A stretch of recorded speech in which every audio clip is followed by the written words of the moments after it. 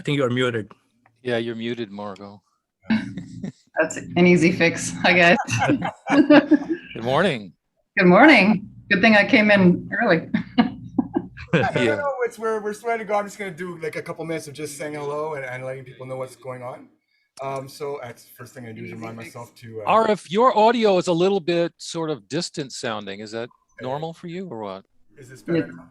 A bit tinny. Oh, you know what? Because I had this face down for yesterday. There you go. Yeah. There you go. Much better. Yeah. All right. Thank you very much. All right. So we're live. Technical difficulties. Right on. It's never going to be perfect, but it's good. So day one actually was really fun. Nothing, not too many glitches.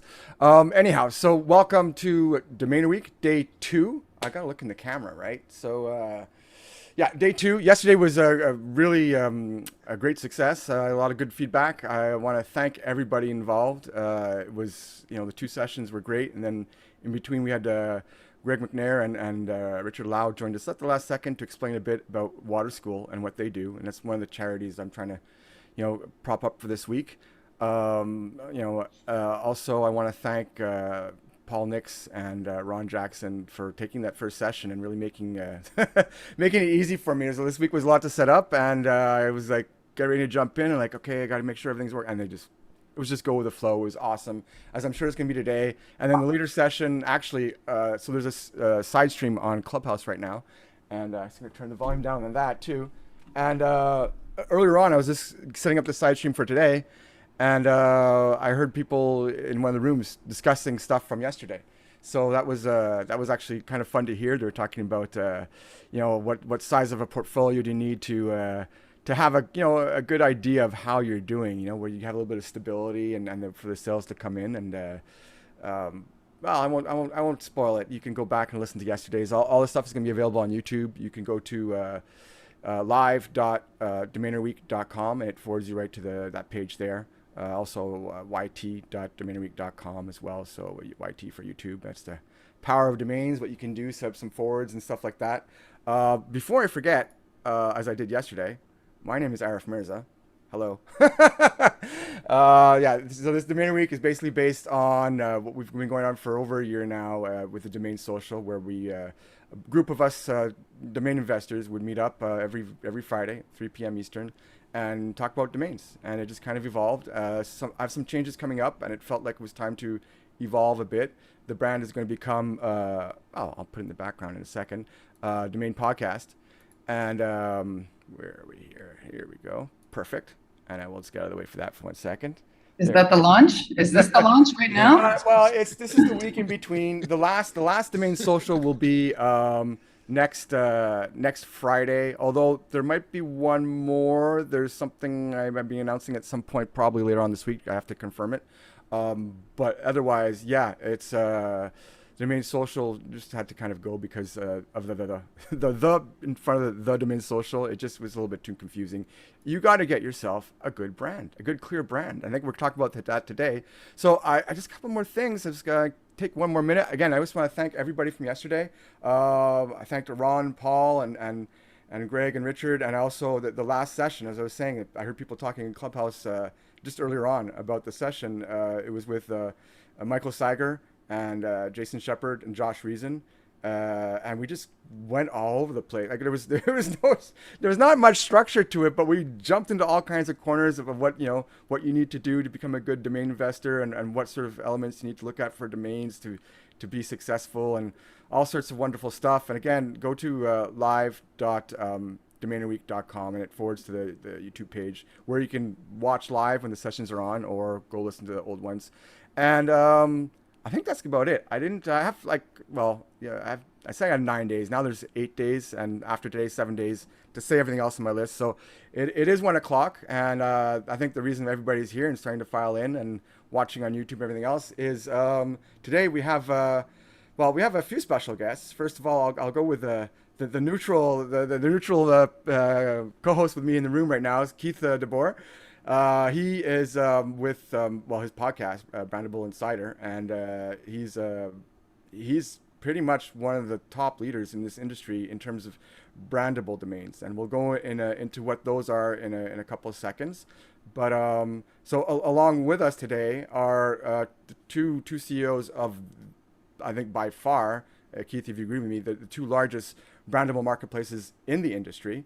Right, we have Margo Bushnaq from BrandBucket. I was going to mix up your companies. Margo from BrandBucket, and Darpan Munjal from SquadHelp.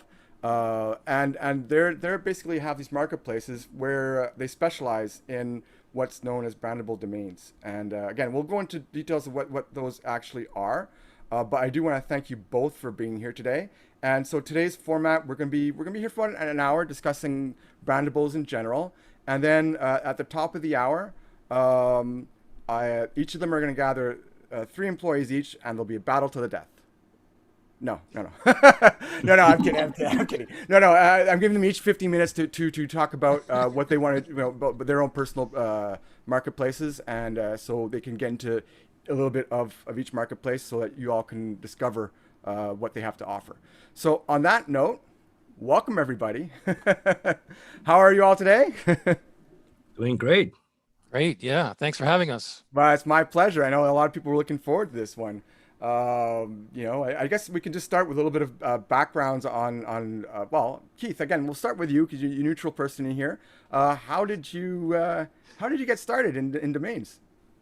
I was just roaming around on YouTube looking for, something to do for a side hustle. And I came across Morgan Linton's series of videos, Power Domaining or something like that.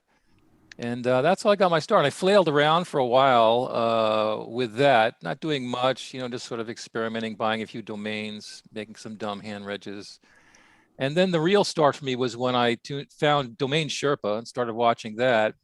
And then I saw an interview with Michael Krell and then a subsequent interview with Margo, or maybe vice versa in terms of the order.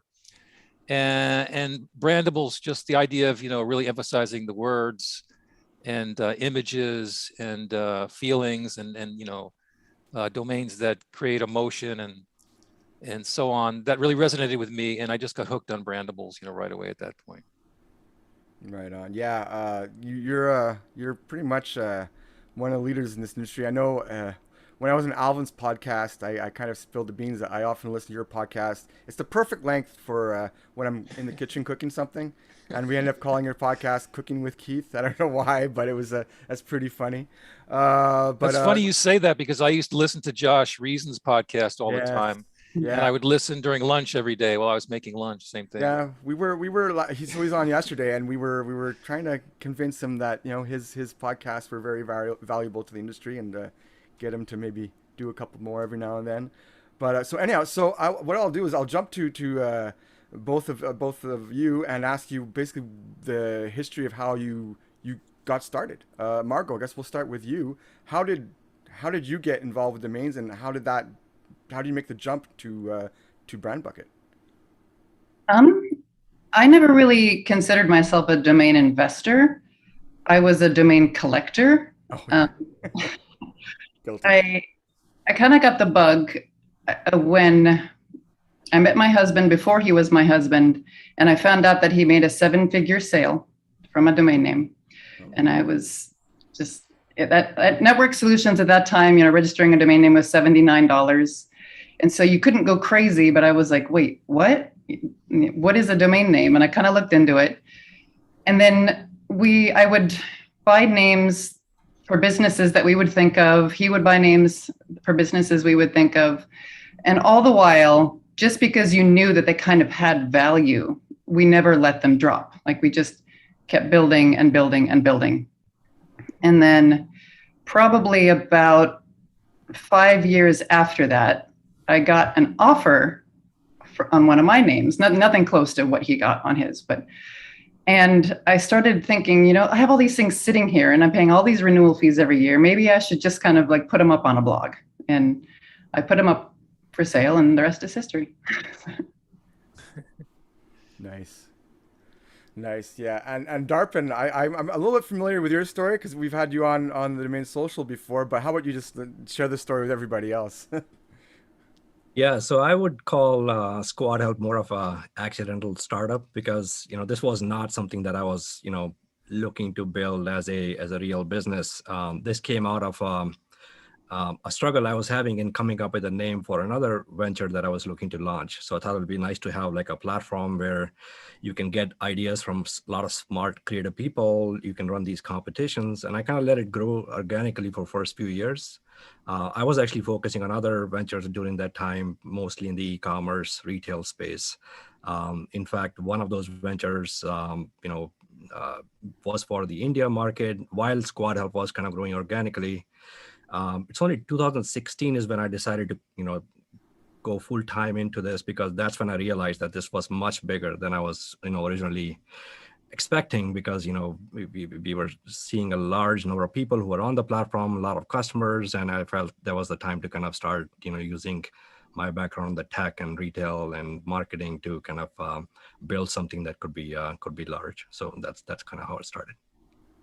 Yeah, I know both your platforms are very popular in domain investor circles. And often there's comparisons drawn. I think I think that's the wrong way to look at it, right? I think there's two great choices from what I hear from a lot of people, and it's almost astonishing that there isn't more the way Brandables have been going the last few years. Um, It's not an easy business. That's yeah. why. I don't want to shoot down the other ones. I know there's a few other ones out there, but I think by volume, I think that the both of you are I think a couple of tiers above the others. But the others are welcome to contact me and let me know if I'm wrong, and we'll have you on at some point in the future.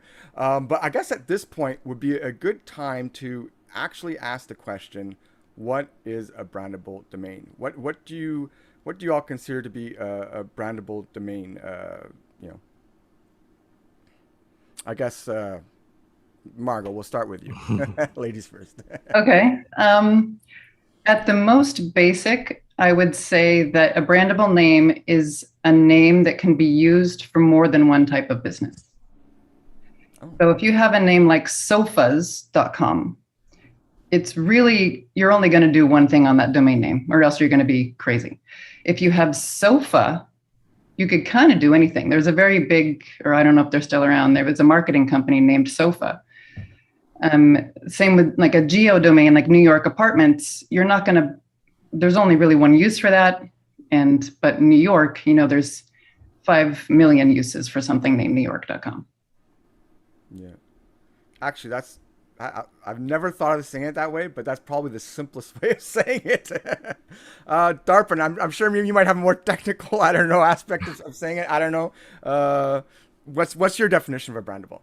Yeah, so I feel like there is not a, especially in today's market, not a clear set of rules. I think there's a lot of names that you would previously not call brandable, but they are now being used in that context. I think those boundaries are kind of blurring a little bit. In my mind, there is like a spectrum. On one end of the spectrum, you would think of like highly distinctive names, think like one of a kind kind of names. And the other end of the spectrum, think more generic or geo kind of names. And I feel the closer you move towards that distinctive spectrum, the more brandable your name is. So I feel like there's like a line, and there is no a firm rule that you can say this name. Of course, geo names, and there are certain types of SEO names that you can absolutely say they are not brandable. But beyond that, I feel like more and more names are shifting in that brandable definition because of how companies are using them these days. Yeah, that's a great way of putting it. I think for myself, I always get into technical things, like it's got to be, can't be a geo, it's got to have an adjective in there or a made up word, and I go on these long sort of rants on what they are. I know, Keith, you've probably witnessed all aspects of the brandable market. How would you describe a brandable domain? I really like what both Margo and Darpan said, that there is this range. It's basically, any term or any domain that a company would use as a brand, really just simply. And that sounds kind of like a cop-out definition, but that's the way I approach it as a seller, because I just want any domain that I think someone's going to buy, basically. So I really like Darpan's observation, because I've also observed this in the several years that I've been domaining, that the range of domains that would qualify or that businesses are starting to use as brands has really widened and broadened, and it's been great for the industry and great for us as sellers. Yeah. No, it's I know most of my domains are like typical two-word.coms, and they've been doing quite well. I guess that's what people are kind of looking for is one-word.coms, but the price point and the availability aren't quite there. So I guess people start to be more creative, and I think that's why the Brandables are starting to thrive more and more as the years progress, and those one single words sort of start to get used up, and the pay-per-click from the keywords start to dry out. I think there's a little bit more demand for things more creative and more memorable. So I guess we'll where can we start? I can we start from the beginning. Is who is your typical client? Like who is the type of person, the type of business that tends to reach out to you guys for help in establishing a brand? Darpan, we'll start with you first, I guess. So I think it varies. There is a big range. A lot of our customers are early stage startups and companies who are launching a new business. A lot of them are in the tech space, but also in other industries. So they would be, I would call, a large number of who we would call our customers. But there's also a lot of companies who are established companies who are launching new brands, and they need names as well. And I think that's where it's interesting. You said, that every company would ideally want a one-word name.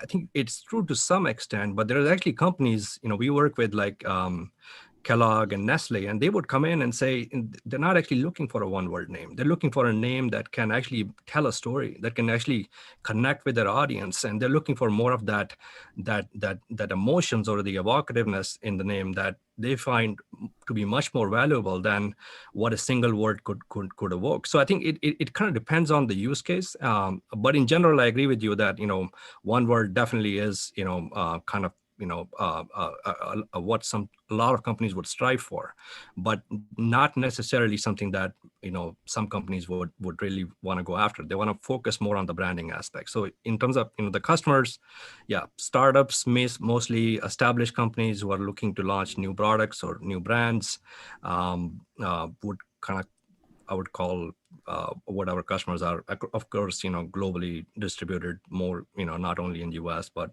other countries as well.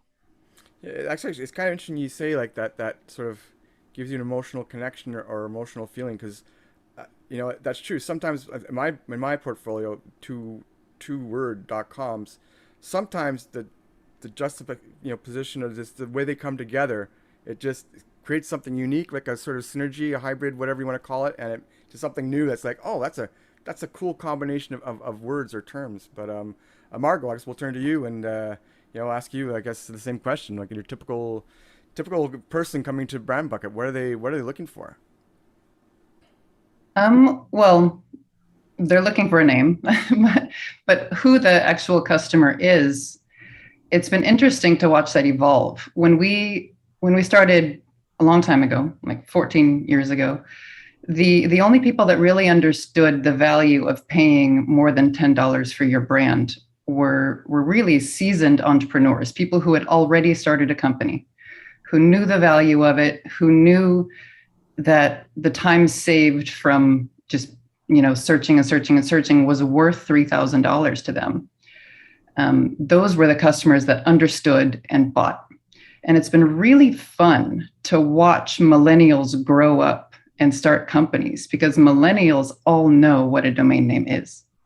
And so we find ourselves not having to explain that anymore. One of the most common questions we used to get was, what is a domain name? What are you selling?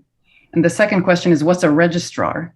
But we don't get those questions anymore. Like maybe every so often from like a 60-year-old person kind of dabbling in startups. But it's really nice now to just kind of be in an industry where your buyers get what you do.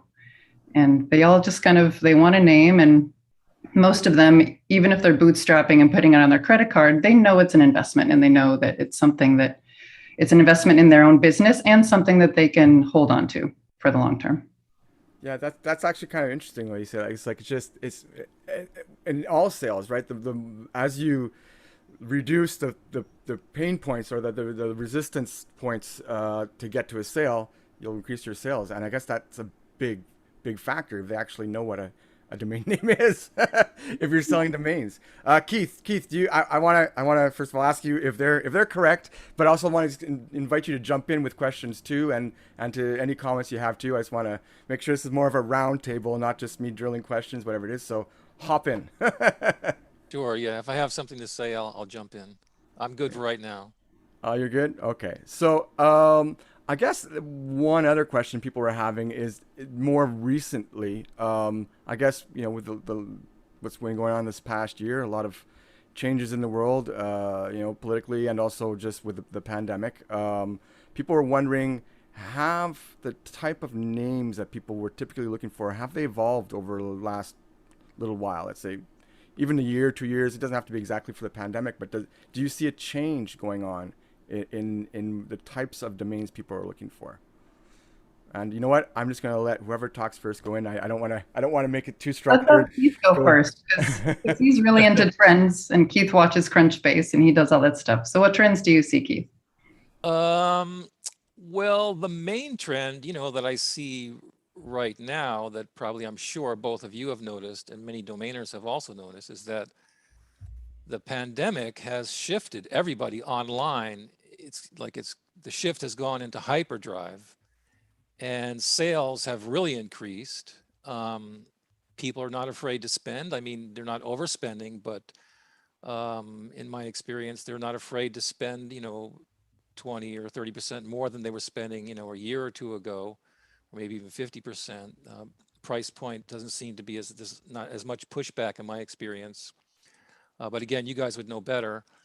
Yeah, tech names are selling well. I was just looking at my sales for the year yesterday, and in terms of trends, and I was noticing that I've sold a lot of these, a lot of invented names and hybrid names, even though my portfolio is pretty well dominated by 2 keyword domain names. So that was kind of a light bulb moment for me yesterday. In terms of specific industries and things, I mean, tech has been dominating for, the whole time that I've been in Brandables, and in terms of my portfolio.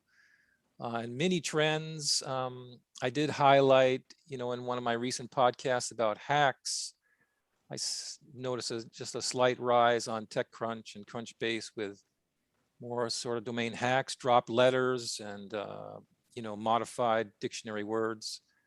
So no clear, distinct trends other than just these little nuances. And the overall trend is that more and more sales and more and more emphasis for all small businesses now are seeming to realize that we need a domain name, we need a website. We can't rely on Facebook. And we've got to do take at our restaurant, and we've got to have customer service at our pet shop, and so on. And so a lot of smaller businesses that thought they could get away without a domain name or a web presence, I think are now finding that that's not the case. And so a lot of the smaller players are coming in, and sales are good. Go ahead, Margo. You want to go? If you're muted. I was gonna mirror that what Keith is saying. My sales have been going pretty well in that sort of department as well. But yeah, go ahead, Margo. Yeah, definitely COVID was a really interesting time when a lot of people were sitting at home, either not working or working and getting their work done faster because they're not having to commute. And there's all this extra time to sit around and think about what if I did something for myself? And it was super cool to see a lot of people act on that. And, one of the first things you do is you decide on a name and you go get the domain name. So that was exciting to live through, and kind of, I'm a startup geek at heart, like hashtag startup life is the life I live in my house all the time. But as far as what kinds of names, it's all over the board. You never know what's going to resonate with someone. There is a trend towards one word names. And if you can't get the single word, which most of us can't, Then there's the hacks, there's the adding something like hey in front of it, or where the second word of a two-word pair isn't as dominant, like it's just something simple and memorable with the keyword that they want. Okay. Darpan, have you seen any evolution in the types of names being picked? Yeah, I think there's few things that we're seeing. I mean, one, from a context perspective, it seems like there is a lot more VC money available these days than it used to be. I mean, there's a lot of funds who are looking to invest in companies, especially tech-enabled platform plays, marketplaces, companies that are solving the collaboration problem or payment solutions. So there's definitely more and more demand for names coming from these companies because there's more startup activity happening in these areas. I think one thing that we are seeing is companies are becoming more sensitive to the meaning of the brand and what feelings it might evoke, especially in today's culture. I think there's more considerations for, is the name too focused on a masculine brand, or I mean, it depends on what kind of name they're seeking. But what more and more companies are asking to test their names with their audiences to get their feedback on how that name is being perceived. I think that has become, we are finding, an important factor. There is more companies who are asking for payment plans, and I think that's expected more as businesses are taking risks, and if they don't want to take invest upfront in the capital, they want to kind of distribute that risk out. So I think that seems like a logical thing more and more companies would ask for. The one thing that we are definitely seeing is a clear rise in the demand for .ios. I think there is more demand. Of course, it doesn't come anywhere close to .coms, but if you purely look at sell-through rates, and I posted some data yesterday, there is definitely, as a percent of total names listed, .ios are selling more than .coms. Now there is, of course, a selection bias because you typically won't have a lot of lower quality .ios in a marketplace. So by definition, you're starting with a pool of names that are typically higher quality. But even despite that, we are definitely seeing a clear uptick in those types of names or that extension. Yeah, actually, that was one of the questions we had. So I guess Margo, I'll let you continue that thought on .ios. Have you seen a progression in that both of you accept .ios, right? I'm guessing. Yes. Yeah. So what? Well, I'll get to the other question after. But like, have you seen sort of the .ios start to take off as well? Yes. Yeah, we made the bet on .io over some other popular extensions, mainly building off of what Keith said, that the primary customer is the tech customer. And it's not going to be your pet shop owner, and it's not going to be your hair salon, because it's much more important for a global locationless business to have to spend money on their name when they start up. So those are the people that are actually going to be more willing to buy a name. And IO being very popular in the tech industry, it was kind of even before crypto and NFTs have kind of even made it more so. But I don't necessarily think that all of the buyers of our .io names are in crypto or NFT. So what's happening is people who are exposed to a .io, so if they go on something that's a .io, they become more normalized to it, and they're becoming more accepting of them using it for their name too. Yeah, I think that's one change that a lot of domain investors are talking about in the industry, is that like .io is really, they're asking, is this the beginning of a larger sort of momentum towards maybe really thinking .com is not necessarily absolute must for a brand. I know .co kind of started it, I was almost 10 years ago, I think it is, and I don't know if it's really, I mean, it's do you find that .co is still a relevant extension, or has .io really taken the shine off of .co? So I have to share an interesting anecdote. We had a call with one of our buyers a couple of weeks ago. He made a comment that, and he's a tech entrepreneur, I guess, and he said something like, .com is more like the boomer extension, and .io is where it's more cool to have a .io than a .com. And of course, that's one person's comment, but it's interesting to see some of the sentiment that's changing, especially in the tech entrepreneurs, that some of them are actually seeking .io than a .com, which, didn't happen earlier. .co, I think, continues to see sales, but the acceleration in .io definitely is higher than .co in terms of, just pure velocity of sales and the sell-through rate. Margo, do you accept .co's on? I think both of No. them. No. So is it for the reason that maybe most brands find that it's too confusing with .com? I'm guessing It's the typing issue. The CO, your finger naturally wants to go to M. So we and I think it's sort of like, I hate to put down .nets because I know a lot of people bank a lot on .nets, but it's kind of like the little sister to .com, where it's very apparent that you couldn't afford the .com. Whereas, like Darpan said, IO, sometimes it's cooler. Like it's, even if they could get the .com, they get both the .io and the .com, and they launch on the .io. So, but I don't think .co has been cool, and I don't really see it going there. Yeah, but .co, it's the first two letters of cool. I don't know. Come on, Columbia. Yeah, but yeah. So what extensions? I guess we'll just ask now. What extensions do both of your marketplaces accept, Margo? So you accept .com and .io, obviously, and not .co. What is there anything else that you accept? LY and ME, just mainly because those are they're accepted in the tech community, and they're very friendly and brandable in that way. Like you can make something very cutesy or very kind of fun with an LY or ME. Funly. Make something funly. Yeah. Yeah, it's true. Darpan, what other extensions do you accept? We keep testing some extensions just to see what kind of demand there might be. So we currently accept a .ai.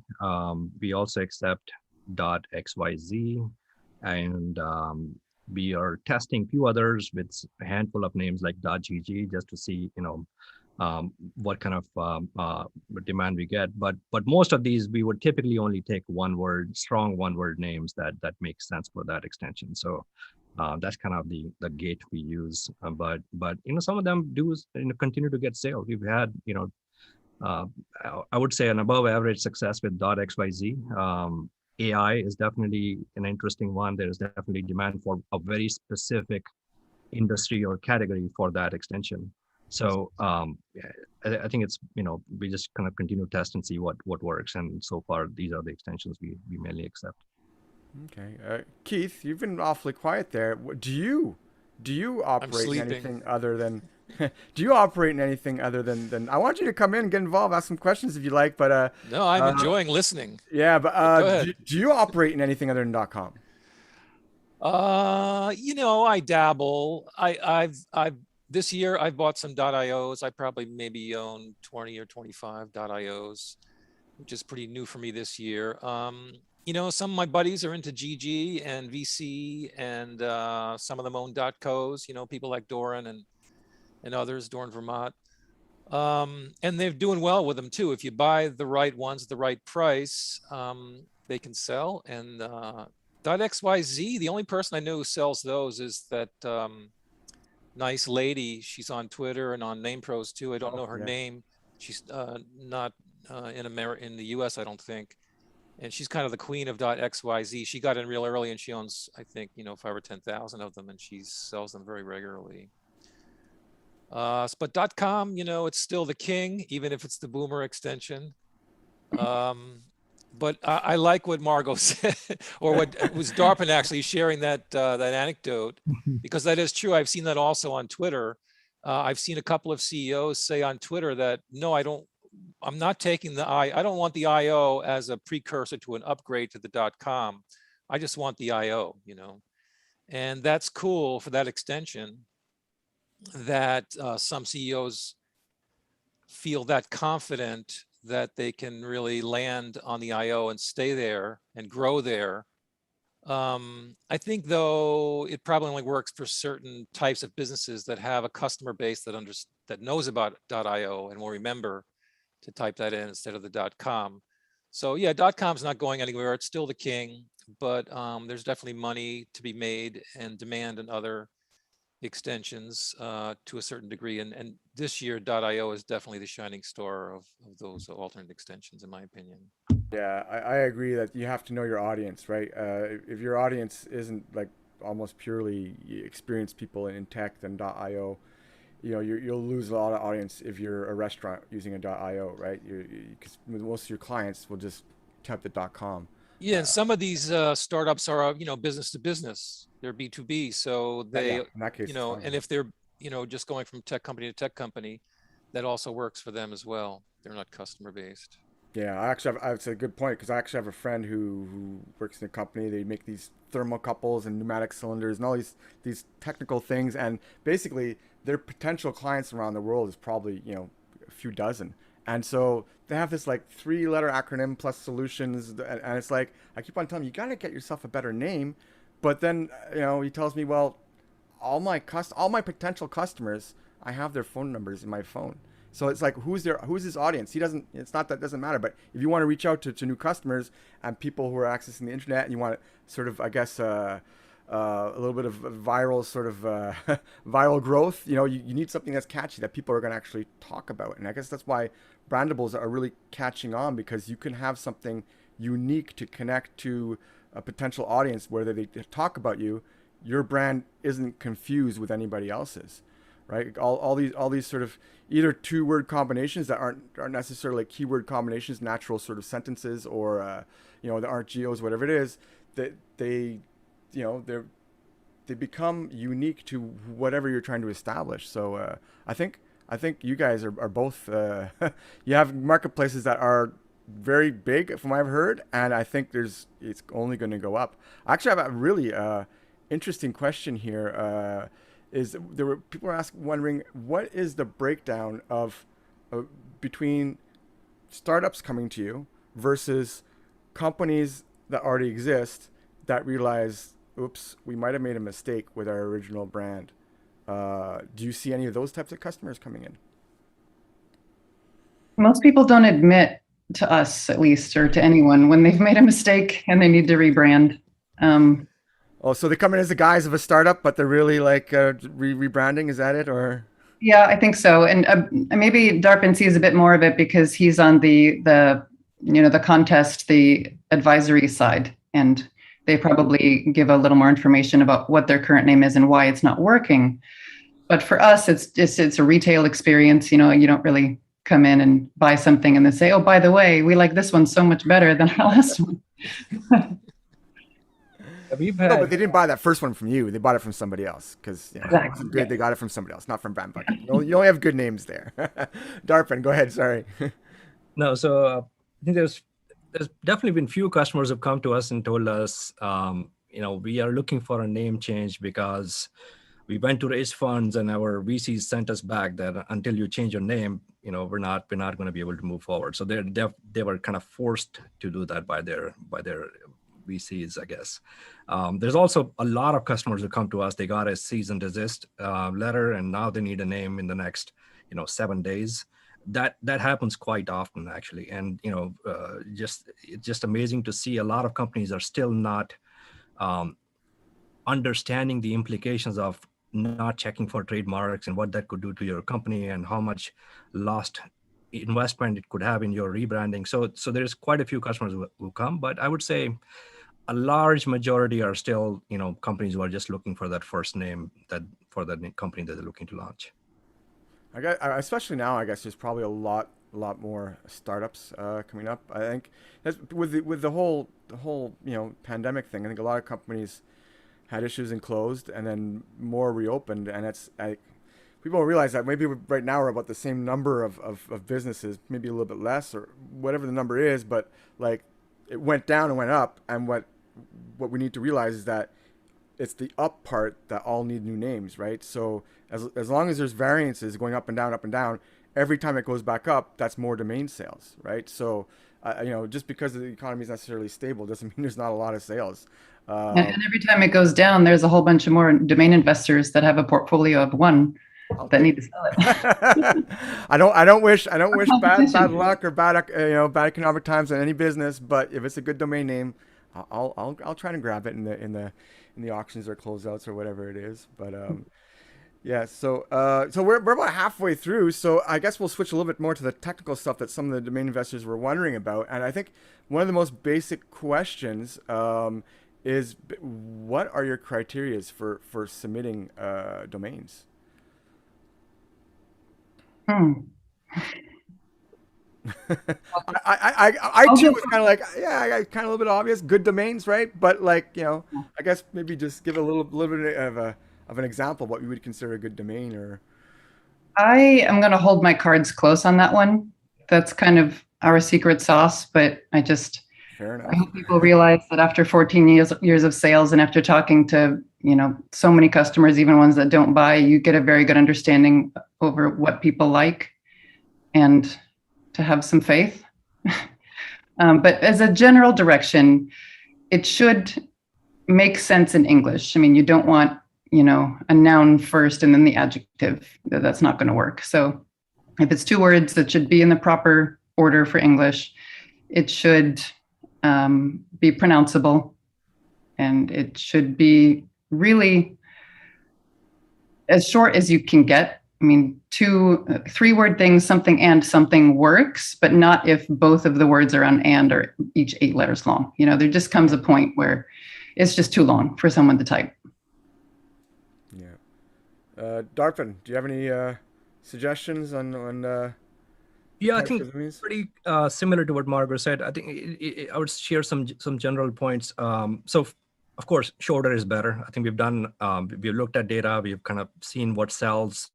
There is a clear increase in sell-through for names, especially if they are 5, 6, 7, 8. Interestingly, we used to sell, the sell-through for 4 letters was quite high for us, but we're finding that 5 to 6 to 7.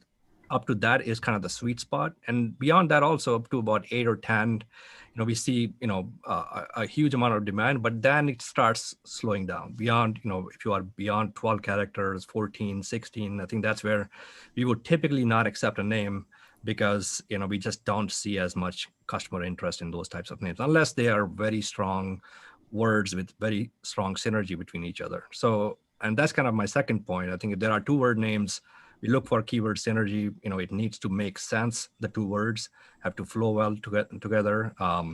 If the name has clear trademark, any obvious trademark conflicts, will typically not accept those types of names. A lot of sellers, tell us, my name wasn't accepted, but it's getting this much amount of traffic.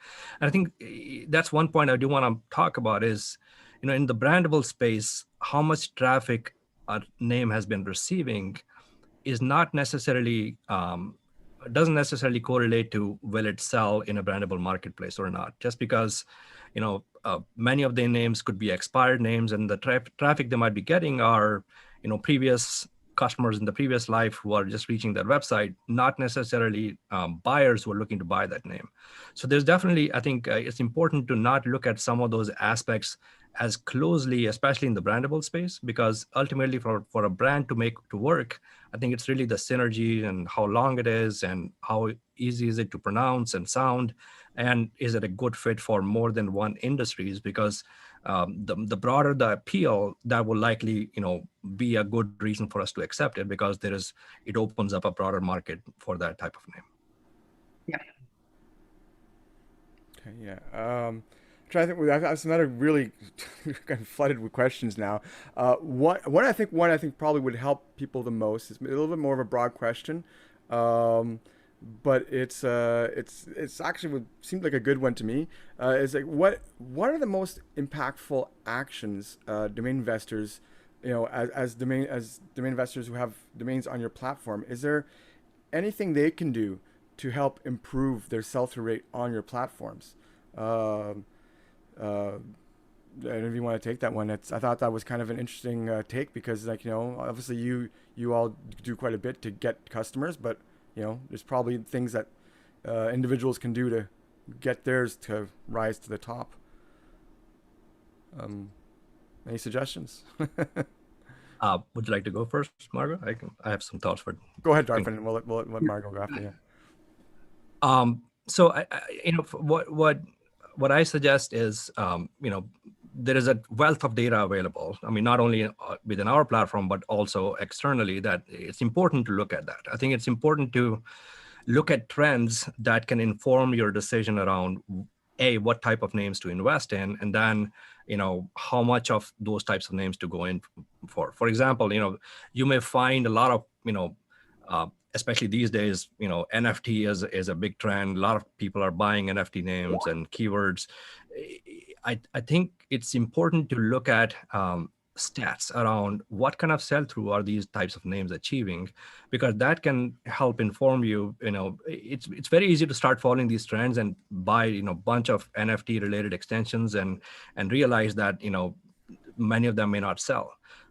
So I think one of the tools that at least for us we recommend is we have a keyword analysis tool that tells you, if you type in a keyword, what kind of sell-through has that keyword achieved on our platform. You can also look at how much competition there is for that keyword, so that can help you guide.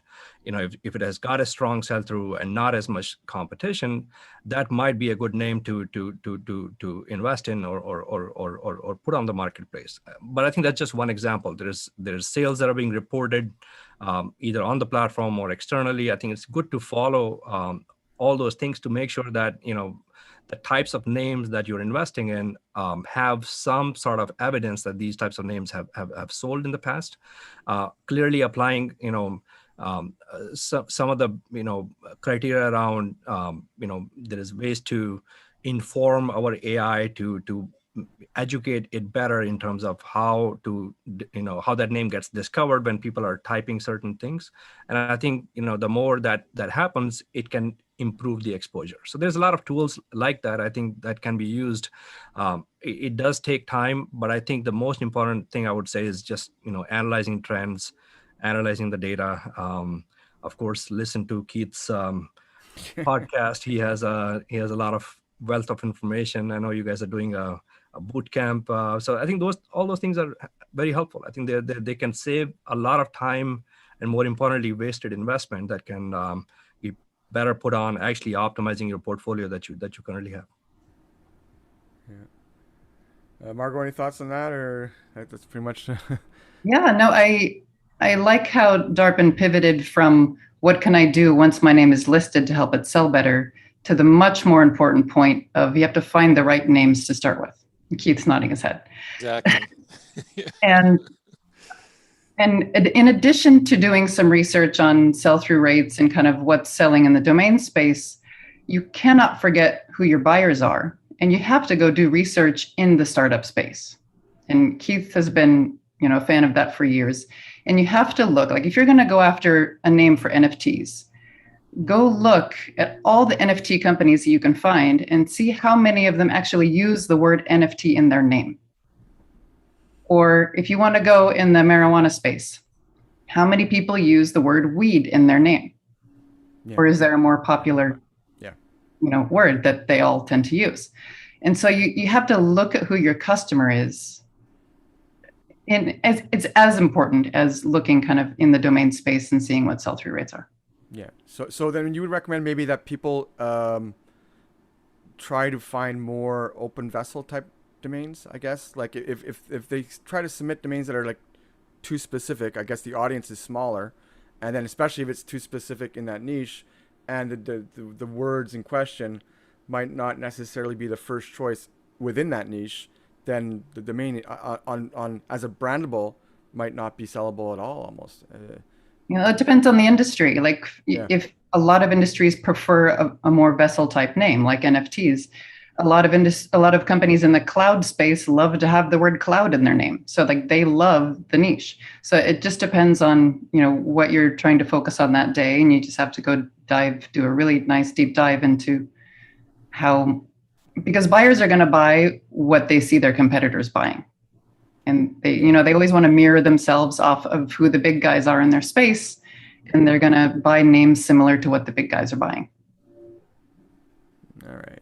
I would just add one more thing. I agree with what Margo said. In fact, it might even be better from an investment perspective you may find that it's cheaper to acquire names for keywords that are not kind of the main keyword of that industry. For example, if you think of industry like fashion, the types of names that we sell, posh, flair, lane, chic, I think those kind of words are more evocative and probably make a better brand than the actual literal word fashion or clothing. Same thing with like real estate, keywords like nest, key. I think those are the types of words that can actually make a better brand. And it might be actually better to acquire them because a lot of sellers are not looking for those types of keywords. They're looking for the main industry keyword and trying to, buy those names, and those get bid up much higher. So I think there could be a benefit on that side as well. Yeah, I would add, if I may, Arif. Please. I'm feeling guilty here, Keith. I want you to speak up a little bit more. Go ahead. Great points from Darpan and Margo. Yeah, as Margo was, just to build on what Margo was saying, that the main thing is that, that saying from real estate, you make your money on the buy. It's very true with domains as well. The most important part of the process for a domainer is the purchase. And then the second part is to get it on the right marketplace. And in that regard, I would encourage sellers to whatever marketplace they choose or multiple marketplaces, that they make sure they go to their dashboard and check out their preferences and get everything set up properly, because each marketplace has its own unique setup and different things that you can change and modify.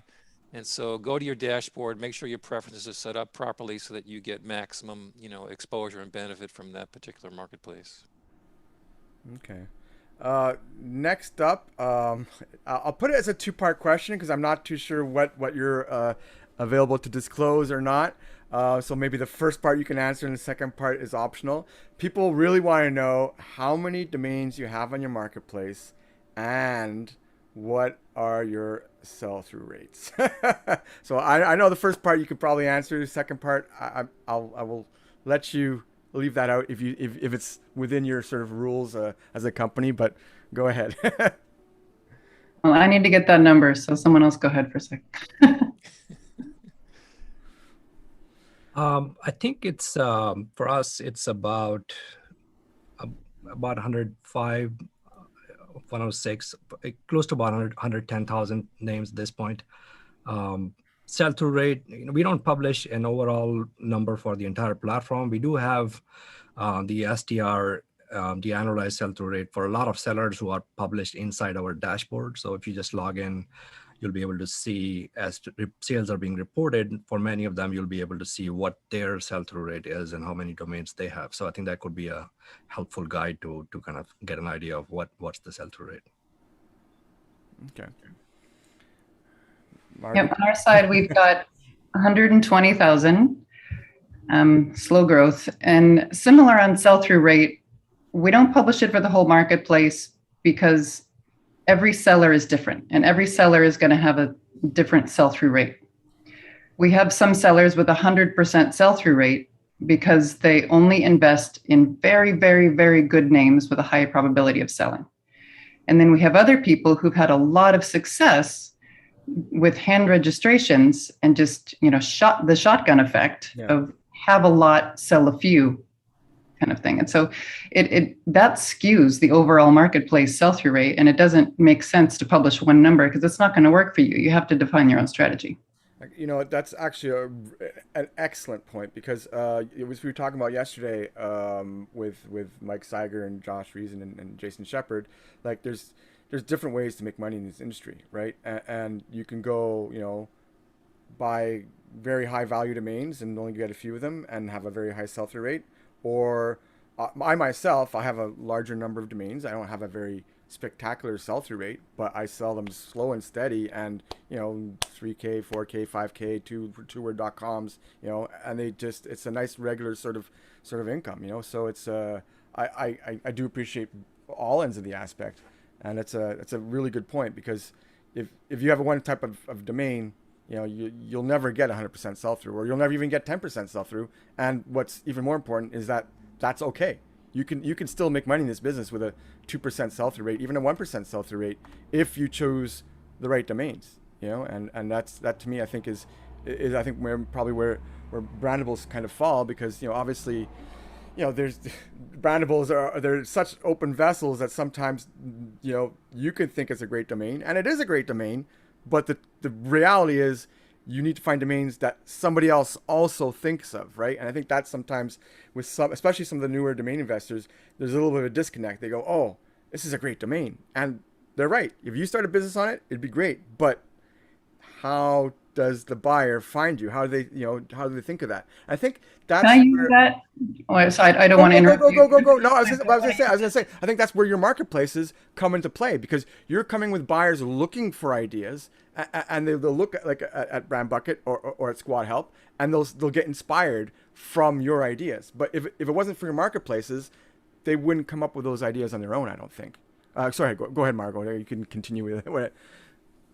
Oh, well, I want to come back to that point that you just made. Go back. Yeah. But what I wanted to talk about, and what I was thinking about this morning when you sent the list of questions, is kind of general advice.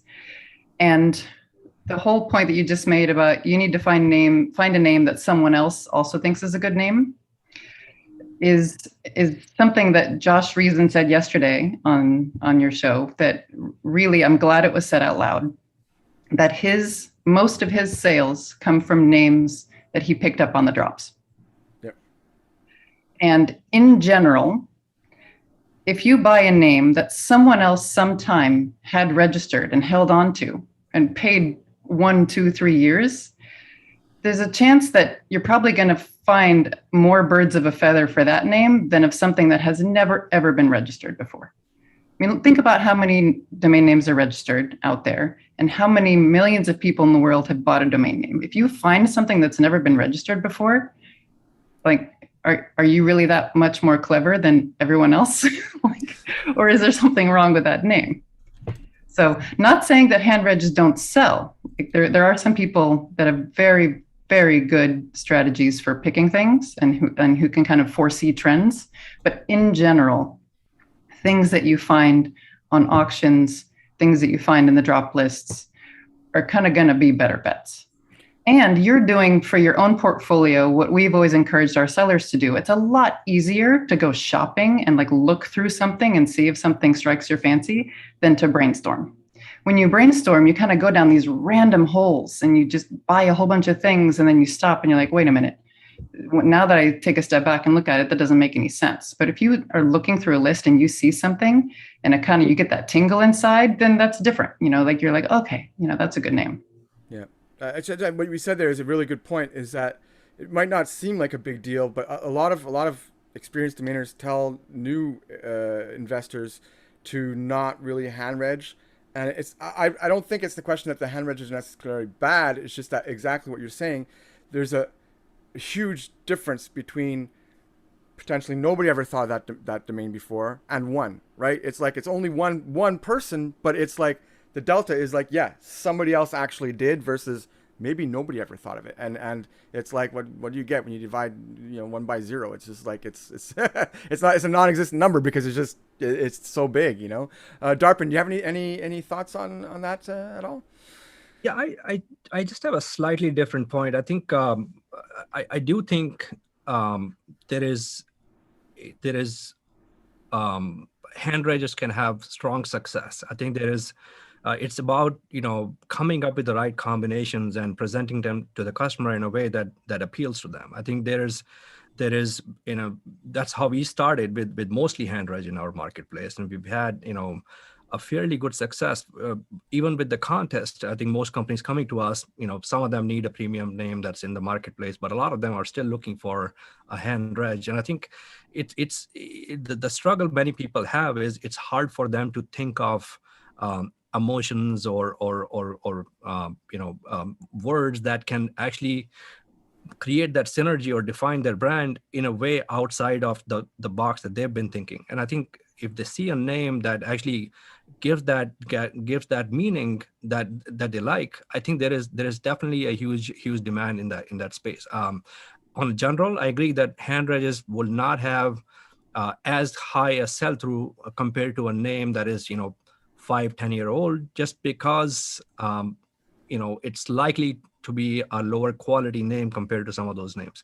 But there is still a lot of a room in the hand-read space, and I think there's still every day a lot of good names that are being registered that can make awesome brands.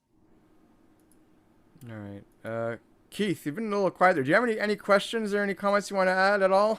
Well, I could say something that from a practical seller's point of view to sort of sew together these two comments.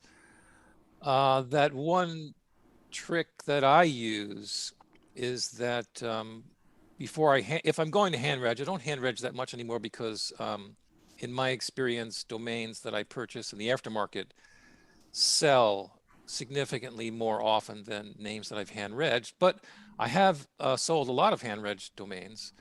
So one thing I do is sort of as a compromise is if I do want to hand reg, I do some research and I go to hosterstats.com and I see what's the history of this domain name. And as Margo was saying, if it's never been registered before, owned before, then I'm very leery about registering it. However, if I see that it has a long history of registration, especially it being held for several years by one party, which usually means that it was possibly used as a company or a service or something, then I feel encouraged. I also feel encouraged if I notice that the domain was held for a long time and was just dropped within the last few months and hasn't been laying, fallow for a long period of time. So that's sort of how I still do hand reg from time to time, but I sort of qualify the hand regs and hopefully try to get some assurances that they're a little bit higher quality than just something that no one's ever thought of before. Mm-hmm. Although I have to say, I'll give you one exception. A few months ago, I registered nftzie.com. And it had never been registered before, and I just sold it on AfricanLink for just under $5,000. So once in a while, you can get lucky. Yeah, I mean, there's sometimes some of my domains sales are just domains I would have priced a lot lower end up being quite a bit higher. I recently sold, I guess, what would be a typical, typo brandable, whatever it is, workforce.com. But with a Q instead of a K, right? But it sold for a nice mid 4-figure number, right? And it's just, if I'd probably priced it, I probably priced it a little bit lower. But I think these types of names are getting a little bit more of an option. But I just wanted to get a little bit into pricing. Have either of you noticed on your marketplaces that you're able to start putting the prices up a little bit more? It has the prices of typical Brandables across the board. Have they gone up at all in the last little while? Go ahead. I would say slightly. It's not keeping up with how much more it costs now to buy a domain name on the drops, which is unfortunate. I mean, you used to have this really nice ROI on some names. What was out there? And it's not keeping up. I mean, definitely in the last, 5 months, at least in the US, we've had kind of really rough inflation.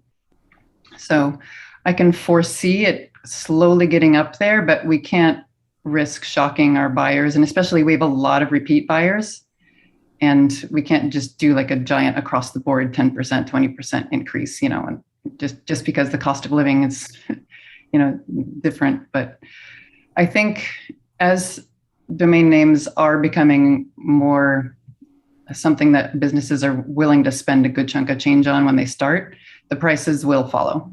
And I mean, they've been going up every year, just not in any kind of significant jump. And yourself, Darpan?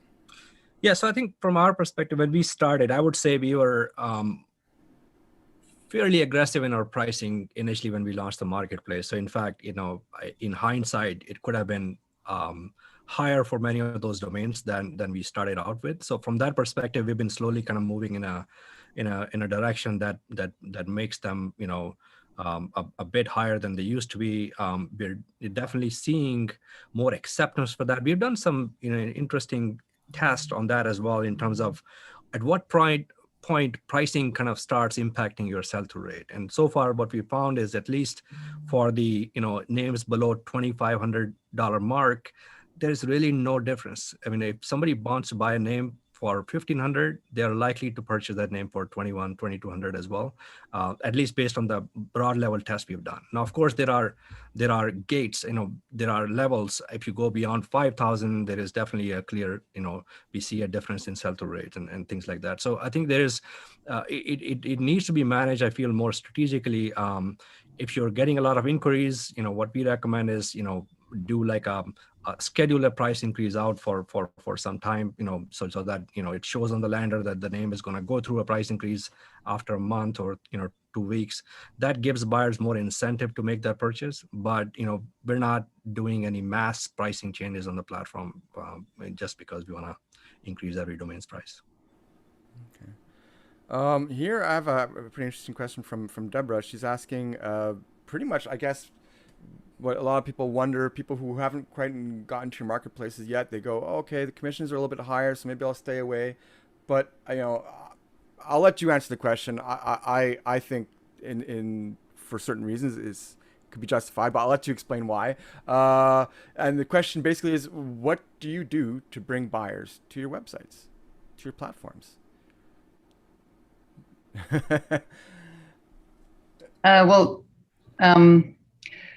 If I can start, actually, Right. if anyone sticks around after the panel is over and I have Arv's given me a good little chunk of 15 minutes to talk about some stuff. I have a little soapbox speech about commission to kind of get everyone on board with the whole philosophy of things. But aside from commissions, just asking kind of like, why should you be in a brandable marketplace? It's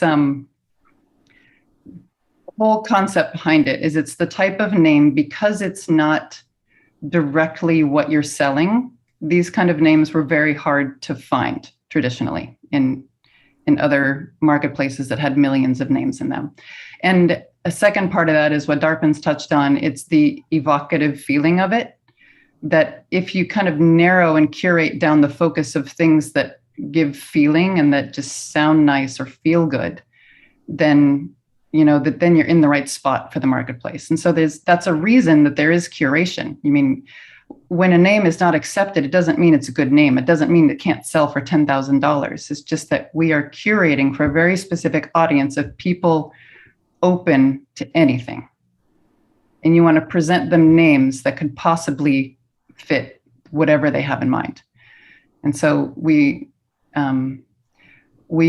basically, the 14 years we've been in business, we've got a huge following. We have a lot of repeat customers. Almost 90% of our sales nowadays are people that have heard word of mouth or that have bought before or that came across us at some point in the last few years and just kind of put a mental bookmark of like, oh, when I need a name, that's where I'm going to go. So it's because we speak the language of startups and because a lot of our features and a lot of what we do was very specific to how we think people should buy names, not necessarily how people should sell. A lot of the features we have sellers don't necessarily like we don't have make offer. Sellers love make offer. Buyers hate make offer. So we wanted to have kind of a better buyer experience. And so what we do is we have built trust, we've built a name, and beyond that, to find everyone who doesn't know about us, there's the advertising. But well, that's basically what I was going to get to. Is like, you do bring people to your platforms, and that I think a lot of the domains that people submit would only be sellable on your platforms. But Darpan, before I say anything more, I'll let you answer that question. Actually, before I do, Darpan, do you have time for an extra? We're going a little bit long here. You have a few more minutes to spare, or? Yeah, I'm good. Okay, perfect. So go ahead and answer the question. Yeah, so I think the most important question I guess the sellers would need to ask is, can this give you a boost in your sell-through rate or accelerate your sales? I think that's the only reason why anyone would want to pay a higher commission on their sales. And I think it's important to test different options to see what platform can give you that outcome. There are certain types of names that can sell on their own. There is no question people can think of them. They can probably do a search on Afternic or GoDaddy and find that name. But there is a huge funnel of buyers who are not starting with a name in mind. they're starting with an idea. They are looking for a name for their next fashion startup. They want a great name that can connect with their audience. They don't know what to call this. That's where they're coming to platforms like ours or BrandBucket. I think they're looking for that discovery element, which is where the names, if they're listed in this platform, can cater to that funnel of buyers. And to build that funnel, we do a lot of marketing. I mean, we pretty much invest in every channel that's out there from a digital marketing perspective to get a lot of people. And then it's really once they're on the site, using a lot of tools around AI and improve the discovery. So if they're typing a keyword like clothing, you need to start showing up names that don't include that keyword clothing, but also other names that are actually a good fit for a clothing brand. So I think that's where a lot of this intelligence comes in to help them find the right name. So I think it's an ecosystem that, if you are part of that, I believe it can give you a much stronger exposure than you would get otherwise. And it's complementary. It's complementary to channels like Afternic because, it's a different way of discovering names. It's not if somebody types in a name, I think that, of course, Brandable Marketplace is not a great fit for that kind of name. But if you're looking for people to discover that name just because it can fit one or multiple industries, then I think this can be a great place to start. But I think in the end, it's all about data. If you're not seeing the sell-through that you expected, then of course, it won't make sense to continue to pay those high commissions.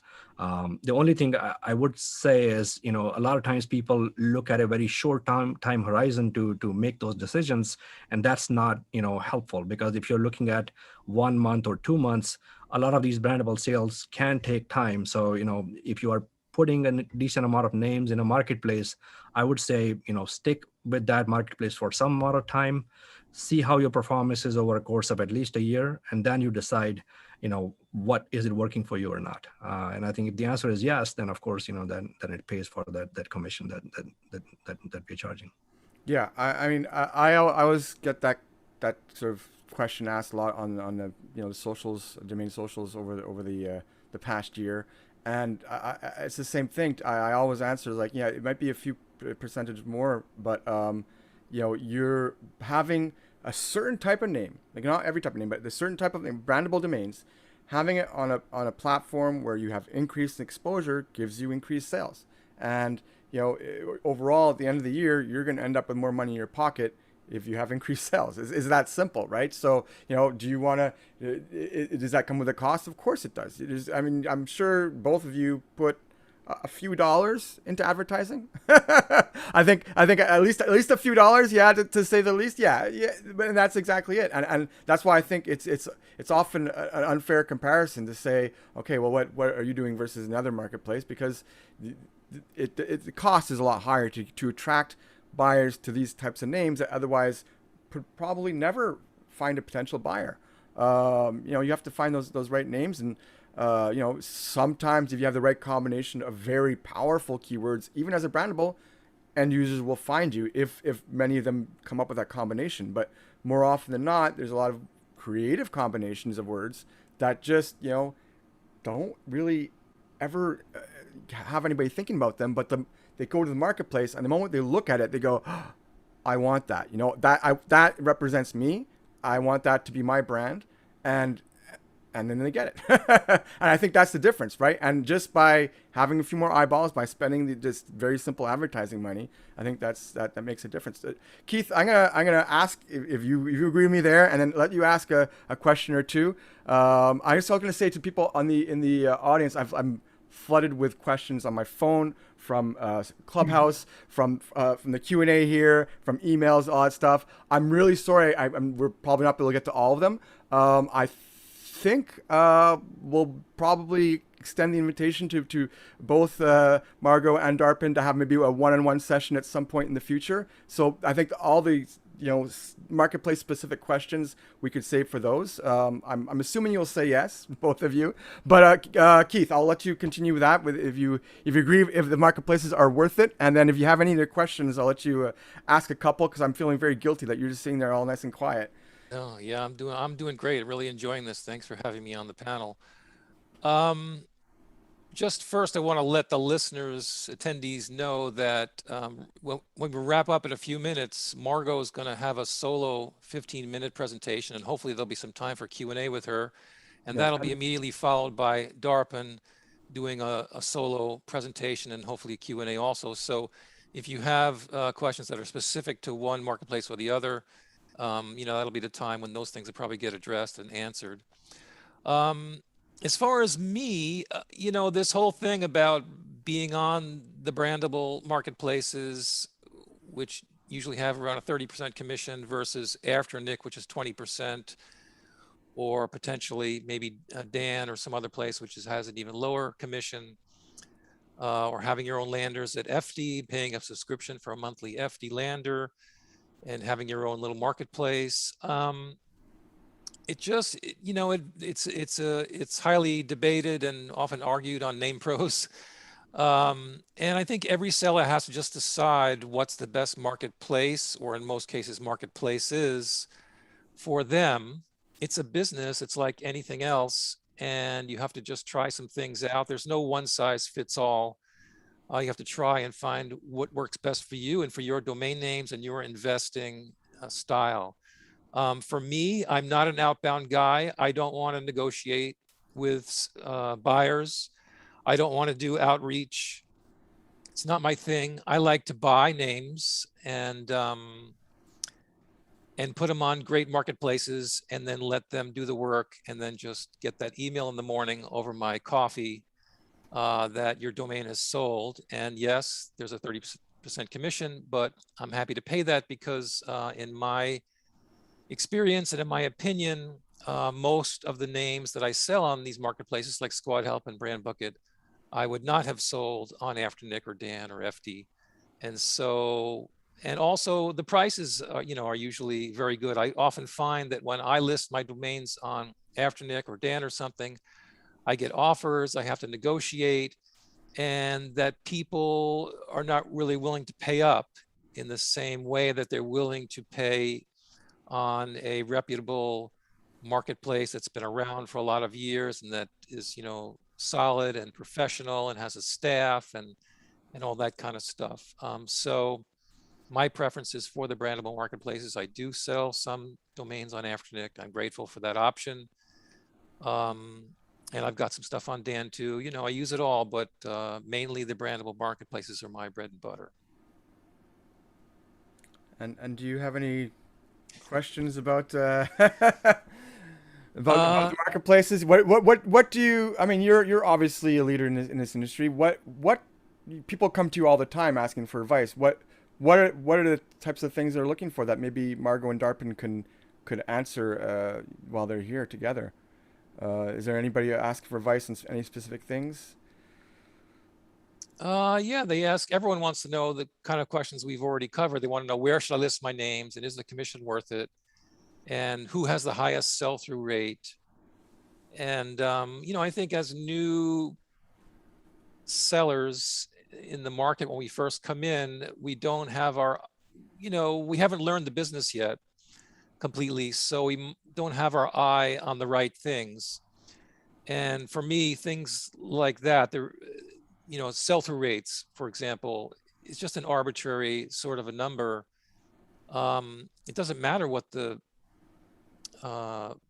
marketplace sell-through rate is, as Margo said, because you're not going to get that sell-through rate because it's an average of all the sellers. Yeah. So what you need to focus on, what's going on with your business? What's going on with your portfolio? Are your names selling? You can have a very high sell-through rate and not be making any profit if you're selling domains for $1,000 each and you're buying them for $500, or maybe you're hand regging, but you're only selling them for, $100 or $200. They're geo names or something. You're doing outbound. Just depends on your business model. So I encourage people to follow their own progress, look at their own portfolio, look at their own profit and loss, their own costs, their own expenses, and decide how to make money in this business, because there's no easy path where you just hand reg some names and put them on the marketplace with the quote best sell-through rate. It just doesn't work out that way. You need to have a plan, a long-term focus, at least a year, if not 3 years. And but if you stick to it, it's a great industry, and you can build a really nice business with some really solid passive income to supplement your existing job or your retirement or your, vacation fund or whatever it is, your, kids' college fund.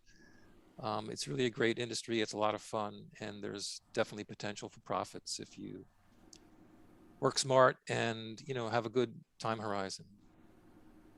All right. Well, I guess maybe I've already squeezed an extra 15 minutes out of all of you. I'm very appreciative of that. So what we'll do is we'll continue with a one-on-one. As I said, I just told a random chance. I got the reply from Margo right slightly before Darpan, and I do want to say to both of you, while both of you here, when I invited both of you here, both of you didn't see each other's emails, but both of you replied to me with very, very positive and elegant emails that really I could tell that you're brandable people, right? You create creativity. You create this marketplace where people will come to find their dream sort of.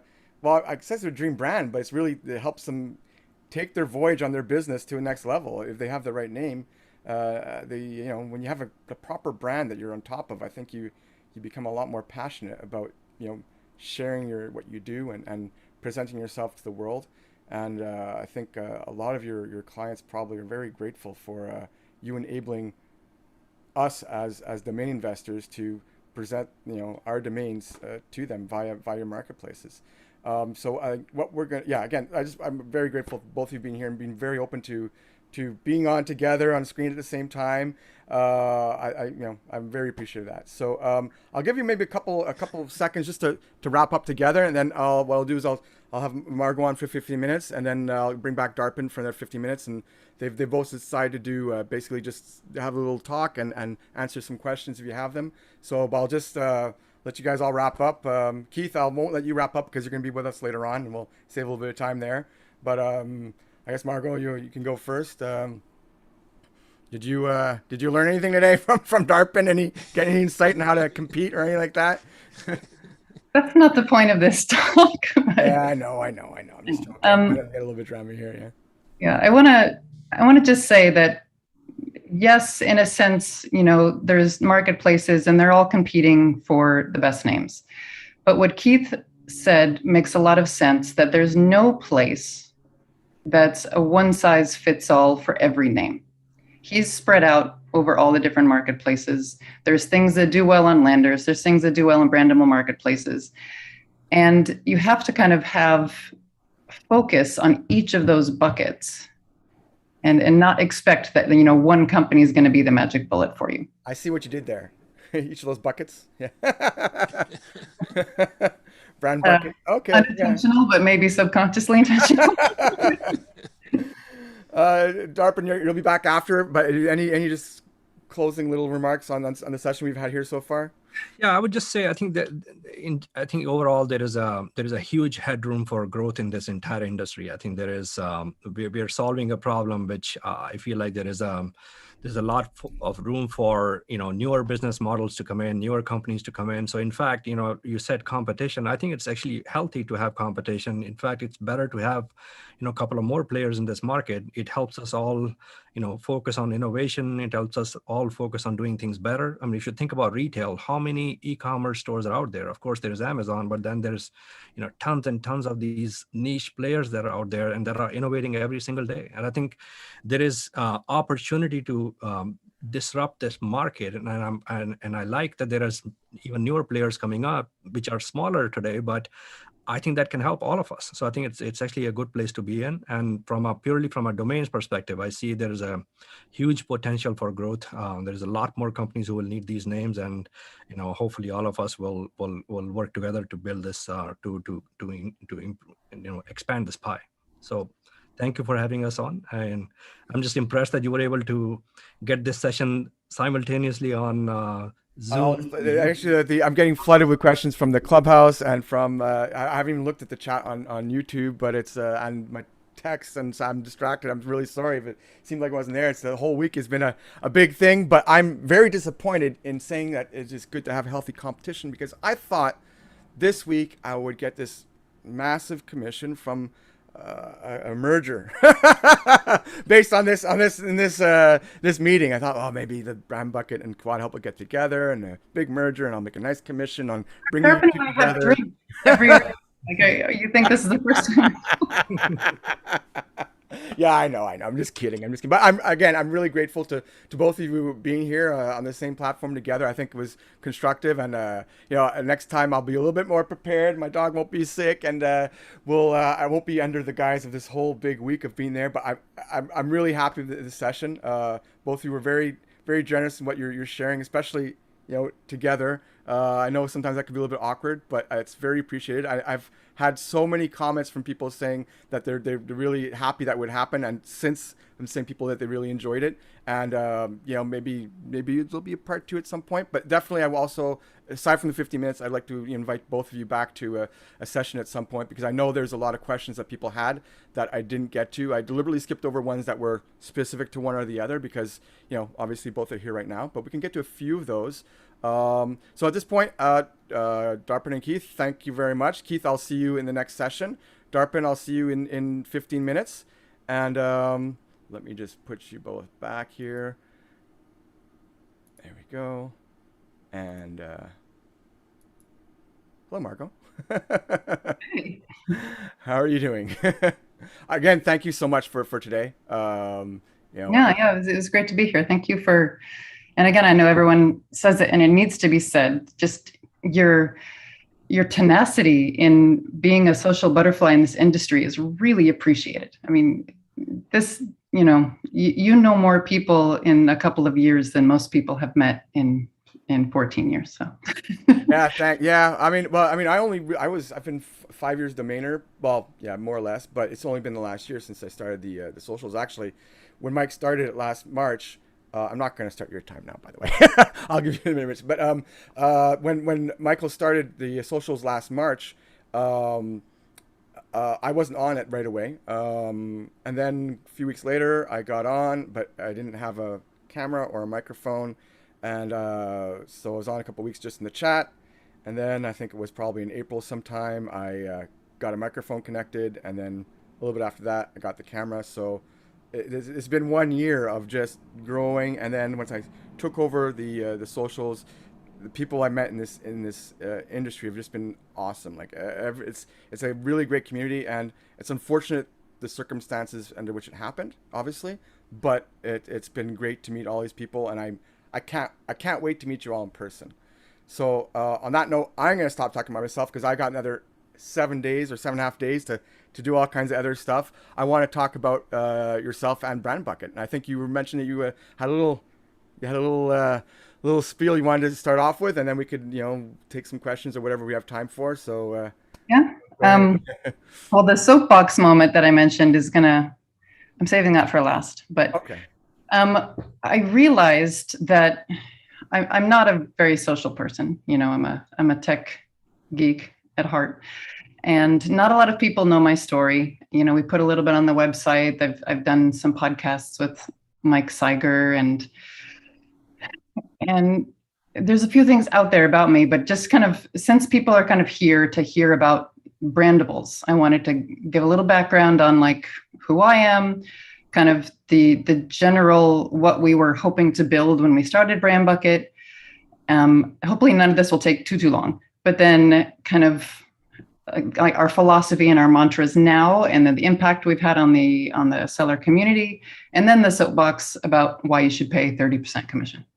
So, does that work? Yeah. I honestly, I think I have different areas of my portfolio, and I know that there's certain types of domains that have certain sell-through rates, and I think that in some cases, certain commissions are certainly justified if there's sales that you would not have otherwise gotten, right? So, like that to me is never. I hear people argue all the time.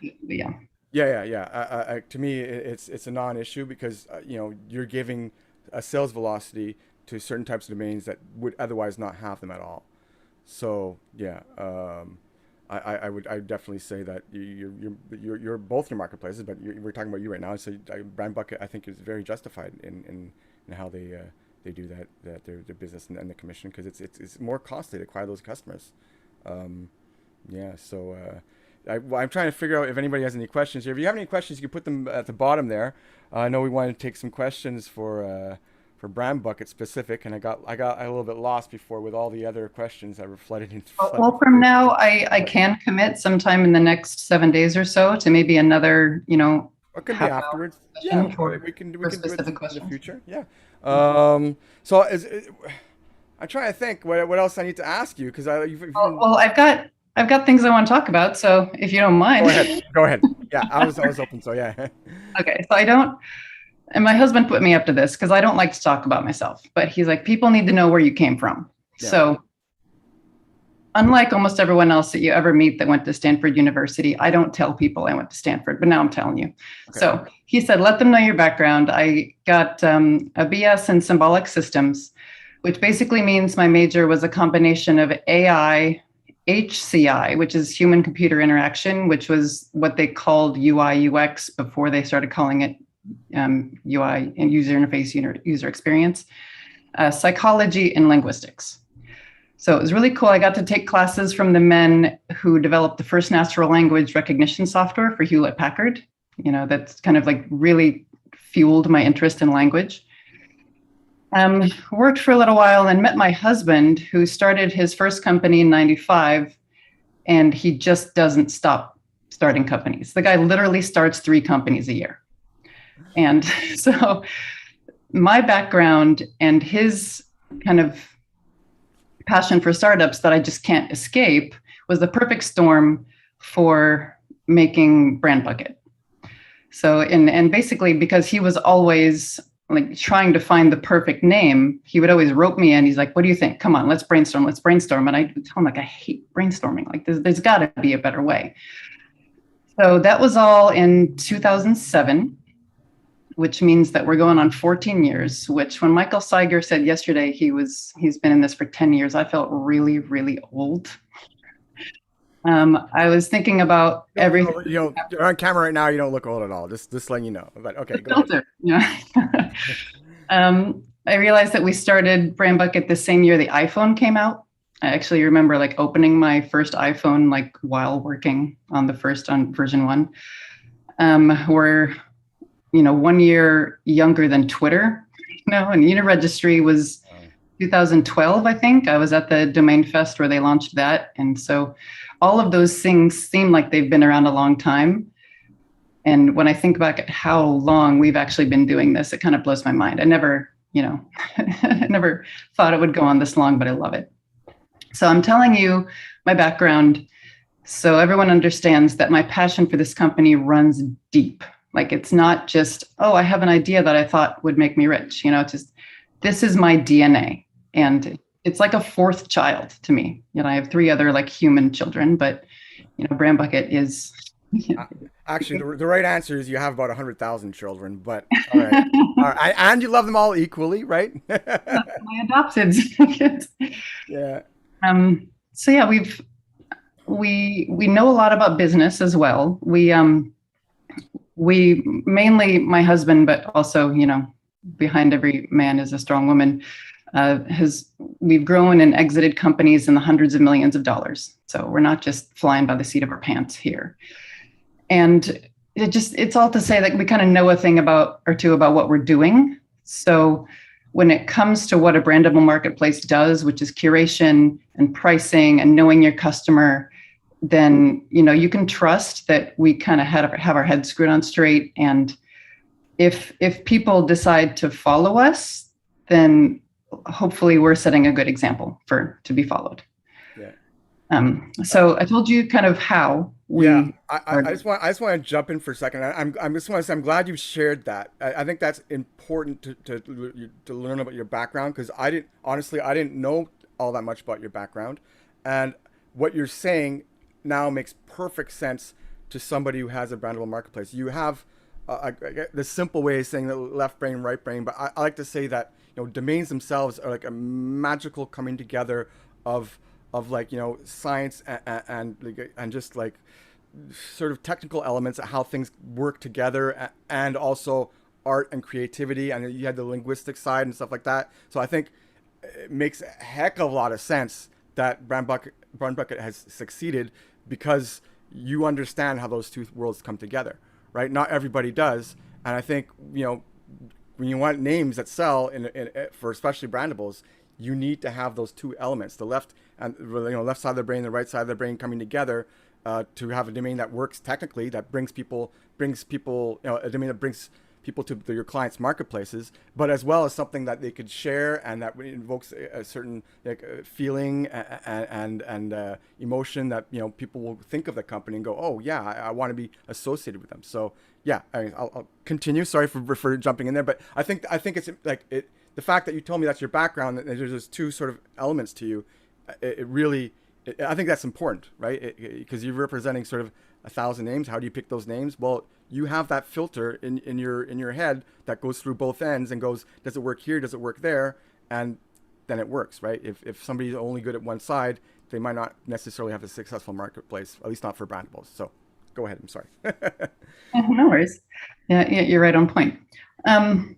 So to kind of give you some insight in what we envisioned which isn't, we haven't evolved too much really, because what we were able to put out in the world really resonated with customers. So we just kind of have fine-tuned from there.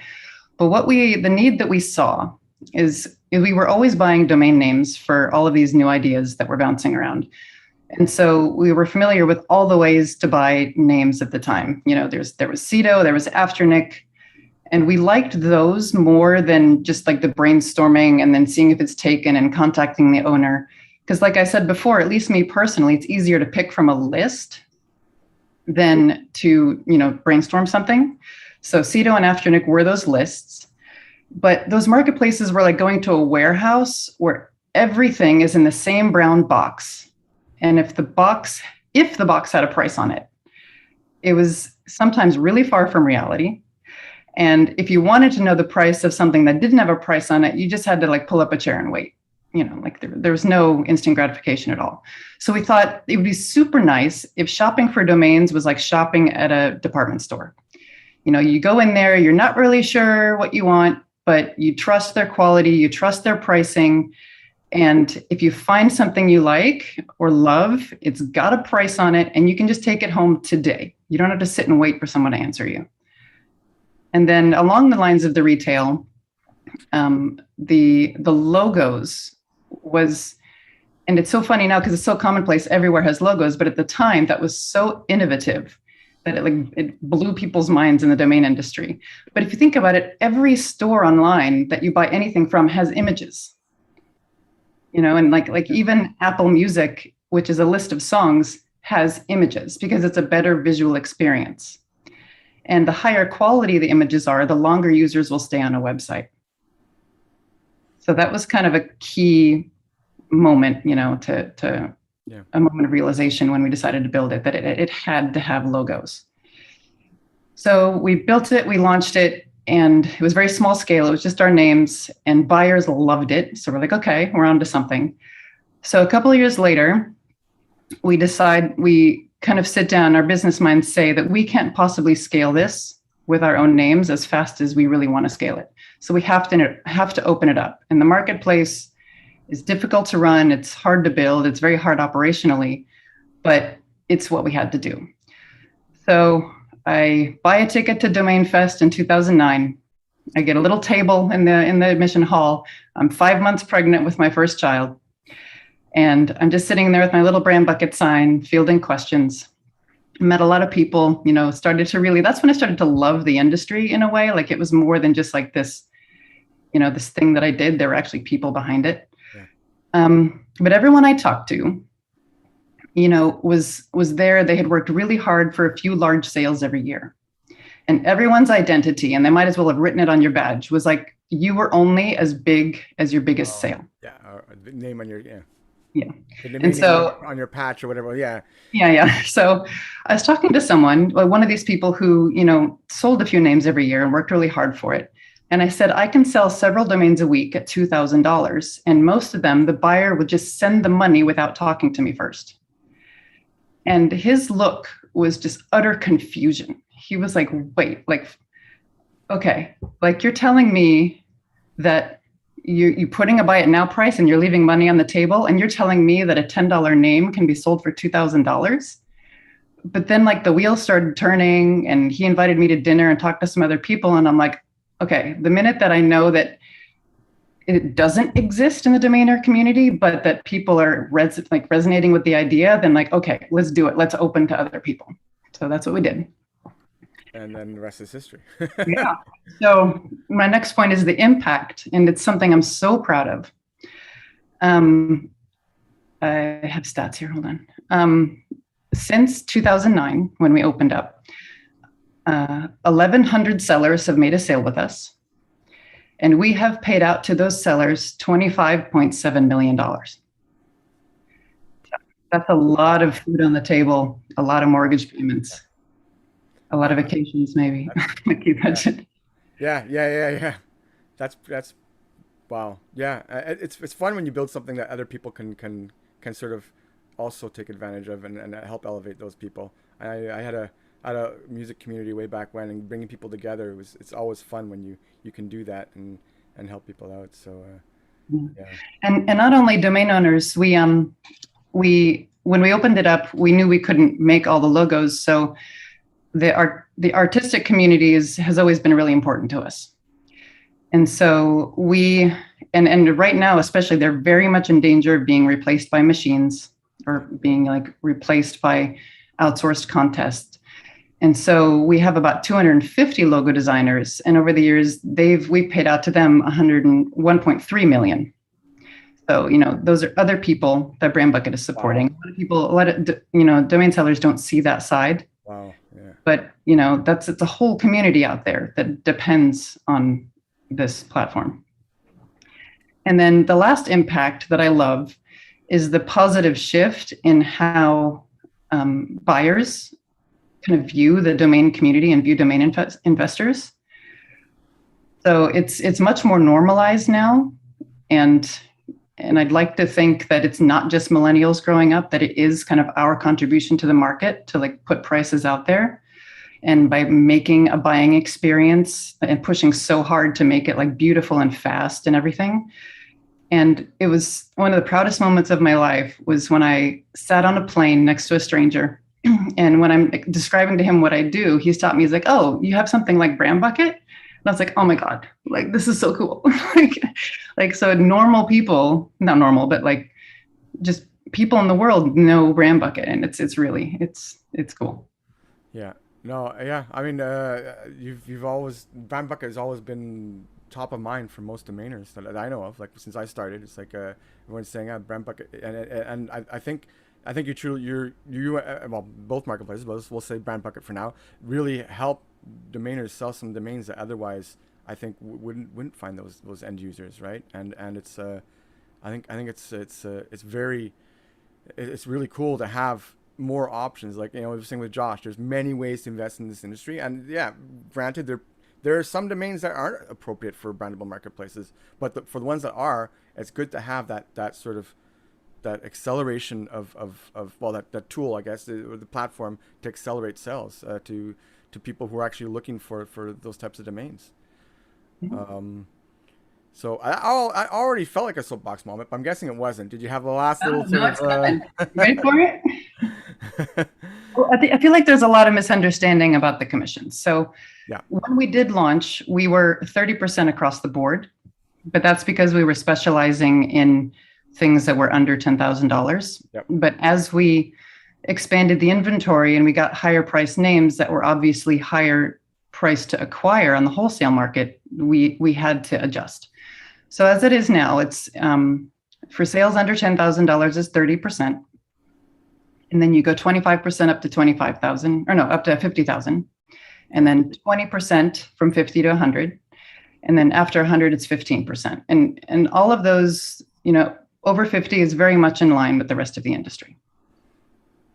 And the reason for that is the higher the wholesale price of a name, the higher the chance that it will sell at $50. Like that's kind of our rule of thumb is like, if you take any name and price it at 50, what's the chances it's going to sell? So, any of Mike Seiger's names, 100% chance.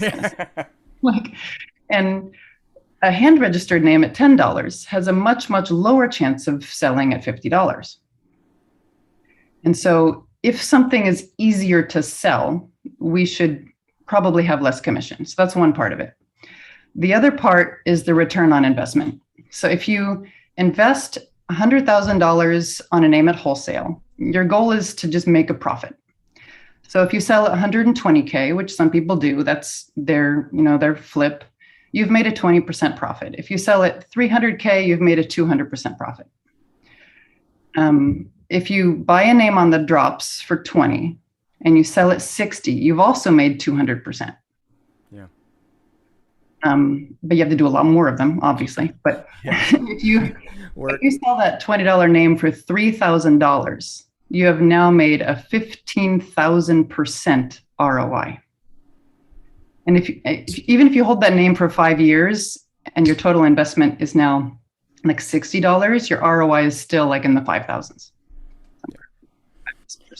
Yeah, it's just that they still have to sell. It's pay for the domains that they renewals and stuff like that, the ones they don't sell. But at those numbers, you can, right? I mean, that's my sort of bread and butter is like those ones I got really cheap at either closeout or low auctions, and I'm able to sell them at a high multiple and cover all the other ones.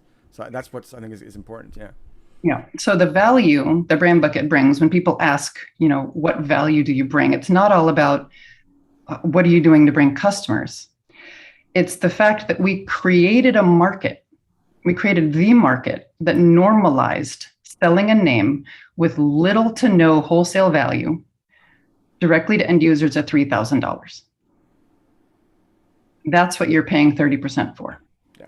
Like you used to be able to sell that for 50, and because of us, you're selling for 3,000.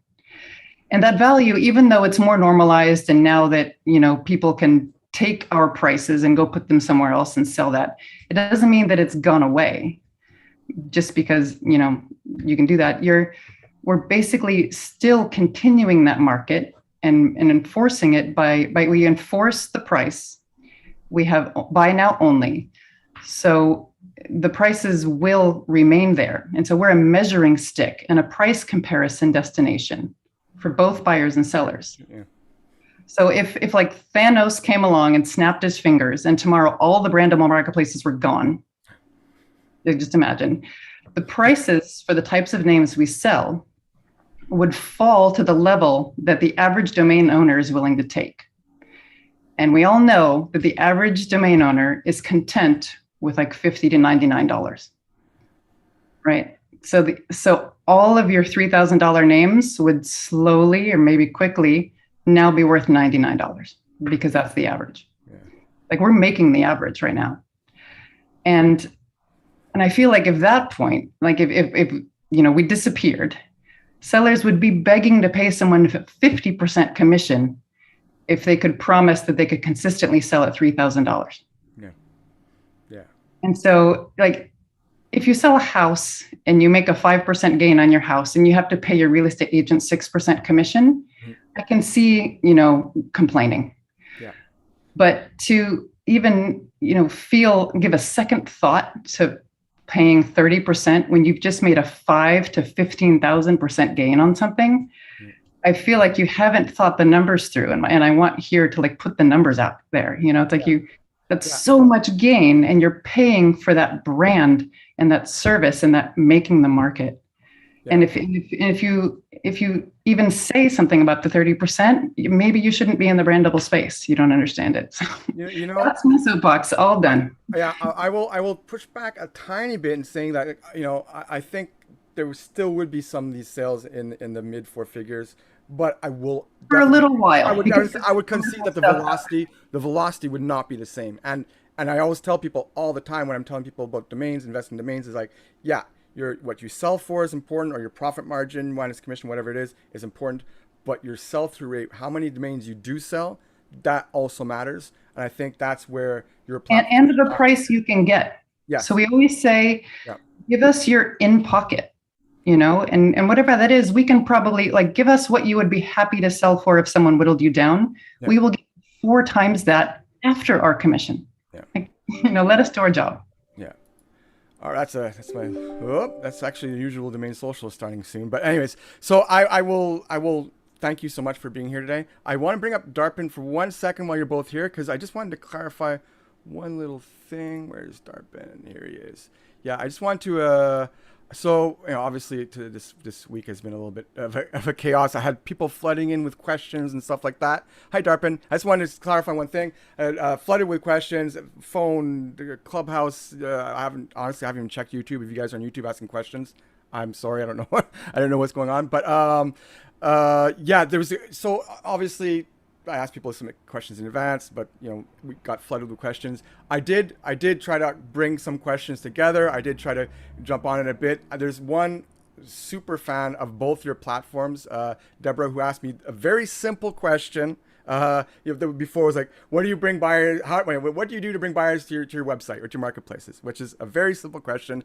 And then to stimulate the conversation, added the whole point of to justify the 30% or whatever, the commission and whatever it is. So I want to make that clear because I know she has actually done quite well recently with hers, and I didn't want to make it look like she was trying to say, oh, the 30%, what's up with that? No, that was me. But knowing I don't think it was Deborah, and I don't. Yeah, I don't know what's it comes up all the time. But she asked what do you bring? Her simple question was, what do you do to bring people to your website? And then I added on. So I want to make that clear. So there's no issue. Yeah. She's awesome. She's doing really, really well for both of you, I think, from what I've heard. So I guess we'll get to Darpan because we're a little bit over. So I'll give you a little extra time too, Darpan. Margo, thank you so much for being here today. Thank you for agreeing this. Again, while both of you here, both of you were when I launched this sort of invitation, both of you were very, very gracious in being open to being on a platform where it could have gone, as I said, duel to the death or whatever it is. But no, both of you were very gracious and very made for, I think, a great time together. So thank you again, Margo. And I will see you, I'm sure, soon. I think we've mentioned that we'll probably continue this at some point. Anybody who had questions for Margo, we will continue that at some point. And thanks again. Just put them all together and we'll come back. All right. Thank you. All right. Thanks. Darpan, I'm terribly sorry for having you wait a little bit longer. I hope you have a little bit of time.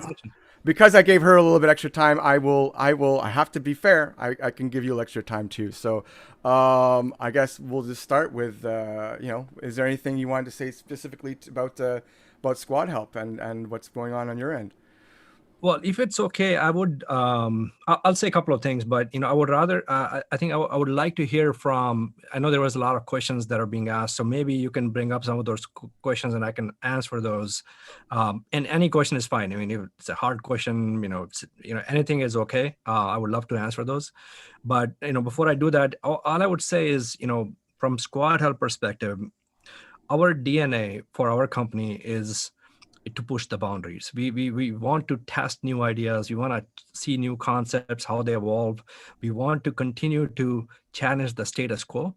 And as part of that, what a lot of people see is there's a lot of changes that happen on the site. And sometimes those changes can be overwhelming. Our DNA is to test those ideas, see what works, and move in that direction. And we are absolutely comfortable if some of those ideas do not pan out. We actually celebrate those failures. We learn from them. The more important thing I would like to say is, and I know this question wasn't asked from a commission perspective, but at least from our company point of view, every single dollar that we generate goes back into either marketing or tech. I think those are the two big areas where we spend. On a yearly basis, we are spending at this point 7 figures plus in purely marketing expense. There is a lot of investment we are making in tech, and all of that is because of, we've seen good growth and we are continuing to see that. But for us, I feel we still haven't solved this whole discovery kind of challenge. There is a lot of opportunities still in this marketplace or in this industry to take the experience to the next level, and we're going to continue to invest in that. So I'll just pause here, but I would love to answer any questions that people have about SquadHelp or anything that you would like to ask me. Yeah, so what I'll do is, for those of you who have questions, obviously I'm flooded with stuff. If you have any questions, even if you already asked them, put them in the Q&A right now, so they'll be at the bottom. Actually, what I'll do is I'll clear out all of them so it's easier to for myself and Darpan to see. But I guess while I do that, Darpan, I'm just going to, what are the sort of things you're doing to enhance that discoverability? I mean, I know from talking to you, you're what I love is that you're a very technical person.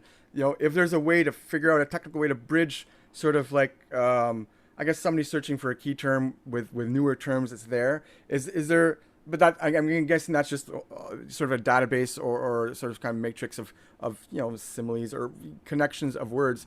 Are there any other approaches, or is that like, that kind of has to be a monstrous task to yeah, and that's been our focus last few years has been to go deep and deep into that area. It's really to just find these patterns, these connections between words and what people are looking for, and how do we bring the right name to the right customer.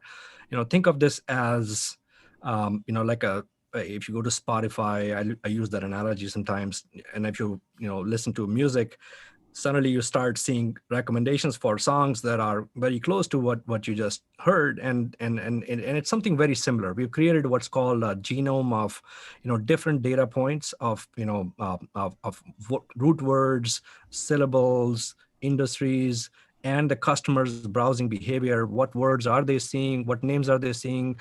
And we are dissecting that, and we're using a lot of AI on the back end to bring that experience back to other buyers who are coming to the site. So I think that in case of Brandable, to me, that's the number one opportunity. I feel the sell-through is low in the Brandable space because a lot of good names are just not able to get in front of the right buyer. If we can solve that problem by getting the right name in front of the right buyer, by using the right recommendations when they're on the site, I think there's a lot of improvements we can see in our sell-through.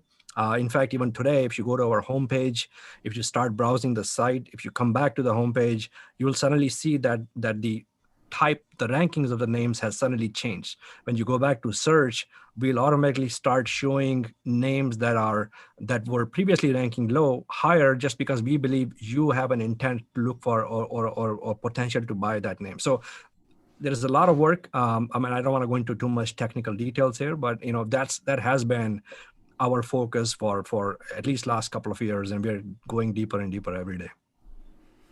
Yeah, I think it's the whole your approach is really it's interesting. It intrigues me because like I want to see behind the machine of how you connect sort of certain searches to the results that you do, and I could tell that you've put a lot of thought into it, and so it's impressive. The whole matrix you're saying or the genome you're saying of different words, and before you're saying with different even like emotions. Some people are looking for a certain type of emotion. I don't know, how would you sometimes put that into a matrix, whereas like you might take one search term and like just pull out something, the word is completely different, but it has that same sort of feeling of either positivity or energy or all these other categories. So I'm sure you have somewhere deep in that database that it's the everything is a signal, right? So every single thing that you just said, emotions, words, what industry it is, how long the name is, what's the price point, every one of them is a signal. If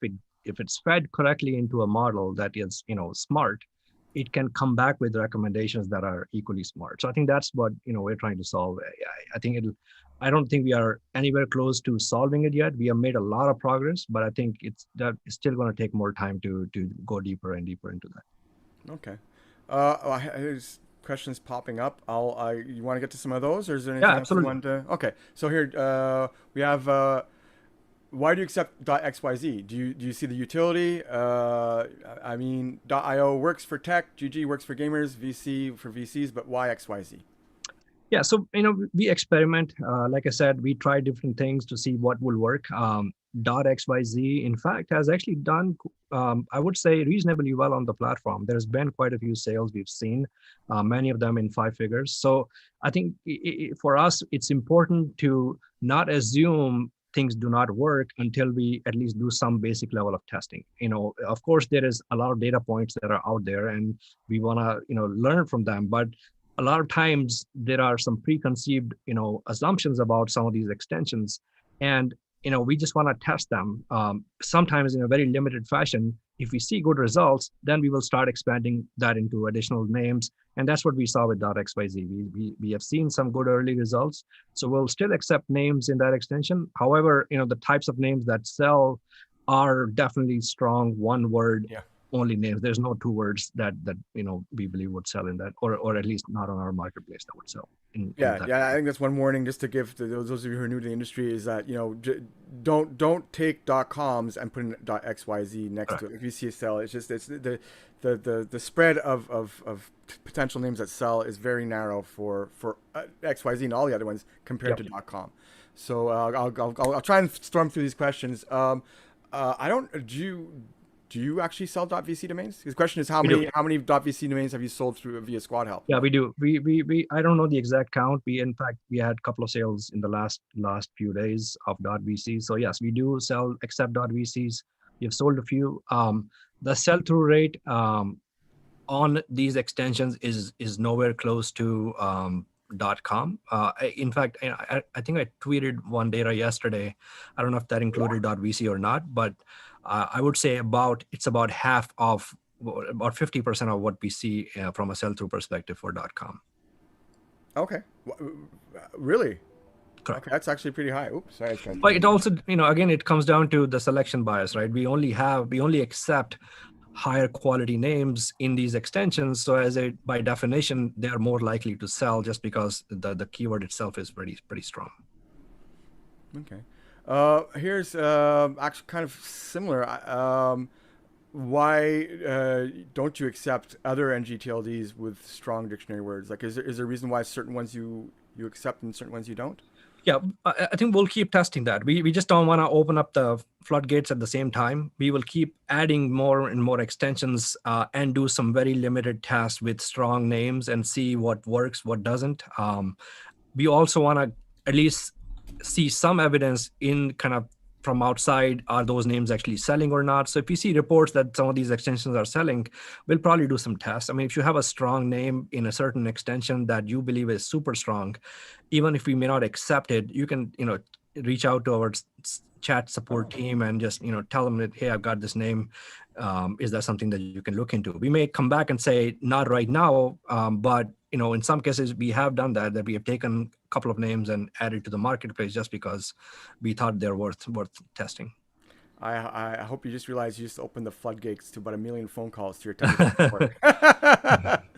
But yeah, okay. Here another one. I heard SquadHelp is entering the geo domain space. What are you bringing to the table that's different from Dan? Are we going to benefit from retargeting?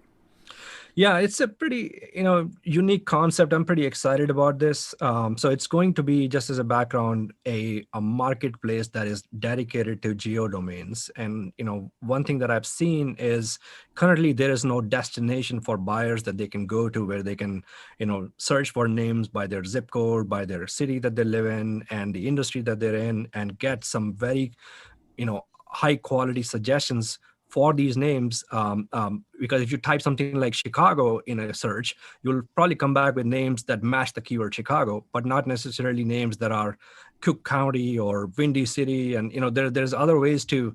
So we're kind of building some intelligence around that aspect to make that discovery a lot stronger. So when people are searching for these names, they're actually going to be able to find a lot of good options for that industry within their city.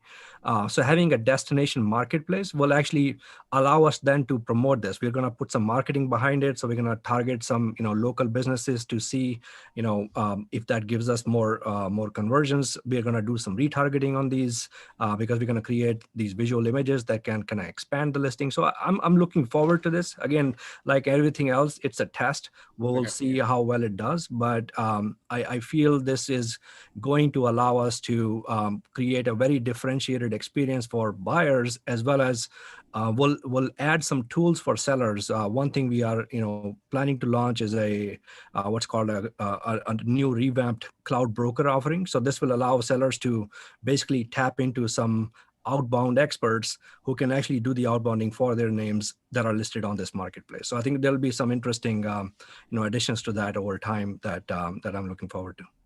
Yeah. Well, first of all, I think I actually have a couple Windy City domains, so I will look at that. So the message then is you're figuring out, you're testing it. The message is not necessarily submit those domains today. It's to wait till you open those submissions. Well, I mean, you can add them today as standard listing. They will we are building AI to automatically detect these geos, and they will, even will pull out the right industry. So you don't have to do any work. If you just add that as a standard listing, once this marketplace is live, you will see those names listed in that marketplace.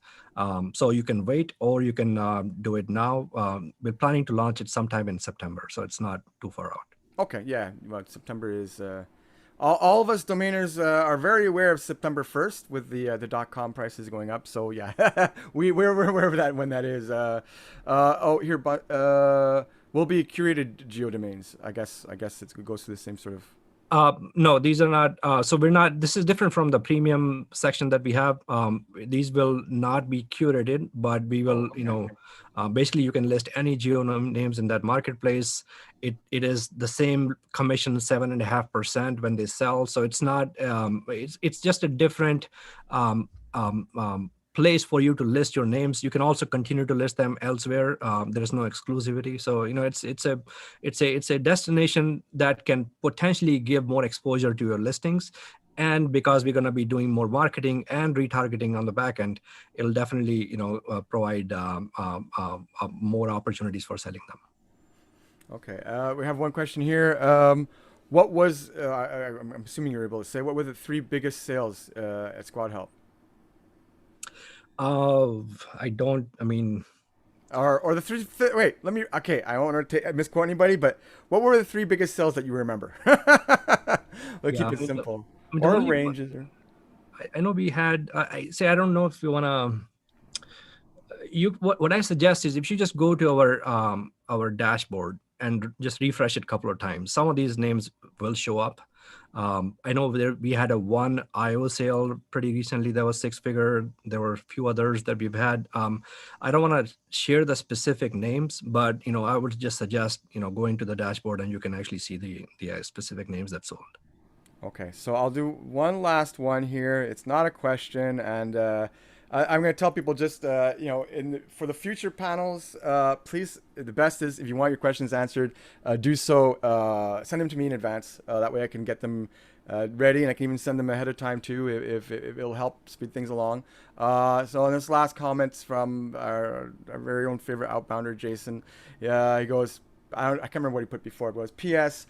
I'm your / SquadHelp's biggest fan and advocate. I think you are bringing much needed innovation to our industry, and I'm always promoting your platform and its services and all the benefits to other domain investors.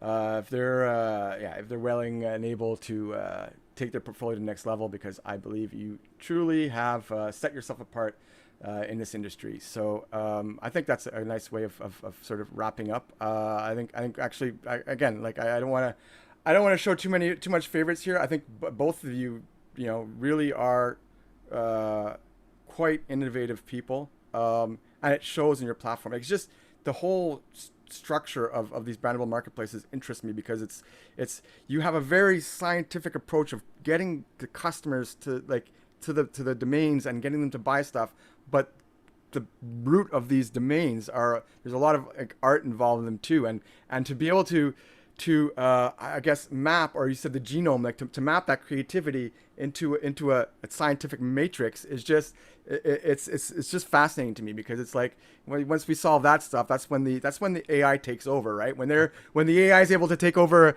our art, it's like that's when we're done. Yeah, I don't think humans are ever going to replace picking what makes a great brand name. Ultimately, there is definitely a human element. Wait. Oh, you mean machines? Okay, you said humans. You mean AI? No, yeah. What I'm saying is, yes. Sorry, the AI. I feel there will always be a human element to this, but AI can definitely help, and I think that's how we're looking at it. Is how can we leverage that to make better decisions about one, names to accept, and two, putting the right names to the right people. And thank you, Jason, for the comment. By the way, I appreciate it.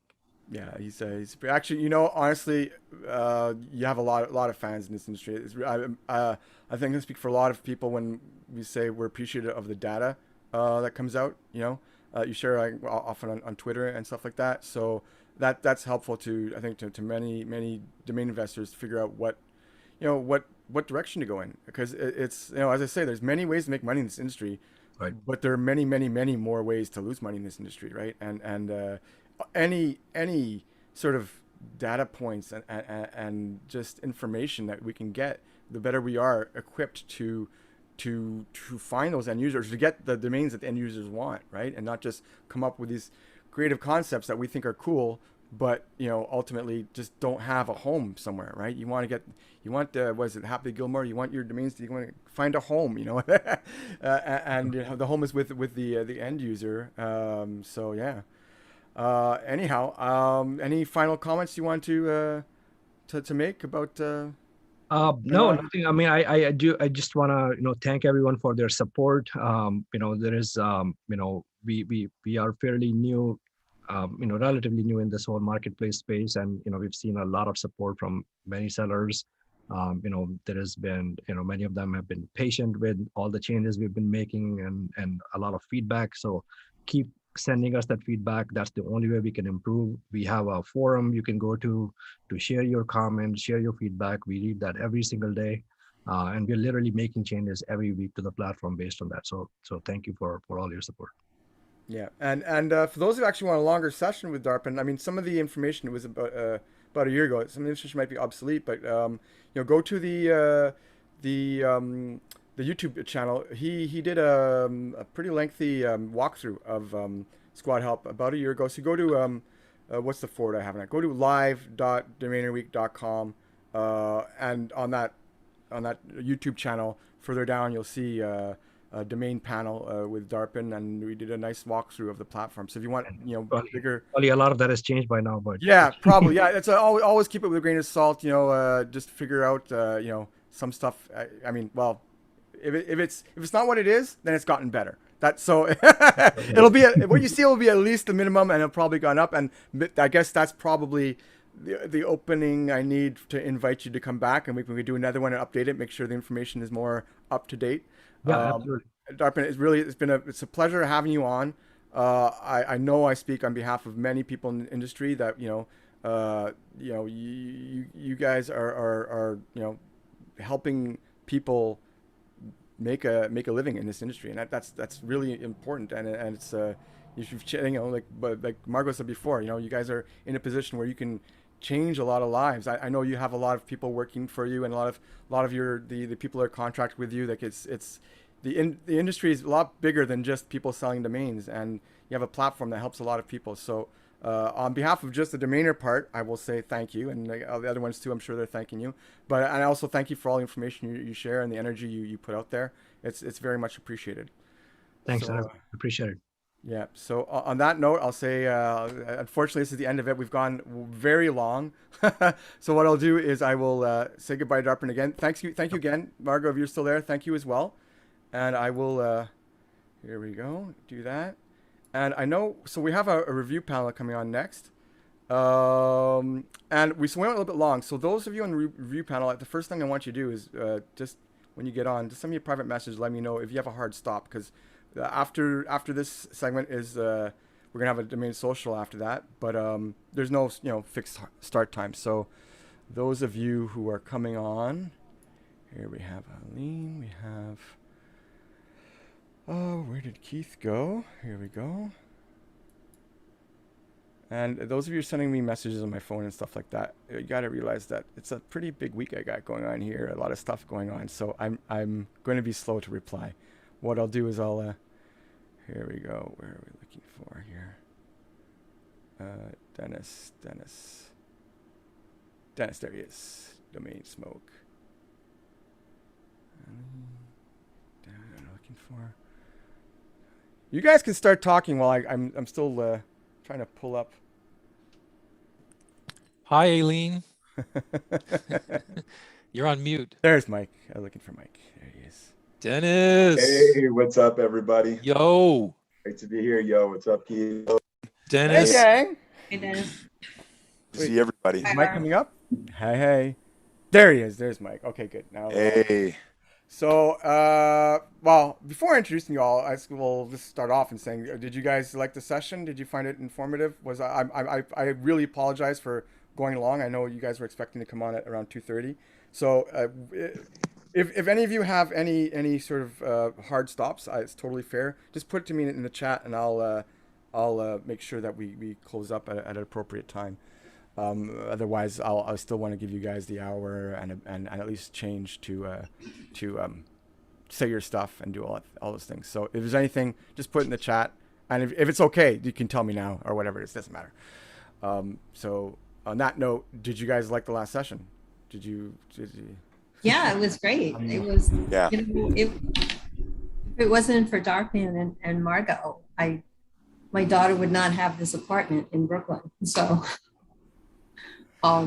It's, yeah, and I love hearing from them and what, they're up to and, the work that they're doing to improve everything, for us. And, and when Margo mentioned the 30%, I was thinking I've done a lot of work in personal injury law, and attorneys regularly take a third of settlements and verdicts for personal injury cases. And that is because when you hire an attorney to work your case, you will do better with an attorney taking a third than you would on your own. And I feel like it's the same thing with the domains. And that's, that was her point. Yeah, and I agree 100%. I mean, I know it sounds like it's a lot when you compare it to some of these other places, but what they offer is a step up in my mind. Again, it's everyone's entitled to their opinion, and I also would agree to, in some cases, for some domainers, depending on their portfolio, it might not be worth it, right? If you have domains that don't fit that marketplace, then you're well. I mean, if you're going to sell them anyways, I guess it's still worth it. But anyhow, sale is a sale. But okay, so what I will do is I will just say, well, welcome. Thank you for being here. Thank you for taking part in Domainer Week.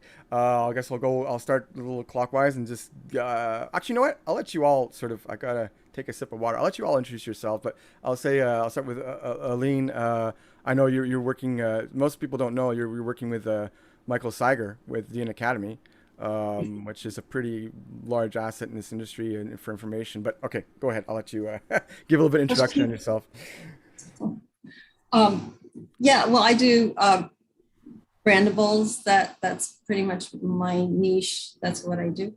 And right now I don't have a huge portfolio like some people do, but I have about a little over 500 names in BrandPass, SquadHelp, Premium, and BrandBucket. Most of them at BrandBucket. And I really appreciate, those marketplaces.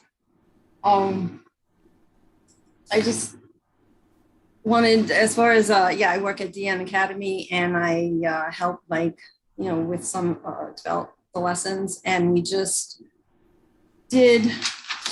published what we've been working on for quite a while, which was the estate planning for domain names guide. Yeah. Which I wanted to name domains after death, but he something a little more scare tactic there. Yeah. So but yeah, it and if people haven't seen it, I just tweeted a link to it. Mike did also. And it's really useful as far as a working plan. It's not complicated, and it just gives you some idea of what you should let people know. Because one of the things I've learned about dealing with domains is you learn a little at a time, and a lot of times I don't even realize how much I know until I try to explain it to my husband or my daughter, and they don't know what I'm talking about. So putting it all down in one place is really important. So that's it.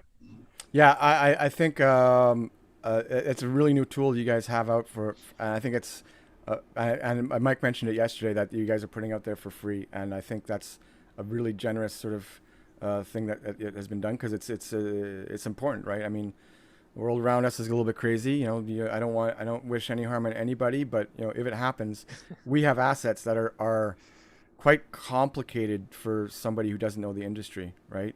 So, you know, having a guide is you know, a real bonus, and the fact that you and Mike put something together and made it available to everybody is extremely generous. I mean, I can't stop praising Mike. Yeah, it's ridiculous how much I praise him, but it's just a fact, right? So anyhow, so right below you we have Mr. Smoke, Dennis, DomainSmoke. How you doing, buddy? I haven't seen you in a while. I'm doing good, man. It's good to hear from you. You know, I couldn't come on today without sporting the limited edition, the Domain Social shirt. If you remember, you know, I had to hang it on the wall, #Domainer over there. So yeah, you know, here we are. That's your beautiful face, RF. Thank you. No. Yeah, so thanks for having me. Oh, wow. You know, Morgan, I asked you, Morgan, I even met Morgan in person, and I'm like, I never got a shirt. Where's my shirt, Morgan? But I see you have one. I had to make my own. Yeah, he gave it to me when he came on the panel last time. So it was it was that actually was a good one too. So awesome. But good to see. So what's up with you? What's how did you get into domains? Give me the 1-2 minute version. Yeah. Let's talk about it. So myself found myself in domains 2013. I was building my first website. I was, you know, trying to hand register a name, and all the good ones were taken. Landed on like a oneword.com, got a minimum offer for 60,000. And said, wow, I don't know, that's not for me.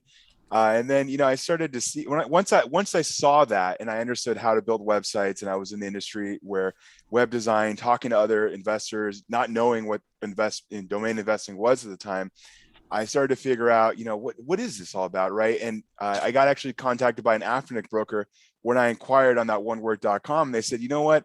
You know, if your budget is $500 or so for this, you know, 6-figure name, you should maybe look in Afternic. And then, so I found myself looking in Afternic to try to find find a name and see what they were. And then I saw the selling part of it. So, you know, having put things together, I found myself hand registering 4 names. And one of them I put for sale within 49 days, sold for $700. When that happened, I fell off my chair in happiness. I couldn't believe what I did. I thought I struck gold. And that was my sort of journey into, wow, okay, you can buy and sell a name, and it's possible I can do it too. Like, wow, what did I just do? So over that time, I built a portfolio listening to Domain Sherpa as my guide here. Just like you are, you know, you listen to every episode, everything you're doing when you're walking steamy, right? I've heard you talk about it many times. Very similar, everywhere I was going through that path, and I really enjoyed a lot. I soaked up a lot. And in that time, you know, I started to do outbound. I built my portfolio, and over the years went on, I started to go, you know, hey, you know, there's all these great domain names out there. I want to buy them all, but I simply can't. You know, I know RF knows what I'm talking. I know everybody on this call. I want them all. You know, I want all of them, and I got to find a way to share them. And before I had done that, I had, you know, basically launched a portfolio website, which was DomainSmoke.com, to show my names when I was doing outbound. I wanted to feel legit when I called or emailed someone, hey, it's on a website, take a look here. So what I did was I was like, I want to share all these names, you know, I'm going to start, you know, writing about it, and let me get this out there. So that was back in 2019 when I first launched DomainSmoke, which I'm actually going to come up on the 2-year anniversary soon in a couple of weeks. So excited for that. And, you know, time flies. So here I am today. I've been doing it for almost 2 years now. It's been a lot of fun, you know, sharing just names, going to an auction every day, bargain bucket names, closeouts, right? Hand registrations, and just writing about things going on, interviewing people, and just being a part of the community. And, you know, before I pass it on to the next person, I think that's one of the biggest things, like what you're doing here, what we're all doing here together, not to be alone. We're all each other's best support group in this industry. And I think that us having these times and being here together is our other greatest asset. And it's a lot of fun. So that's sort of my journey and how I found myself in here. And it's been a great time. Yeah, and let me just state that as one of the few people who could say from experience that putting those lists together, it's a lot of work. It's a lot of work. When I was doing Name Cult, it was 4 or 5 hours a day of work, at least 3 hours a day of going through lists, and then processing it, putting it all together, and just your eyes after a while you go through these lists. How many names a day would you say you went through? At least 5 to 10,000 at least. Yeah, right? Easily. Yeah. Well, my list I had, but at the end I was putting in 600 or 700 names a day. Some days. So at least that amount. Wow. Yeah, it was, and yeah, it was. Eyeballs were screaming at me. Oh, and so I actually, Name Cult is actually officially. It's been about a year since I've posted there, but it's officially on break. So I might come back as competition at some point, but I can tell you for sure it will not be within the next week. I can guarantee you that. During Domainer Week. Yeah. I got my hands full a little bit. So we're go counterclockwise still again. Mike, how you doing? Hey, I'm all right. You're good. So I want to say that over the last year on the socials, Mike's been consistently there. And especially when we do our little social auctions and stuff like that, this is the reason why I bring him here, is that he's consistently the first on the microphone to find either existing companies or data or information or whatever it is. If there's somebody who's going to come out and find value for a domain that was listed somewhere, Mike he's fastest draw in the West. He'll come out with that data or that company or whatever it is. So that's why we're here. That's why I invited you here, Mike. And how about you just tell us a bit about how you Yeah, because I'm not really a branding expert so much, but yeah, RF likes that I'd like to dig into some data. He said the word consistent, so of course I had to type that into .db and say how many domains had used the word consistent, but it hasn't finished generating yet. That's why you're here. That's why you're here. 1,415 actually, 78 extensions. I love it. But yeah, I've been doing this for about 20 years. There was a thing called iGold Rush way back. And it was like, people are buying and selling these domain names. Oh, that's really weird, and I started going to that. And for some reason, it seems like our first domain name might have been like a .to, because I read an article about it. And so my wife did resume. So we had resume.to in the phone book over 20 years ago. We had www.resume.to. Did it get us any business? Probably not. The Yellow Pages probably actually generated the business, but we had a .to for a short amount of time. And my first 4-figure sale ever was a .cc. Wow. Because the guy who started the Cocos Keeling .cc thing didn't reserve info.cc. So he came through a third party and negotiated with me, and that was a 4-figure sale of .cc. So but after that, it was, pretty much mostly .coms. But over the years, yeah, I've sold, hundreds of domain names, and it's always been a part of my, business income. And really just becoming more and more aware of the Brandables in the last couple of years. And I've actually sold a few on BrandBucket as well. So. Oh, there we go. There we go. For now. A little connection going on there. And Keith, we had you on earlier on, but I'll give you a little bit more time here too, just to tell us a bit about what you're up to. I know you have your podcast, which helps me get me through my cooking time. It's a perfect length, but no, it's super informative. I think a lot of people in this industry appreciate it, and the way you kind of explain things and help people kind of expand their sort of their pool of domains that they might not have otherwise have turned to, because Brandables for some is a little bit I don't know, less obvious, I guess, and you make that connection to some of these domains a little bit more obvious with your insights and other things like that. So I'm stealing your time, so I'll let you say a little bit more about how you got to where you are and what you're doing. And yeah, thanks for having me back, inviting me to be on this panel too. Yeah, I got started on YouTube. I just looked it up. Morgan Linton's Domain Power Course, I think it's called. And it's still up on YouTube. He posted it 12 years ago. If you want to see some pictures or videos of Morgan in his younger years as a young man, it's kind of cool to watch. Some of the information he gives is a little bit outdated, and it's more geared towards web development, which you may or may not be interested in. But anyway, it's there. It's archived on YouTube. It's kind of cool to watch it. And yeah, I've been domaining since 2014, been doing Brandables pretty much the whole time. I really enjoy it. And, you know, like any business or any endeavor, I'm always learning. Sometimes, you know, you or other people have referred to me as a leader or an expert. I don't really think of myself that way. I just think of myself really as just a journeyman that I'm learning every day. I learn from guests on my podcast. I learn even from people that I coach. I have a coaching service also, which I'll just plug briefly at keithdeboer.com. And even when I'm coaching people, I learn from people that are just starting in the industry because they have a fresh perspective or they have a background in a certain industry or education or something. So I'm always learning. I'm always improving my skills. In the meantime, when I do find things that work for me, that make me money, I'm, you know, generally happy to share them with other people.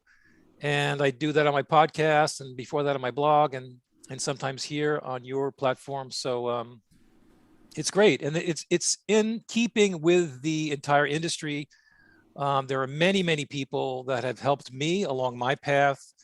You know, Mike Seiger and Doran Vermont and Margot as well with her BrandBucket platform. Probably three that come to mind right off, that people that really helped me, that reached out to me, that offered me opportunities early on in my career as a domainer. And I'm very grateful for that. And so I'm just trying to, you know, carry the torch, keep on the tradition of sharing information and helping those who are newer than me. And, you know, it's a lot of fun. As Dennis was saying, it's very fulfilling. And we're just a big, happy family. It's a great industry.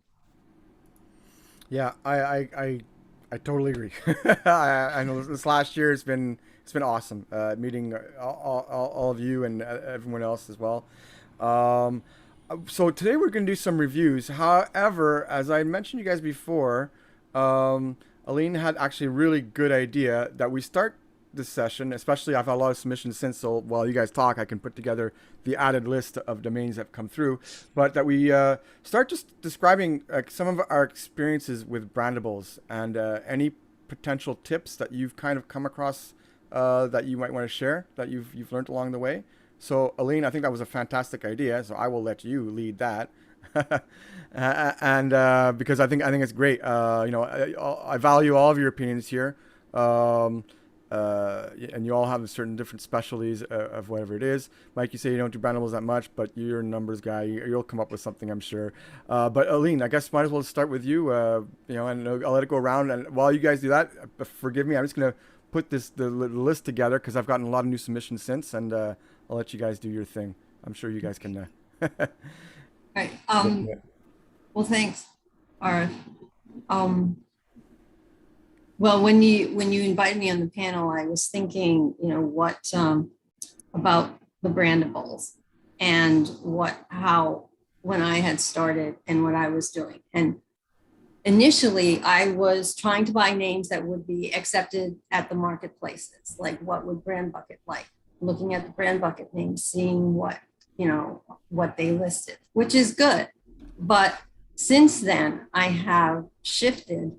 And I think that the better view is to buy names that businesses want. And if you look for those names that are just good on their own, they will find their place in the marketplaces. So now I would say you don't need to buy for a specific marketplace. Just look for good brandable names that businesses want. The other is to try to develop a submission strategy. I mean, for me, it's when I get a name, you know, I immediately put it on Dan because that's what I use as my landing page. And then I submit it to SquadHelp because their review period is about a week. I also submit it to BrandBucket, but their review period is about a month. So, and then I list it at the passive marketplaces, Afternic and Seto, to have those covered. And then I just sit back and wait. If they're rejected, though, what I have learned recently is resubmit. Don't just take the first no. this has worked for me. Like recently, I have, and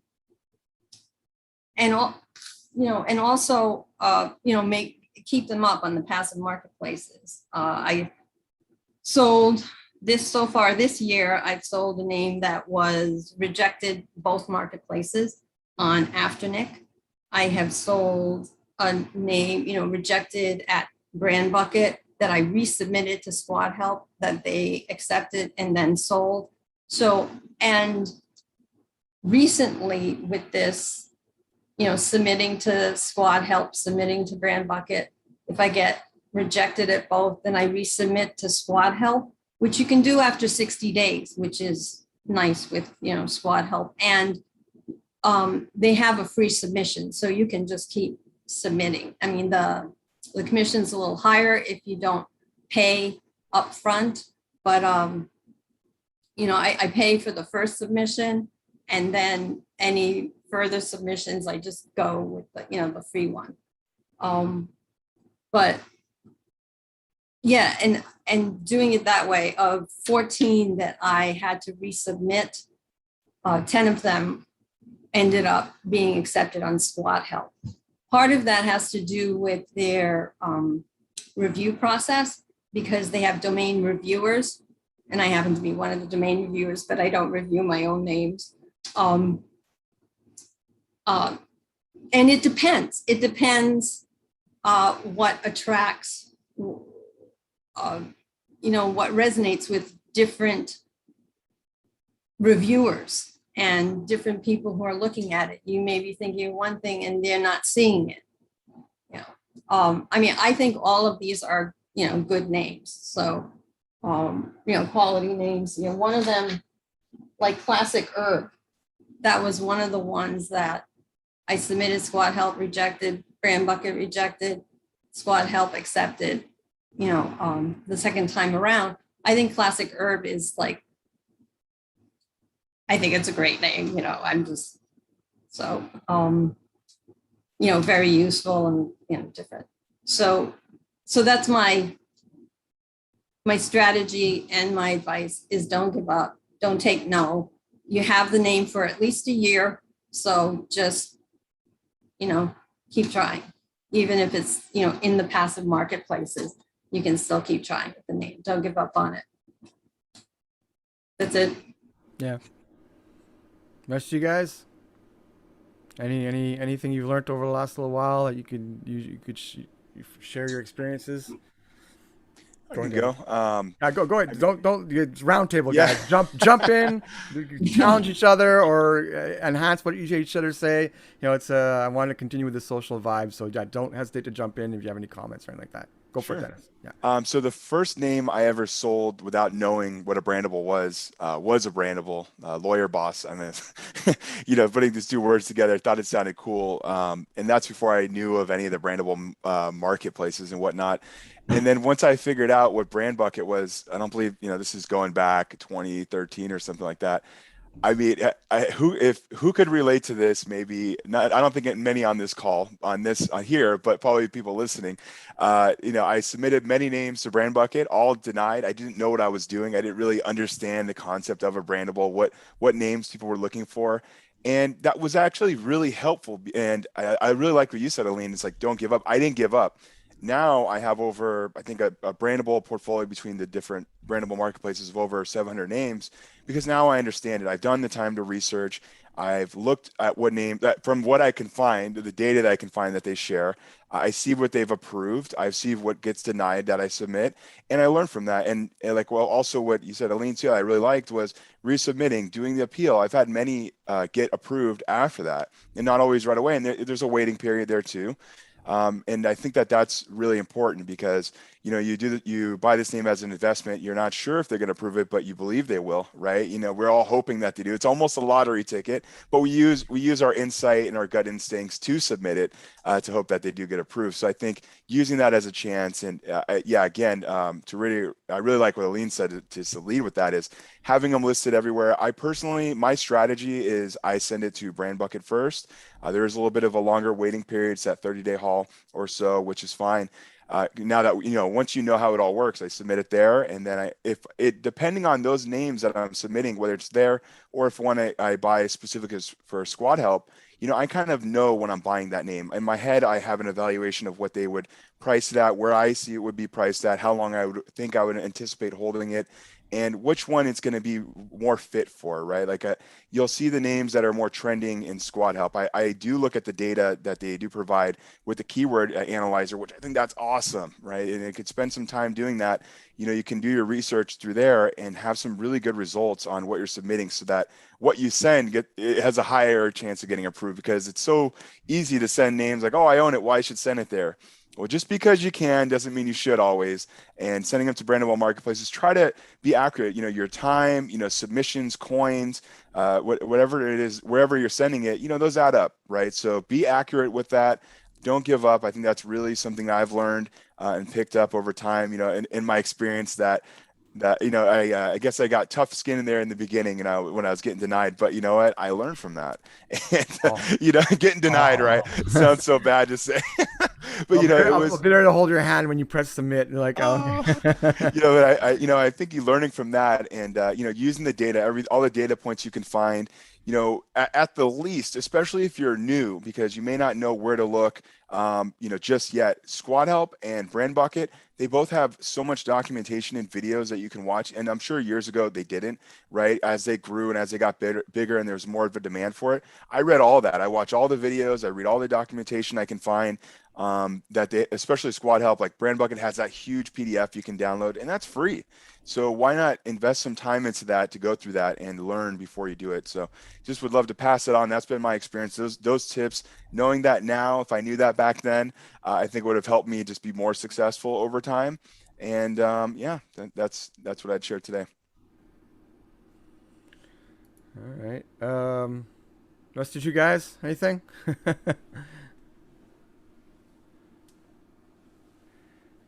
Keith, Mike, no. Mike, I've seen you had a little success lately. Sort of, I'm happy for you about that. I have a name that I'm actually talking to somebody about that came to me for it, and it was denied by BrandBucket, and I thought it was a really good name. And it's gonna happen.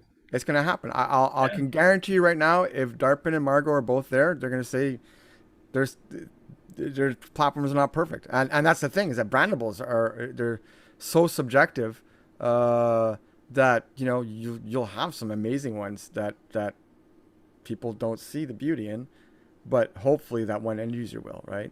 I mean, I've probably had sales that were quite good that people were surprised at, like, you got what for that? I'm like, yeah. Sometimes I mention on the social some of my sales, like, yeah, if I would have listed it, I probably would list it for I don't know, 2-3K, but the guy wanted to give me 5K. I had to negotiate for it, obviously. But I mean, it's sometimes those domains, it's all it takes is one buyer, right? And that's what we were talking about before. And with Margo was saying, is like, oftentimes if you get stuff that isn't hand reg, somebody bought it before. It's not to say in any way that you can't hand reg. Actually, I think Mike, I think you do quite a bit of hand reg. I think, am I not correct? Or I do, and honestly, these are not sales, but with BrandBucket, I don't know, I'd probably throw 20-30% of my recently accepted names were just hand registrations that I came up with that were not drops that I know of. I guess I didn't look at that. But that's because you do some research, right? Like, right. Well, right, and you just, everybody has their certain sensibilities about it. You have some names for these people on the panel to review, RF? Is that? Oh, what we're gonna do? Keith, did you have any other tips you wanted to share with people on how to be successful? And then what I'll do is I'll actually email you all this, and I'll do a screen share as well, so at least you have a copy of it there. Keith, anything? I just have two quick tips. One is as I mentioned in the prior segment, have a long-term horizon, of at least, I would say 2 years, 3 if you can. Have a plan. It's hard to make any money in the first year, so you should sort of count on, maybe not having any sales the first year or not having any profit. So be prepared for that. It's going to be a lot of work with not a lot of reward if you're just starting out. But in the second and third years, you should start to see sales and profits, and you should be able to build on your successes. Second thing I would say is for those starting out, maybe, is to not get carried away with your pricing. Even if you really like a domain, even if it gets accepted on BrandBucket or SquadHelp, resist the temptation to max up the price. And if you have domains that are not accepted at SquadHelp and BrandBucket, and you put them on Afternic, think about putting them at, $9.99 or even $4.99 or something, or $15.99 or something. But some reasonable prices, under $2,000 and maybe even under $1,000. And the reason I say that is because you want to have success. There's nothing more discouraging than gathering 100 or 200 domain names and spending a whole year with no sales. Most people are going to give up at that point and think, okay, I don't know how to do this. It's not working, whatever. And so in the beginning, you need sales, even if you just break even, if you're just making $100 sales or $500 sales, just to get a couple, just to see that the system works and to get your confidence, and also to get a little money back and create some cash flow so you can get back the money that you've already invested, and or use that money to reinvest and expand your portfolio. So have a good time horizon. Don't get discouraged. Don't overprice your domains. And also recently, again, in my coaching, I'm beginning to really realize that if you want to have significant success, you really need to have a large portfolio. And that takes time. It can take a couple of years to get 500 or 1,000 or 1,500 domains. But I would recommend people have that kind of a goal in mind, because if you only have 100 or 200 domains, even if they're good ones, you can go a year or even 2 years without a sale. And if you want to have regular income, even if you just want to have one sale a month, you're going to need to have 500 or 600 or 700 good domains on BrandBucket and SquadHelp and Afternic and so forth. So that's my advice to people getting started. That's a good point, Keith, too. And really think about how many names that you probably pick up in the drop auctions. If you went and you looked in the history, some of those names would have been listed for unreasonable prices. And so they gave up and said, I'm just going to drop the name. And so you end up picking it up for, $20 or $50 or $100. And they were asking multiple tens of thousands of dollars and thought this is a fruitless effort. Okay, sell it for a few thousand. I mean, that I think that happens a lot. Yeah, you see that also a lot of the reason why, I see people on BrandBucket and SquadHelp, whatever, on their chat rooms. Sometimes they want to sell their portfolio. They have 50 or 100 names published, and they're discouraged, and they want to sell, and that's fine. That's their choice. Maybe they've got something better to do, or maybe they have a family emergency or whatever. But the interesting thing is that there's always a buyer for those portfolios. I mean, of course, they want a wholesale bulk rate, but there are buyers. People like me are buying those portfolios from time to time. And that shows that experienced people who are profitable see value in those names that other people, the newer sort of, less experienced domainers are giving up on.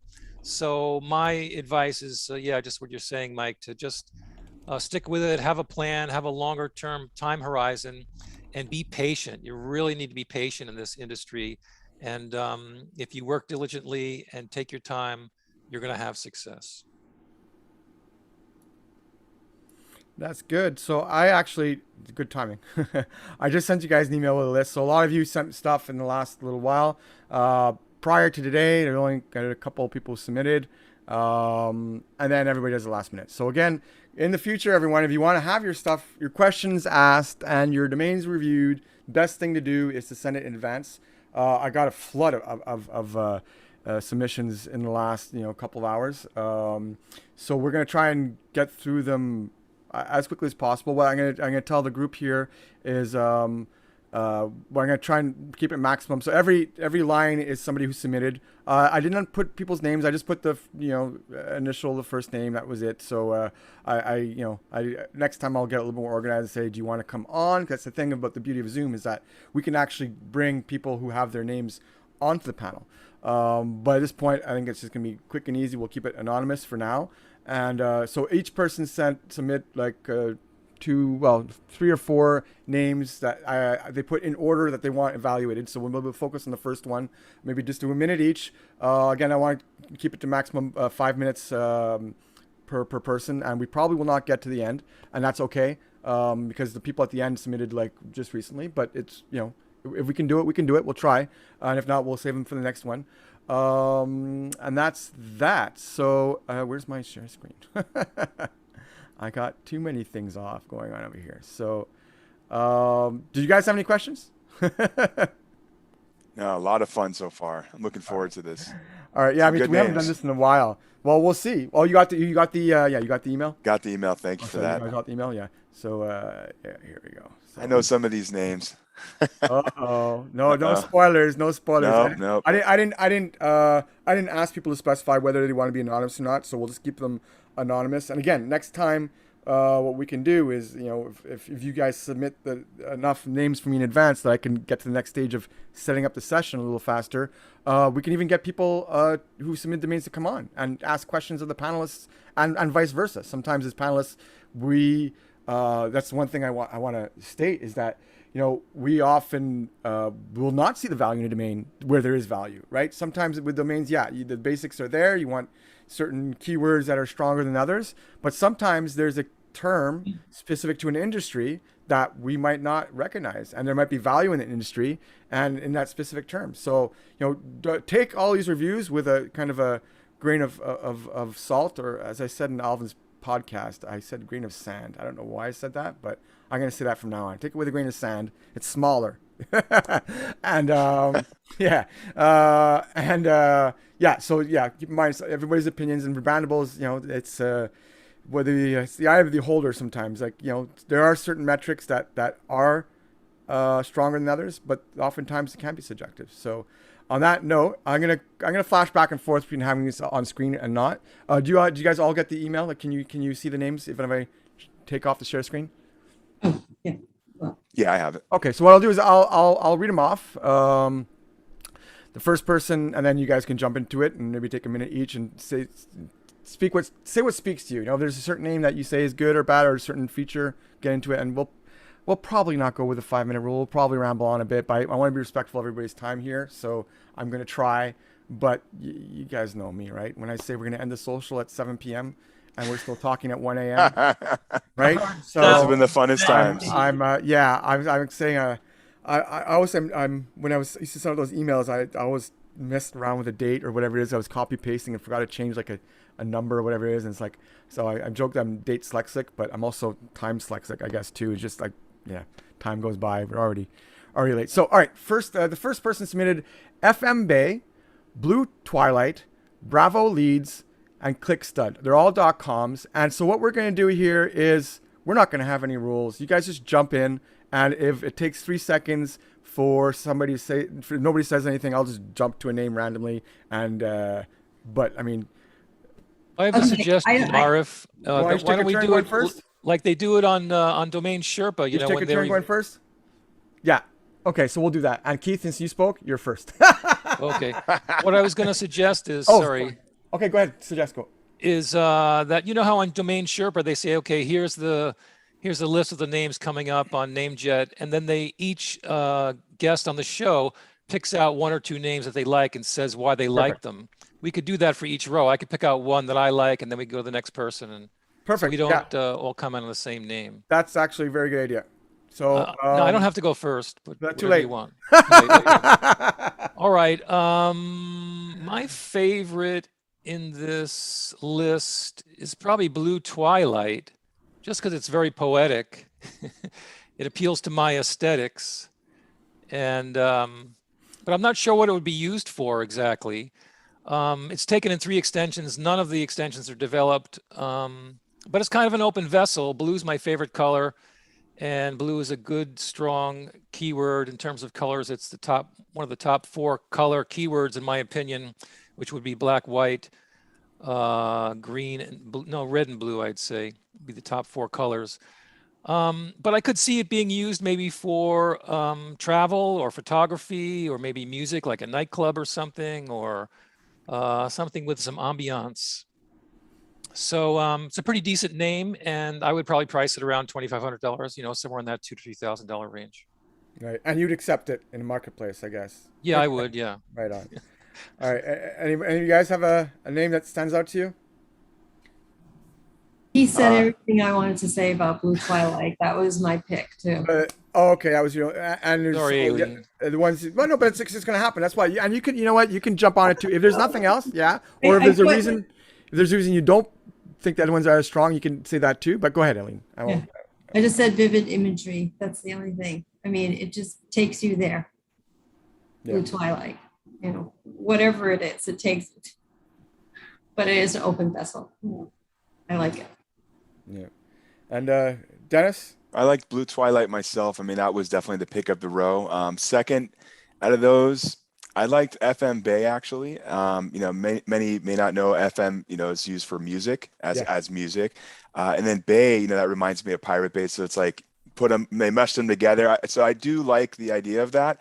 And it's short. It's 5 letters. It has good meaning to it. So that would be my second pick. I would accept that in my own Brandable marketplace. And I think that's a cool name. Yeah, you want to start a music store. And I looked and taken in 2 extensions, and the other one is .store. So interestingly, there I checked .db and I see that on there. FM Bay, easy to sound out and everything. So I like that name too as well.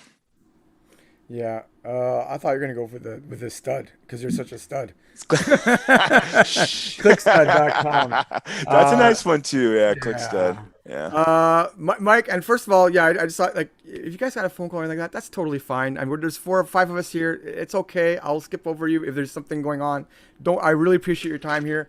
Don't worry about it at all. Things happen. Like, I got a phone call in the middle before. It was a little bit more stressful because I really want to have a good show with Keith, and then also our 2 other guests. But yeah, you know, and if there's anything you want to pass over, whatever it is, I think also in the case of Mike, you might be more comfortable at the tail end most of the time because it gives you time to do your magic and find your stats. So I will probably deliberately go to you later in the list. But if there's one in a certain list that stands out to you right away, jump in. Okay. So on that note, is there anything here that that stands out to you? And Blue Twilight is, yeah. I mean, that's a really nice name, and it also has a hyphenated registration. Keith looked up registrations, but I often, especially when I'm prospecting for prospects, is I'll add a hyphen between the words to see what else is out there, because .net people are prospects and hyphenated people are prospects for names if I'm doing outbound. Excellent point. That's nice. And it's funny because I get grief. It's like, oh yeah, here's Mike with the hyphens. I'm not saying I register the hyphens. I'm saying I'm improving somebody's name, you know, typically. So upgrade. Yeah. And again, these are the insights that I love with Mike, in that sometimes there's value in just doing some searches. And it's very niche. Bravo leads could be, I mean, for a sales platform, I mean, that definitely, it's very niche. I'm sure there's somebody out there that could use that name. I don't know that it would necessarily be accepted on the Brandable marketplace, but there's somebody out there for that name. Actually, that's a good question, because, like, obviously there's a lot of money in leads, right? And Bravo is a good keyword.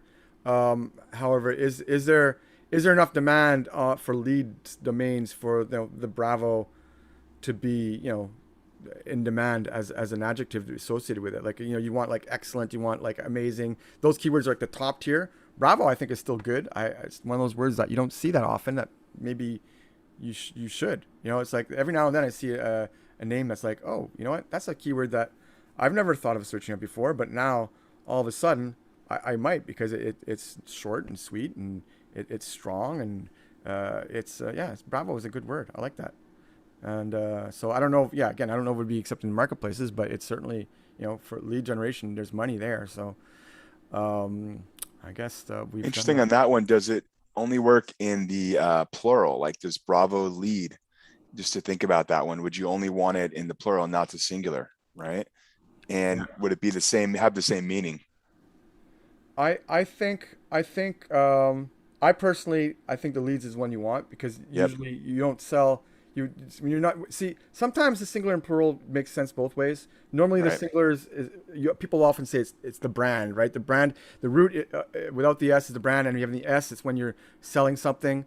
and or if you have like multiple instances of it, and same thing with leads. Like you'll never sell one lead, and even if it was only one lead, you'd still want the impression like that you sell. You'd still want the impression that you have a variety, so you still want the plural there. So yeah, I would So you're saying that the leads is what you want with the S, right? Yeah. I agree 100%. Yeah, and Bravo lead to me would sometimes those types of names make sense, but that doesn't. Bravo lead just it doesn't work as a brand, a generic brand to me. Right. But I think all around, I think you guys did this decent a decent sampling of domains.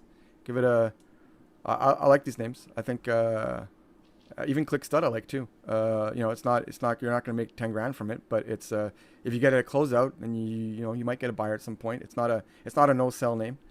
And FMB, I like what you said there, Dennis. It's as a music guy in me, my old music site. So we will move on to the next one. I don't know how much time that was. I don't know if we're on pace, if that was 3 minutes or 7 minutes and whatever it is. But okay, so next up we have EcoVoter. They're all going to be .com. Why should I say .com? Yeah, EcoVoter.com. It just sounds strong when it's .com. Success.com and UberMax.com. So most people submitted 3 domains. Again, I told them put in the order of the ones they wanted feedback on, but go for whichever one you think is most meaningful to you. I think that was actually a better idea, Keith. That's good. What your idea I think was probably better. So you can all say something that you like on things. So who except for Keith wants to go first since he started the last one? I can go. Success X, I mean, without a doubt, jumps out at me. I looked; it's taken in 10 extensions, which I think is showing its success as an SLD. Let me just take a look here. I really like that one. The fact that it's, motivational brand, coaching, inspiration. I really enjoy that as just part of my daily life. So that one speaks to me personally. I do feel like X still goes with success. I don't feel like it takes away from what the word it means itself. It doesn't devalue it. Success X. I feel like if you put it in the beginning, it wouldn't be as nice, but I like it at the end personally.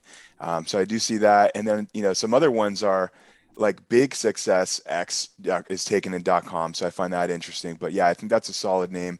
The one after that I would choose would be UberMax. I like it. It's 7 characters. Uber means like super cool, I'm pushing it to the max, so I think those words go together, and I like that it's short. So that definitely, both of those I would take in my Brandable marketplace. Less favorable of EcoVoter, in my opinion. I think it does have a good meaning, but it's not my favorite, but Success has my lead there. All right, Aline, I guess we'll do you next.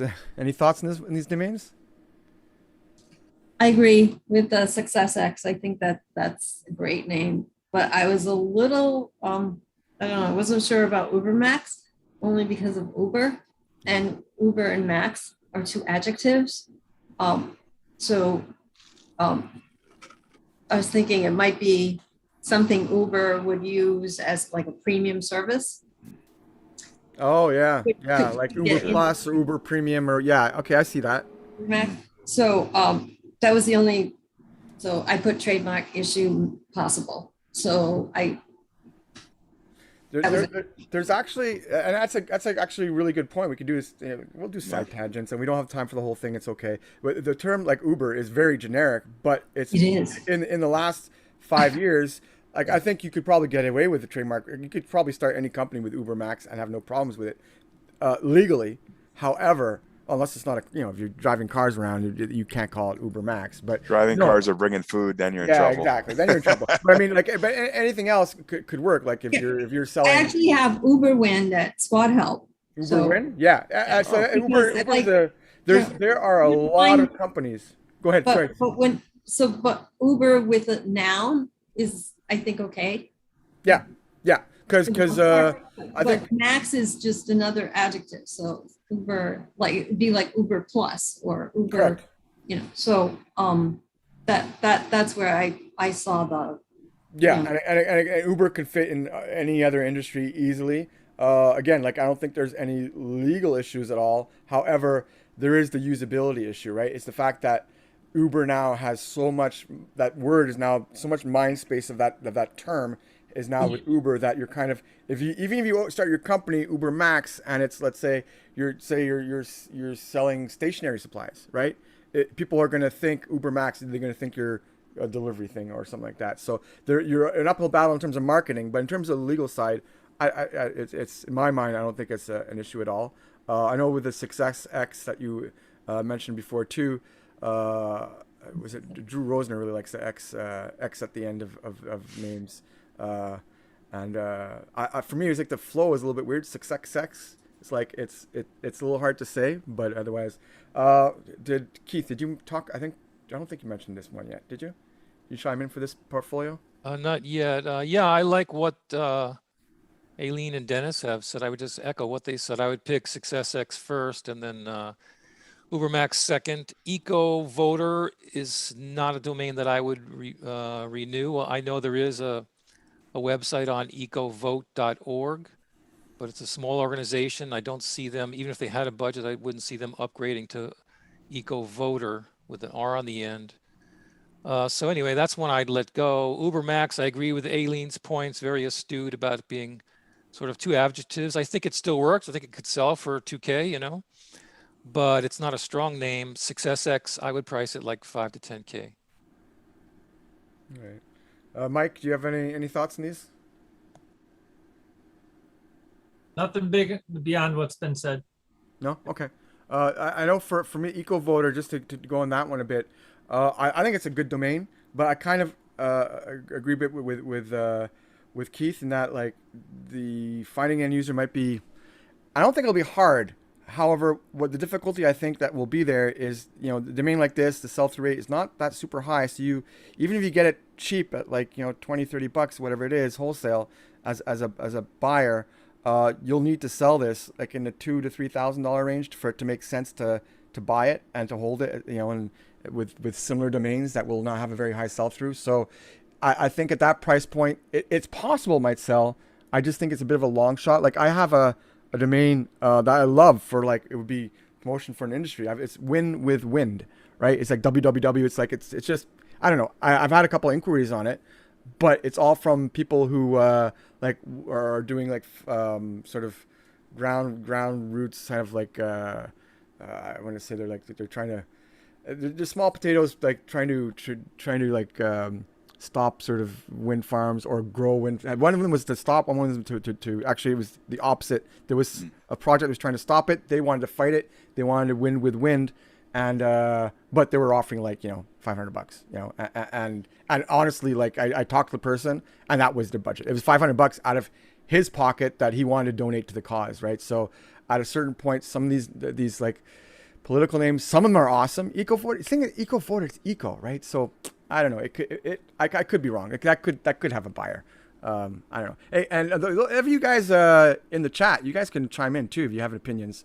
I probably won't see it all, but, you know, feel free to chime in. On that note, we'll continue around the circle. And where's my share screen? I'll start reading actually before I do the share screen. So it's ringsale.com, uniquesetting.com, and jewelry.com. It's JEWLRY.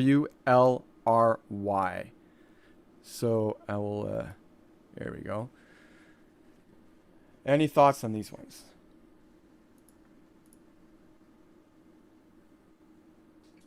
I'm just going to comment on this one because then I have to go. Okay, yeah, no problem. Sorry. So the one that I like out of these is jewelry. Mm-hmm. It's you know, it's a generic word. Well, kind of generic. It's pretty specific to a niche, but it's a word with a letter omitted.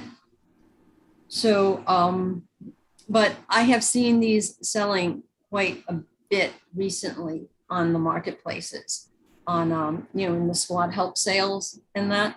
And ever since I sold one myself, which I sold utterly, missing the E, in October of 2019, I've been kind of looking out for these. And so I think it's great. Somebody who is selling jewelry will want this name. So I think it would do well on either BrandBucket or SquadHelp. That's my 2 cents. Yeah, rest of you guys. I think that one, yeah, it's that right buyer, right? You could you use it for anything other than jewelry? Right. I don't really believe so, right? It's taken in 6 extensions, which I find that's cool. The type in traffic, I wonder what that would be now or what it was, right? And how that impacted the demand for that name or the person picking that name if they had that specific knowledge. Because I would just assume that, at some point when people were doing a lot of type ins, I know that's gone down over the years on a lot of names, but that I'm sure that was a miscommon type in spelled that way. So I find that interesting. But yeah, I think that's a good one. Let me see, personally, I like ring sale a lot. I think that's a nice one. It's nice and short, can be used for multiple things. And unique setting, that one also is an interesting one. It is unique, unique setting, like, oh, we went to dinner, it was a unique setting. Yeah. And then if you look at jewelry and because it's next to it, it just helps you. It helps all of us. It just speaks out that, oh, I have a unique setting on my wedding ring, right? Yeah. And so I like that. I think that's really cool. Unique is, it's an interesting word and it goes really well together with that and for those multiple uses. So you got to love those ones where there's multiple uses behind it. It could be a waterfront restaurant where they present the jewelry to you along with your meal. While you wait for your meal, would you like to peruse our jewelry in this unique thing that we're in? Oh, Mike, come on. You got to put it in the cupcake. You got to put it in the cupcake at the end of the meal, right? It's no longer a unique setting. That's been done. Oh, okay. Yeah. Keith, did we get your feedback on these ones? No, but I was going to suggest that we, when we go to the next round, that each person picks their favorite rather than reviewing all 3. Sounds good. Then it doesn't leave much meat on the bone for the rest of us. Yeah. Well, after your comments, I'm gonna say a goodbye to Aline. She says she's got to go, but I'll give you these ones, and then we'll do that. Yeah. So, but Dennis's comments are great. I'm really enjoying them, buddy. So please don't take it personally. No, you're good. Well, what do we just renew? Unique setting. Yeah. I mean, jewelry. Let me just comment on jewelry.com, the misspelled one. I love what Dennis and Aileen have said. It's a great hack, dropping the E. The only problem is you have to say, well, you drop the second E because there's 2 E's here. That makes it a little complicated. And I don't know, if I owned this, I would want to check with somebody about any possibility of being accused of being a cyber squatter or something, because somebody owns jewelry.com and I'm sure it's a jewelry company. And so I just would want to make sure that my butt is covered in that regard. And I'm not well-versed enough in UDRPs and the legal side of things, trademark and so forth, to see whether that would be a complication or not. Yeah. So the thing is that unless the jewelry, generally speaking, and there's some exceptions, but generally speaking, if jewelry.com, they wouldn't be able to have any claim on that because it's jewelry, if they're selling jewelry, right? If it was a restaurant called Jewelry and you try to open a restaurant with a misspelling, you would be in trouble. However, there is that small case where, companies now like, what was the decision? It was booking.com, where they're able to get a trademark on the entirety. So their trademark wouldn't be jewelry, it would be jewelry.com. And in that very rare case, it is possible, if jewelry.com spelled the correct way, actually, and this is a long shot, it's not always a granted, it's not, you have to prove that you spent a lot of marketing, that the whole world, or at least wherever you're located, has a very strong mind share that your domain isn't just about jewelry, it's about your specific company. In that case, you might have an issue.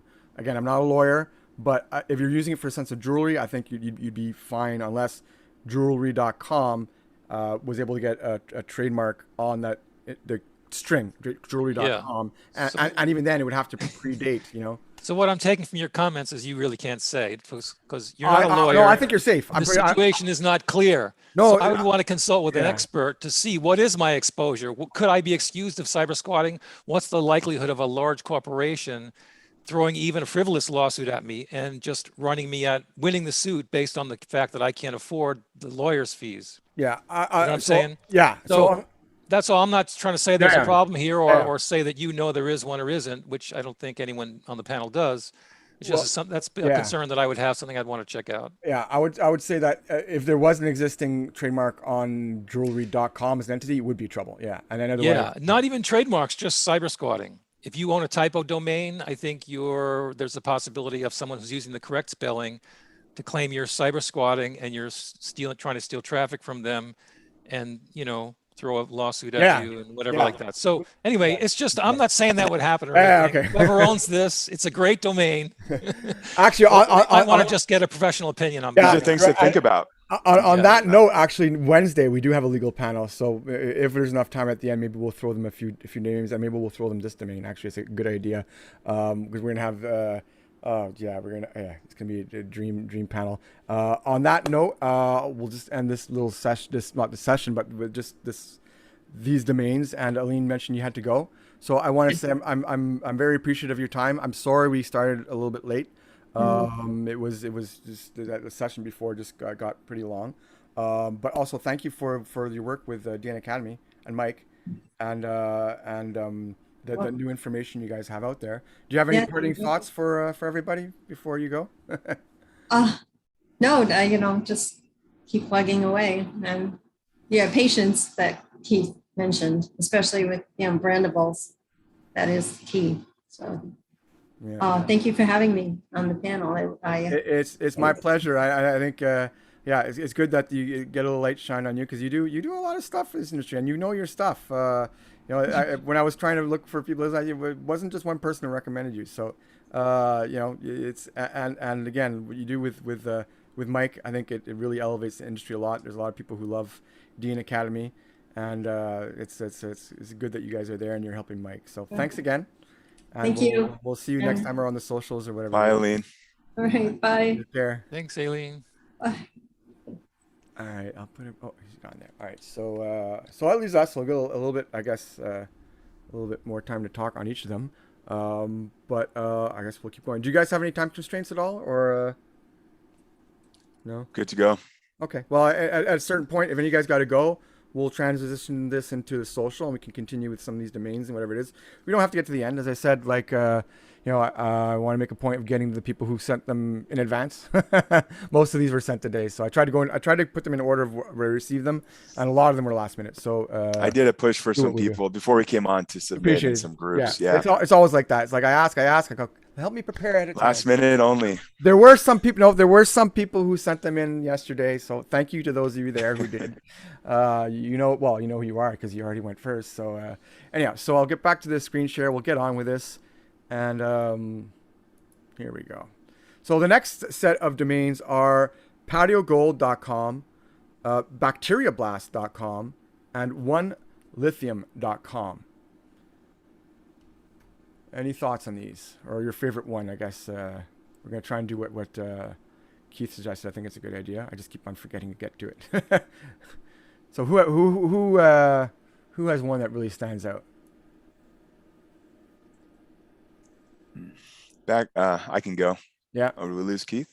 Oh. You guys go. Whoever talks first is first. Bacteria blast. I find that as an interesting one. We'll just stick with that one. The push for health, things like that. Bacteria, people, probiotics. If you look into that space, supplements. For people having healthy bacteria, I see it fitting into that. I like the alliteration. Bacteria, I'm not sure how strong it is that they're using bacteria as a brand. I'd have to do more research, but when I see the brand, I do like it. In blast, I would see as something like, when I see the two words go together, blast is something like where you're uploading on better bacteria, you're getting better, like algae, bacteria, all those go together, right? So essentially, I would say that it's kind of like a boost, like a booster or something to help increase better bacteria in your body. Yep. Yeah. Mike, did we lose Keith? So we lost Keith. Yeah. Dennis, you actually look at bacteria blast as maybe a positive, like because it's like good gut bacteria kind of thing. That's when I saw that. That's what stood out to me is like the good gut health. I'm really big on that, and personally, like probiotics and whatnot. And a lot of them, they do talk about bacteria often. The 50, you want like 50 billion, in these probiotics and something like that. So yeah, I see that as a positive. It could be also used as a negative. There's Keith. It could be also used as a negative. Like, Yeah, it's a cleaning solution or something. So there he Sorry, is. guys. I got disconnected. Sorry. Ah, there you go. He had 0 lithium left in his battery. See what I did there? Nice. Mike, we'll let Keith get a second to get his bearings back. Is there anything that speaks to you? On this list. Or okay. Yeah, I'm looking at it. Yeah, gold, Patio gold, blast, bacteria lithium. blast, and 1 Yeah. lithium. Bacteria blast. Wow, that's an interesting one. Patio gold. I like 1 lithium the best, I think, if I had to pick one out of the 3. I think that could be a brandable, maybe, for, I don't know, for crypto or metals or investments or mining or something, or not sure, but that would be, yeah, that'd be my favorite out of the 3. Yeah. Mike? Did you? Yeah, I mean, patio gold's hard to get a handle on it. To what you would use that for. Bacteria blast, I would think would be a cleaner. Yeah. Honestly, that would be my thing. But Dennis he's onto something there too. 1 lithium is a step towards them owning lithium.com. Maybe not. I mean, it could be, if it's you'd have to be your business would have to be lithium. I mean, that's probably not. Yeah. Well, maybe not. No, there's money in lithium, but yeah, I know what you're saying. I guess it limits your. It could be like a business name, but yeah, I don't know. Your mining thing, mining company or something like that. I mean, probably less so mining, because you'd want more generic. I mean, you're gonna mine how much attention does they're like a behind the scenes kind of thing where they're not gonna need necessarily a big, we're 1 lithium, use us for your mining service. It's just not a big brandable type of thing. It's one of those things where there might be a couple of users out there who would actually want to pay a lot for it, but the chance of it selling is low because you just have a limited number of buyers. I personally love Bacteria Blast. I just see, mind you, I don't know. I just see like one of those, like nowadays you go out, every restaurant they have that you put your hand underneath and it squirts out like the hand sanitizer, whatever it is. And maybe blast would be a little bit too strong a statement for that because you don't want the image of it blasting everywhere. But still, blast also says it's fast. There is alliteration, so the alliteration kind of makes up for the other part. Yeah. I don't know. I kind of like it. Would I name my company after it or my product after it? I might. I just it sounds fun, but yeah, it's much better than bacterial sneeze. I mean, by far. Like bacteria squirt or something like that. Yeah, it just wouldn't work. It's funny. All right, next up. I'm sorry if I'm losing track of who said what, guys. You just don't hesitate to jump in. Please do, okay? Next one up, we have bigmastermind.com, buildroi.com, and dancinglama.com.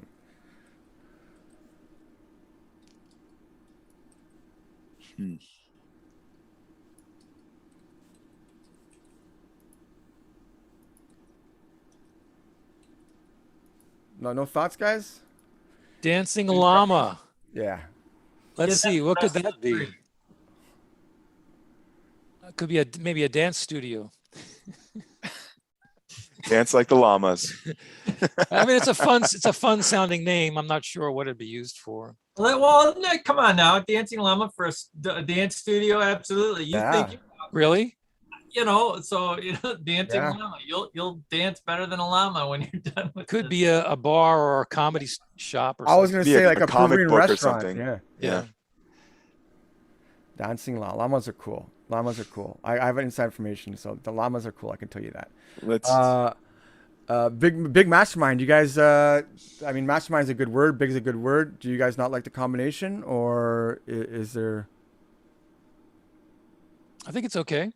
Yeah. Big is short, so yeah, it's not such a bad depending word. Big mastermind. Yeah, I mean, it sounds good when you say it. Yeah, big mastermind. I like it. Yeah, I like it. Big mastermind. The match isn't like perfect for me, but it's still good. And mastermind, I think, is a really strong in demand word because a lot of people are starting all these YouTube things and they want to be known as master. I have a handful of mastermind names. and I get inquiries on them. So I think Big Mastermind, I think why it's not the top tier mastermind type of domain. It's short with the 3 letters in front of it, and it's still big. It's still very good. So I think it's a solid domain.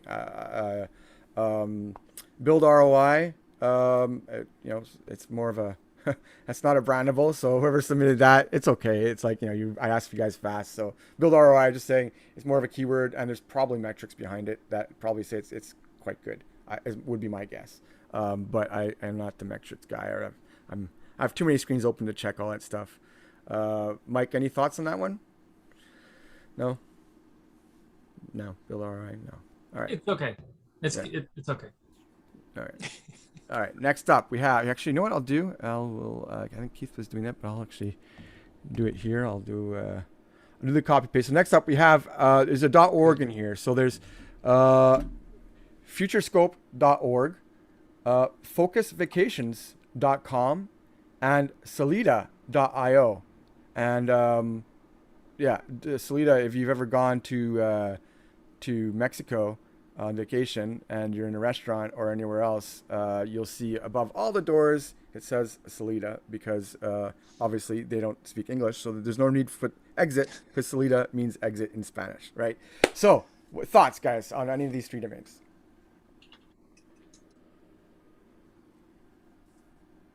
Futurescope.org, I would let that drop. I don't see that as a good .org name. .orgs are generally hard to sell, and they're usually for nonprofits, and I don't see an obvious nonprofit use case for that. I mean, there could be one, but I think it's obscure and unlikely that you'd find a buyer. Yeah. Rest of you guys, any thoughts on the other ones? Let's see. Yeah, Salida.io. That's interesting. Spanish for exit, right? Taken in 44 extensions. It looks like, I think where was it? Let me pull it up. I'm not sure how, and this is a good one to do more research on. I'm not sure how well the Spanish words do in those extensions like .io, .co. I haven't looked into them personally and how strong they are. But exit, if it means exit, obviously that could be for business, obviously like business exit and things like that. But so that's something to do some research on. That one stood out as interesting. Yeah. Yeah, I wasn't a fan of Futurescope either. I think they're on the .com. I looked and there was something, was a fully developed business there. Yeah, I could see futurescope.com being a good tech name. Yeah. But for .org, it doesn't make sense to me. Tech, dev, and it's taken in a lot of extensions too, which was interesting. Futurescope? Yeah. Let me see. It's 24. So I like really. Wow. Really. Yeah, I'm surprised at that. Yeah, I know like general scope, like devs use a lot of developers that have like, we need to gather a general scope, but future scope was interesting to see. But it may be, I mean, this is my, off the cuff impression. Maybe the owner has done some research and seen that there are nonprofits in this, related to that term in some way or another, or there's an industry that uses that term that's open to nonprofits like cryptocurrencies or something like that might have money. So, but the value is not obvious without doing some research. I totally agree, because at first thought, like Futurescope, I love that brand, right? Futurescope.com, I would say, yeah, for sure. And the .org, my first instinct is exactly that. It's as a brandable, which is what it's supposed to be, doesn't quite jive. But again, as a brandable, if there's metrics, it's almost not a brandable, right? Because you have metrics behind it, and there's probably a reason that those 2 words are meaningful beyond just a brand together. So maybe there is value there. That's why I preface this whole thing with saying that, keep in mind that not all of us are experts in every industry, that there might be stuff we miss. And, it doesn't mean, just because we don't see it, doesn't mean there's not value there, and sometimes we could be wrong the other way too. Sometimes we might see value and the domain will never sell. So who knows? Yeah. No, we're always right. Yeah. Well, you're always right, Keith, but I'm not. And so Focus Vacations, that one seems a little bit interesting to me, because it's like, first you go, well, what's the connection? Is it a little focus, a little bit obscure, but it's a strong keyword, but vacations. But I like it. My my mom, she likes doing these. Oh, geez, what are they called? What? Oh. Retreat of some sort No, where it's you're these, like it's these travel things, but where there's like educational component to it. There's a road scholar, is it? Something like that, I think it is. So I think it's called Road Scholar, or whatever. So it's tours. They get groups of people and they go different corners of the world, and they have like it's like they'll go on a certain type of they'll go in different museums in different cities, and they'll just do all this stuff. And I see that working like that way, because it's a vacation that's focused on a certain interest, right? Like you might go to a country and that country be known for certain things, and let's say it could be even like food, right? So it'll be a food focused vacation or whatever it is. And I think those are based on my mom's research and saying there's she's this and that and this and that. I think there are quite a few companies do that, and especially as the pandemic ends, I think there's probably going to be some new space for new travel agencies to replace the ones that folded as the time went by. And Solita.io. You could have a whole series of things. These are focused vacations. This one is do this, and then later on in the month they've got a week that you do this. So hey, I don't know about you, but I don't want to focus on my vacation. Well, because you're not old Checking enough out on those yet. vacations. You're not old enough yet, but one day we'll be there where we want to jet skiing, and then the focus would be that you're going to have an educational component at one of them. And all right, what's next? What's the next so step? here, so let's get focused. I want to take 1 second because we had a .io in there, so I want to take advantage and just let you guys know. So as you guys know, this week has just been a ridiculously monstrous task. I only started. I don't want to tell people, but I only started planning this about 2 weeks ago. As you guys know, my work situation, I didn't know if or when I'd be back for most of this year, and now I have this 3 weeks where I knew I wouldn't be going back. So planning this was it just grew and grew and grew. However, I did certainly have help, and many people, especially you guys here on all the panels. I'm grateful of that, but also behind the scenes, and not just for this week, but also throughout the entirety of the past year. Jonathan Frakes, we all know who he is, especially if you've been on the socials before. He's been ridiculously helpful. I mean, just like there's obviously something like this, I'm putting it together, and like I'm going through some moments where it's just like, what do I do? It's not, I need to write 15 emails in the next 17 minutes, and it's like, and he came up a couple of times, stepped up, and so tomorrow is a day that I was gonna say he helped me put together, but it's pretty much almost all of him. I put the things together, the words on the schedule, but otherwise it's a lot of his creation, and it's gonna be 2 really cool panels. One is going to be CCTLD and country codes and NGs, new GTLTs focused. That's the first one. It's going to be Nigel Roberts, who's in charge of .gg. From Channel Isles. Actually, he was on the social at least once before. Interesting story. So that'll be great. David Thornton, Kevin, also I'm a friend of as well. So that's the first one, and then the second one is going to probably be a really, really crammed pack one. He's able to put together who's who lineup in here. Got Brantley Milligan, Chad Falconing. Mike Carson, who's not just we were talking about IOs and stuff like that, but now he's headed off into like more blockchain stuff, and he's all over the place.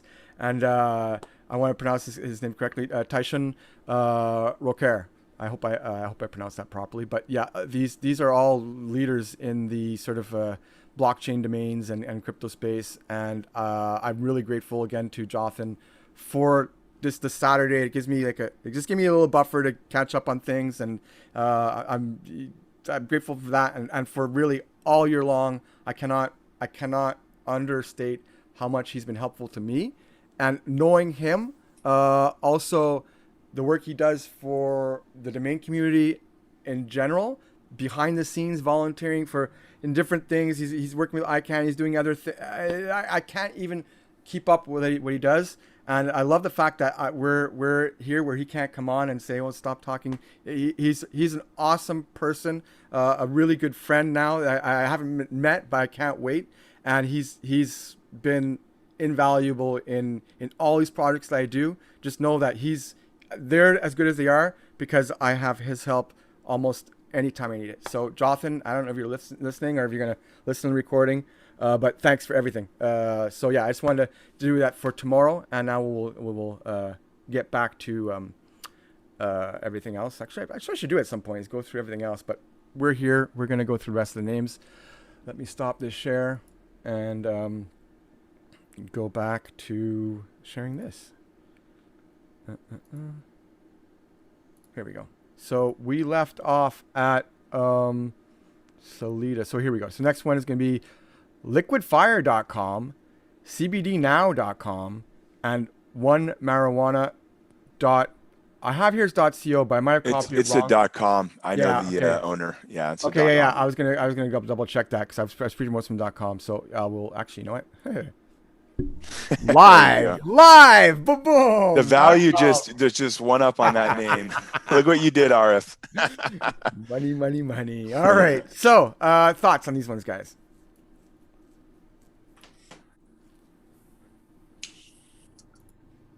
I will go with CBD now. I mean, that one jumps out. It's short. It's CBD. You know, it's been trending. It was really, really hot, but it still hasn't gone anywhere, right? I think as domain sales went, it was really, really hot a few years back, where it was flying off the shelves for everybody. But CBD now, I like it because it's jumping out at people. It's short. It's 6 letters. CBD, then now. So, you know, that call to action is what I really like on that one. Yeah. There, guys. Any thoughts? Here, Gunner says liquidfire.com taking in 17 TLDs, 9,000 monthly searches in KW Finder. Thanks for that, Gunner. Liquid Fire, and that's a smoking name, man. That's I guess got like a what's that alcohol, the cinnamon one, with the burning hole in the back? I forget. Liquid Fire. It just sounds like, you know, a shooter of some kind. Like liquid cocaine or Fireball. That's what I'm looking for. Fireball. Yeah. There you go. It's the name of a drain opening product. Yeah, Fireball. I just did a Google search. It is, yeah, liquid fire drain line. And that may be why it's regged in most of those extensions. I mean, it's got great imagery. It's definitely a brandable. It's the most brandable out of the 3 there, in my opinion. Not sure if I owned it, what I'd price it at. Well, I wonder what this company Liquid Fire is using for a domain name, because they are the most obvious buyer. Well, taking 17 other extensions, so at least 16. FireDrainCleaner.com. Oh yeah, so they're a very strong candidate for an upgrade, depending on the size of the business. I don't know how big they are. Anyway, that's an interesting one. Yeah. One Marijuana. I don't know. Mike, did you have some comments? I don't want to steal any time from you. Yeah, I mean, obviously, I think CBD now, that's the type of name I wouldn't want to put a price on, because I don't know the industry well enough. I just know that's a rock star friggin' name. You're gonna make some money on that one, that's for sure. Depending what you bought it for, obviously. But I mean, CBD now, it's short. It balances out. You can do the logo both like with 3 and 3, or it's still 6 characters, so you can do the logo that way, and expresses sort of. It's good insight right there. Thinking of the logo. Yeah, the letters and the characters would go. I always try to look caps. Yeah, or it doesn't even have to be. It's just it's short and snappy. I mean, 3 and 3, caps not cap. I mean, obviously CBD has to be all caps. Then now you could do, actually now I'd probably, like in a row, I'd keep it the way it is here, where it was submitted. I think it's a monster name. I know there's been some CBD names that, again, I haven't heard of them in a while. I don't know if it's because there's been other stuff that's trended more and people took it for granted that the sales were still going, or if it's because it's dropped off a bit. I would assume not. I mean, I'm thinking the CBD market can only be growing with more and more states opening up. So I would think it's quite a good domain. I mean, I wouldn't surprise me at all if that goes like well into the 5 figures. Sorry, in my mind. But I don't know the cannabis market enough to give a more specific sort of number in my mind. I like liquid fire. One marijuana. Yeah, I'm a little bit more hesitant in that one, but the other two are I think are winners. Liquid fire I like too. There's so much stuff can be done in that. The imagery there, it's just it's strong, it's dynamic, it's fluid, it's strength and flexibility in one shot. I like it. Any other thoughts on these ones? I'll take that as a no. Next up. Let's go to the next ones. Yeah, we have secular.com, safewall.com, and buddynext.com. And secular is SEQULAR, and that's not the regular spellings of the C, right? Right. Secular. So, but I did just sell a mid 4-figure domain where the K was replaced by a Q. So, thoughts on this one?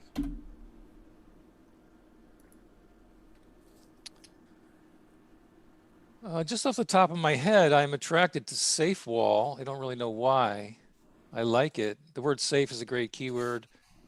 Cybersecurity and security and privacy are huge industries. I think it goes okay with wall, because it could be like a firewall or the wall of a vault or something. So I kind of like that one just first glance. I mean, and others are good too, but I don't want to go over my one pick. You can. We're flexible here. Or Go ahead, Dennis. We do one. You can do one, Don't and then worry. at the end, you can come back to the other one. There we go. Yeah, I'll come back. Yeah. Give Dennis a shot now. Let's see. I'm not so much of a fan of secular. I mean, to pick from the other ones, or BuddyNext. I am just not too much of a fan of those. SafeWall definitely jumped out. I like that one. Like personally to talk about that one again is like security. Anything in that field, that's really big right now, and I like that because cyber wall, I just think of those, a firewall, sorry, that's what I was thinking. I think of those go together, and it's 8 characters, it's short, it sounds good together. But secular, I'm not so much a fan. I'll talk about that one. Not so much of a fan because it could be a K, it's supposed to be a C. I wouldn't personally have put a Q there, thinking that someone wouldn't really want to pick up on that. I feel like that would be a tough sell. But when you look at it, you can sound it, right? So I personally would have to look at that one to sound it out. Yeah, so just not so much a fan of that one. And BuddyNext, I don't see that one as much. Yeah. I'm not sure what the application would be for secular. I'm okay with the hack. Yeah, the word means exactly. Without spiritual or religious basis. I'm not sure what that would be used well, for. it's a strong word in some places where there's certain places in the world where they want a secular society. However, I don't know where the demand would be on that. Mike, do you have any thoughts on any of these three names? No, I think they pretty much covered it. SafeWall is a standout for sure, and that's a good cybersecurity name. I think that's a really good cybersecurity name. Yeah, I agree. I think it's a fantastic brand. However, you guys are all getting the wrong usage for it. You need to sell this on the shelf next to Kool-Aid. SafeWall? And those of you who are old enough to have lived in the 80s with the Kool-Aid guy bursting through the wall will laugh at my joke. And I guess you're all too young for that one. It could also be the red dye, cleaning and all that. Yeah. Oh yeah, the guy he broke through the wall. It's like, yeah, you have a safe wall, protect against the Kool-Aid guy. No, yeah, I agree with you guys. More of a cyber thing or actually, but it could be physical security too, right? That's also be in a place where there's a lot of erosion. If somebody did like beach retaining walls or restraining walls or whatever. Construction type of deal, like, is that a safe wall? Go to safewall.com, or you can secure your walls for you. Yeah, or in the concert space, or in the sort of like the protest areas and whatever it is. Those, they have the barricades. I think that could be a great one because the wall is there, but safe also. It means you want one that's people aren't gonna fall over and break their necks, and I think that would be a great usage for that too, because it has both things. It's like keeping people safe, but it's also it keeps people out. Sometimes you can't get both of them together. All right. Next up, we have. How are you guys doing? You guys okay for time? You guys like the pace? We good? Good on time. Yeah, let's keep it moving. Yeah, let's go. So next up we have, here we go. All right, yeah. So basically you're okay as long as I don't ramble. Exactly. As All long as right. you keep it moving, I can stay. Speed it up, RF. You guys don't know me well enough at all, then, do you? All right. So, whoops. I'm sending. There we go. All right. So next up we have fitveg.com, veglook.com, and howtogoveg.com. And just a reminder to those of you submitting in the future, try to capitalize your domain so it makes it easier for me to read. So fitveg.com, veglook.com, and howtogoveg.com. Any vegans here? Mike, let's hear from Mike. Yeah, I think it's Mike. Mike should go first. It's Mike's turn. Come on, Mike. All right. I'm a pescatarian, vegetarian, lacto-ovo pescatarian, vegetarian, let's say. Not a pesca vegetarian. Yes, that show was awesome. Oh, yeah. So a fit veg, that's kind of catchy. That's nice and short. That's definitely the best of the three, and not just because it's short, but it kind of means something. Yeah, increase your fitness, go vegetarian. Now I'm going over the other one, but not how to. Yeah, fit veg is probably the best of the three. I could see that as a brandable type of thing. Yeah. Keith, Dennis? You could, if there's something the domain that you think is not good for, you can say the reason too, right? Yeah, you can learn from that. I mean, veg look, I see the use there. There's multiple ways you can kind of put that, but the pick of the litter is definitely a fit veg. Yeah, but even having a hard time saying it. It's short. It is definitely brandable. I'm not sure how popular. I haven't personally seen a lot of people using VEG. Is that trending? Is that something I've missed? Has that gotten more popular lately? Veg. Anybody have question? I don't know. So, ask a I mean, I say it. I'm a vegetarian. I say it all the time, but I don't know if it's popular online. I want to veg out. I've heard that a lot. I want to veg out. Good on you for being a vegetarian, Keith. I agree with you guys that that's the best out of the three. But this domain, but I still not that crazy about it. It's probably like, maybe $19.99 is probably where I'd price it, and cross my fingers. Not sure how long I'd renew it, if at all. This domain would be a lot stronger if it was veg fit. Yeah. Because fit is, here you're using fit as an adjective. Yeah. And so it sounds like you're saying a really fit vegetable, whereas veg fit would mean, vegetarian fit like a vegetarian, or fit like a vegan or whatever. So I would like it a lot better if it was veg fit. Yeah. You say that, and all I have in my mind is a picture of a carrot with like a sweatband, after trying to go jogging, whatever it is, I mean, on the other hand, I could see it being a cafe, or a restaurant or something though, or some, vegetarian health food product maybe. Yeah. With a, some cartoon figure, just like you described, as a logo. Yeah. So, but it's not the strongest name. It's okay. I totally agree with you there on that one. Fit veg. Yeah. It's not an unsellable domain. It's just one of those ones. There used to be a while when, it was the old Sherpas. They used to joke around about how, any vegan name would sell within that, even at wholesale, like people would buy them up. I don't hear that anymore. Maybe that's just replaced with crypto and all this other stuff. But so for how to go veg, I'm going to say, because I've been successful with phrase domains. And I'm not so sure how this one would go. If that phrase actually has search results, I would say, yeah, it could actually be quite a good one. I personally, I'm not so sure. I'm unfortunately doing all this stuff here, so I can't look it up. All the stats I would want to say it's good. I'm going to say if there's stats behind it, it could be good. How to go veg, how to go vegetarian, how to go vegan, that works. How much you would get for it, I'm not so sure. And is there demand on that particular term? Again, it's one of those things where I would want to Google it and spend a couple minutes diving into it, and unfortunately I don't. But I just want to say that as soon as I Google that in quotes, how to go vegan pops up right at the top of Google. Yeah. And is there a lot of search for it? A lot of page? I mean, just it says about 9,700 search results for how to go veg. Yeah. Yeah. So it's probably Kindle edition. There may be a book named after. Well, that's what I'm saying. There's going to be, but that's the thing. There is. Yeah, it's Kindle. How to go? So, but there you go. So there's your answer. There's their end user. There's. And it doesn't have to be one. I'm sure there's plenty of people who want to promote their vegan. And you know what? And Keith, congratulations on being a vegetarian, because that's. No, I'm serious. Like I'm not. I don't have a car. I have a small dog that I rescued. I did not go to breeder. I chose a place where I live in a small condo. Right, let's go to the next list. But I'm not vegan. And that's doing that rambling again, Keith. All right. We're getting off topic. All right. Next up, we have wowgears.com, voicetrainings.com, and infocurves.com. So wowgears.com, voicetrainings.com, and infocurves.com. Dennis, you got a favorite? Let's see. If I had to pick one of these, I guess it's going to be. It's tough. These are I'm not really in favor of any of these, to be honest. Wow Gears is cool. I think there's some application there in either like tech, or if you're going to obviously is it like in the car space for gears or automotive. I'd probably go with that one. Voice trainings, I don't really like it so much in the plural.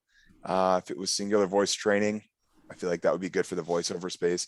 Info curves, help me out there. I don't really see much on that one, but I would lean towards Wow Gears if I picked one for the applications that I mentioned. Yeah, I don't have. You hit all the points. I don't have much else to say. Wow Gears is sort of a brandable, and voice training should be singular. Otherwise, in the plural, I don't think it has much value. You don't think of going up to some lovely lady and asking her for more info on her curves? No. I would ask her for some voice trainings, maybe, but not. Yeah. Oh yeah. Not curve info. Yeah, voice training in singular I would love. Voice trainings in plural. I would say, wow, you have nice gears. There you go. Wow. All right. Oh man. Now I'll train us in. Just to say, voice trainings for me in plural. Obviously, voice training would be the killer, right? Voice trainings. It could. I could still see somebody getting it because they can't get the singular, right? They really want voice training and they can't get the singular, so it's like the next best thing. It's like getting the .net or whatever it is, but they'd rather get the .com with the S. I see it still being sellable. Would it be an ideal brand? Not nowhere near as much as the voice training, but I do see the possibility of somebody reaching out for that one because they want voice training as part of their brand. Mike, any thoughts on these? I think you covered it. All right. Mike's going first in the next round. Yeah. There's some good ones. Yeah, Mike's next. They're Mike's good next. ones. Yeah. So here we have in the chat. We have Coin Oasis. We're gonna make Mike talk. Yeah. Come on, Mike. Mike sings. Come on, Mikey. Not everyone knows, but actually, Mike is I want to say in Mike's defense, maybe the Brandable. He's awesome with finding out stats and stuff like that, and it's hard to find things like that for Brandables. So I feel a little guilty putting him on the spot because he's when it comes to finding things, he's awesome with all kinds of information, and he's always Mike. I gotta really thank you for the last year and a bit for always being there to bring value to people's domains on the auctions and helping explain why certain things actually have been registered and stuff like that. You always come up with those stats, and I love it. So I love you for that. Thank you. Even more than I give, I think, but no. You're very generous with your energy and effort at trying to find value in domains. So all right, Order Dash, not so much because of DoorDash. That just kind of really, that makes for a tough sell to anyone but DoorDash because they're so big now, right? Yeah. Coin Oasis is kind of interesting for Bitcoin type stuff, I guess. Really. That's, don't drop that name for sure. That's a good name. And so is Classic CBD, of course. It's that one kind of makes brandable sense. So first two for me. Nice. Rest of you guys? Dennis? Let's see. he nailed it there. Order Dash, that's a tough one. With DoorDash, definitely big here in the States, or I'm sure a lot of other places now. Classic CBD, well, the alliteration is great. It's definitely brandable. Are we there yet where CBD is a classic? It's really classic yet. Yeah. There might be. I mean, since about 2010, I think it's really been marketed more and more to everybody. But just kind of cover those. But Coin Oasis, I kind of like that one out of the most out of them personally. I like, Coin, it's trending, it's big, it's Bitcoin, it's crypto. I like that Oasis. It's big, it's mysterious. I like the meaning behind it. So I would personally go with that Coin Oasis. Yeah, I love Coin Oasis. I think it's great. I think it's you want to, people in Bitcoin, they're in there. I'm not saying they're in a fantasy land, like just they're in the wrong place. That they're wrong about Bitcoin. I'm saying Oasis is like where you think there's some richness and I don't know, just luxury, and you combine that with coins and the money that's coming out of some people for the Bitcoins. I like it. It could be like just a central hub for anything. It could be an exchange or it could be some other central hub for other case uses for coins. I like the fact that it's an open vessel like that. Classic CBD. Again, I'm I don't consume any of those kinds of products, so I don't know why the CBD would be classic. I would have thought that it's just CBD is CBD, but I could be very wrong. Again, I don't know enough. And Order Dash, I agree with you guys too. It's the most obvious case usage is in the delivery stuff, and problem is that it's DoorDash. It might not be the exact same brand, but it commands that headspace. People are gonna see your domain and they're gonna think it's DoorDash. So you're fighting uphill battle when it comes to marketing money, throwing money away. Next up we have. You guys done on that one? Oh, Keith's turn. Keith. No. Okay. You guys covered it. Let's go on to the next one. He goes first. Good comments. Yeah. Next up we have. Sorry, some of you have messaged me, and like sometimes the chat it goes to a particular person instead of everyone, so I'm trying to put it in chat. So here we have LGBTQTV.com, guncontrols.org, and I'm getting point. I need glasses now. LVFkit.com. Is that right? It's IVF. IVF. Yeah. Which stands for in vitro fertilization. Okay. Yeah. All right. So go ahead, guys.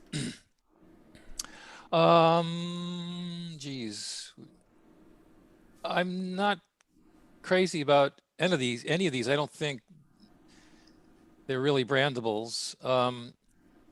I wish LGBTQ was in .tv. I wish this domain was LGBTQ.tv. I think that would be a good domain to own. This one, I'm not sure that I would keep it. Gun controls is in plural. It would be a mega value if it was singular, of course. In the plural, it's got limited value, but it might be one you want to keep. I wouldn't expect a lot of money for it. Because it's awkward. And anyway, those are my starting comments. Sorry, guys, you pick your favorites. Oh, it's all good, Keith. I'll go. Yes, yeah, go ahead. No worries. Great comments there. LGBT. Yeah, I don't really see these as brandables. I guess one interesting point I can share. I sold IVFnetwork.com a few months back. And they didn't use it for what you think. It's not an IVF related business. It's a conference. So I thought that was super interesting. Wow. So I haven't gone into researching of what they do and all that. They just put up a site. So that's how I found out, because it was a buy it now. I had no interaction before the sale, but I would see IVF Kid as, probably one of the top ones here. If any of them, it's short, IVF Kit, if in the fact that there is a way, which I don't know, I haven't researched it enough, to do infertilization at home, where you buy a kit just like you could buy a testing kit for COVID and things like that. IVF kit could be your source. So I'd say, out of those ones, that would probably be the closer one. So interesting. And people are putting comments here. I think that's Mike. Yeah. Incessant, but So International Violin Finishers. Mike, any thoughts on International Violin Finishers kit? But he's right, because you could use it for something else if you found something. But in this case, I think it's fine. Mike, any thoughts on these domains? Nope, no further thoughts. No further thoughts. Okay, I'm gonna say first of all, when you're submitting these domains, so I always, when I capitalize my stuff, I would have put the I, V, and the F capitalized, because I just thought it was all lowercase, like acronyms. So like you think when there's acronyms, you think it's either all uppercase or all lowercase. Sometimes like that. So not that in the world, but just to help you sell your domain. If it's acronyms, capitalize each letter. So IVF kit, I'm thinking it doesn't necessarily be at home, right? It could be the kit geared towards selling clinics. That could, you would think they'd buy it in bulk, but maybe each one has to be a certain combination. I'm not a doctor, so it may be, but it could be a potential client is clinics. So just because it's not at home, it doesn't mean there can't be kits. Gun controls, obviously the S, I think for me is the killer there. You can't say it like in the sense of like the rules, like the gun controls, but I think it'd be too much of a stretch for that. Gun control would be guncontrol.org. My goodness, that would be a monster domain. However, I do like LGBTQ TV. I like the way you capitalize that one. That really helped me read it a lot. LGBTQ community. They, not to discriminate like that, but they have less kids, and therefore, they adopt and stuff. But I mean, as a rule of thumb, they have a lot more disposable income in general. It's not, I don't want to say it is, but so then therefore, if you have a product or a TV thing or something like that, there is, you're going to have advertisers who want to go there because, that sort of community tends to have a little bit more disposable income, and that disposable income leads to advertising. So if you have a television station that focuses on them, I think you would probably have a good TV station. So and you would get some advertising revenue, and I probably would. I don't know if I'd agree with. Yeah, I think I'd agree with Keith that the .tv would probably be a little bit better. But I don't think this one is bad anyway. I like this one as well. All right, next one. We have. Did you all? Yeah, I think you all said that. So. Again, if I want to move on, you guys want to stay, just jump in. Right? This last, not jumping in, but the last one, the last one is funny. So just to say, just to get everyone warmed up for the last one, guys and girls out there, the last one's for a laugh. It must be. Yeah. So, okay, next one, I'm supposed to read them out, right? So next one we have, here, let me share a screen. And they'll all see the last one. Actually, no, I'll hide it before I share a screen. There we go. So the first one was keep weird. It surprise. There we go. No, I mean the next Mike. Yeah. So here we have. I think that first one is weird. Yeah. So we have Veered. Veered.com, calculatefinances.com, and growthadvise.com. So Veered. So it's VEIRD.com, calculatefinances.com, growthadvice.com. Sorry, growthadvise.com. Growthadvise.com. Yeah, correct. Yeah, will you put them in the chat, RF, when you get a chance? Oh, sorry about that. Yeah, sure. Thanks. People might get confused with the. See, I was sharing the screen, but with the weird spelling and sound of these domains. They sound very weird. I like the accent. If you put an accent on it. Yeah. Thanks, RF. Yeah. All right, who's first? Dennis, are you up now, I think? Yeah, I can go. I'll say we'll make Mike go the last one. He'll go first on that. Yeah. Mike's the best man for that one. Yeah, we'll save him for that. Okay, so all right, I'm gonna go with Veered. I do think that's a cool one. It's different, right? People. I think it's cool. Like if you had that, put that sound to it, Veered, weird. I just find that one, it's short. I looked on my keyboard and I was like, could it be a misspell, but the W is too far away from the V.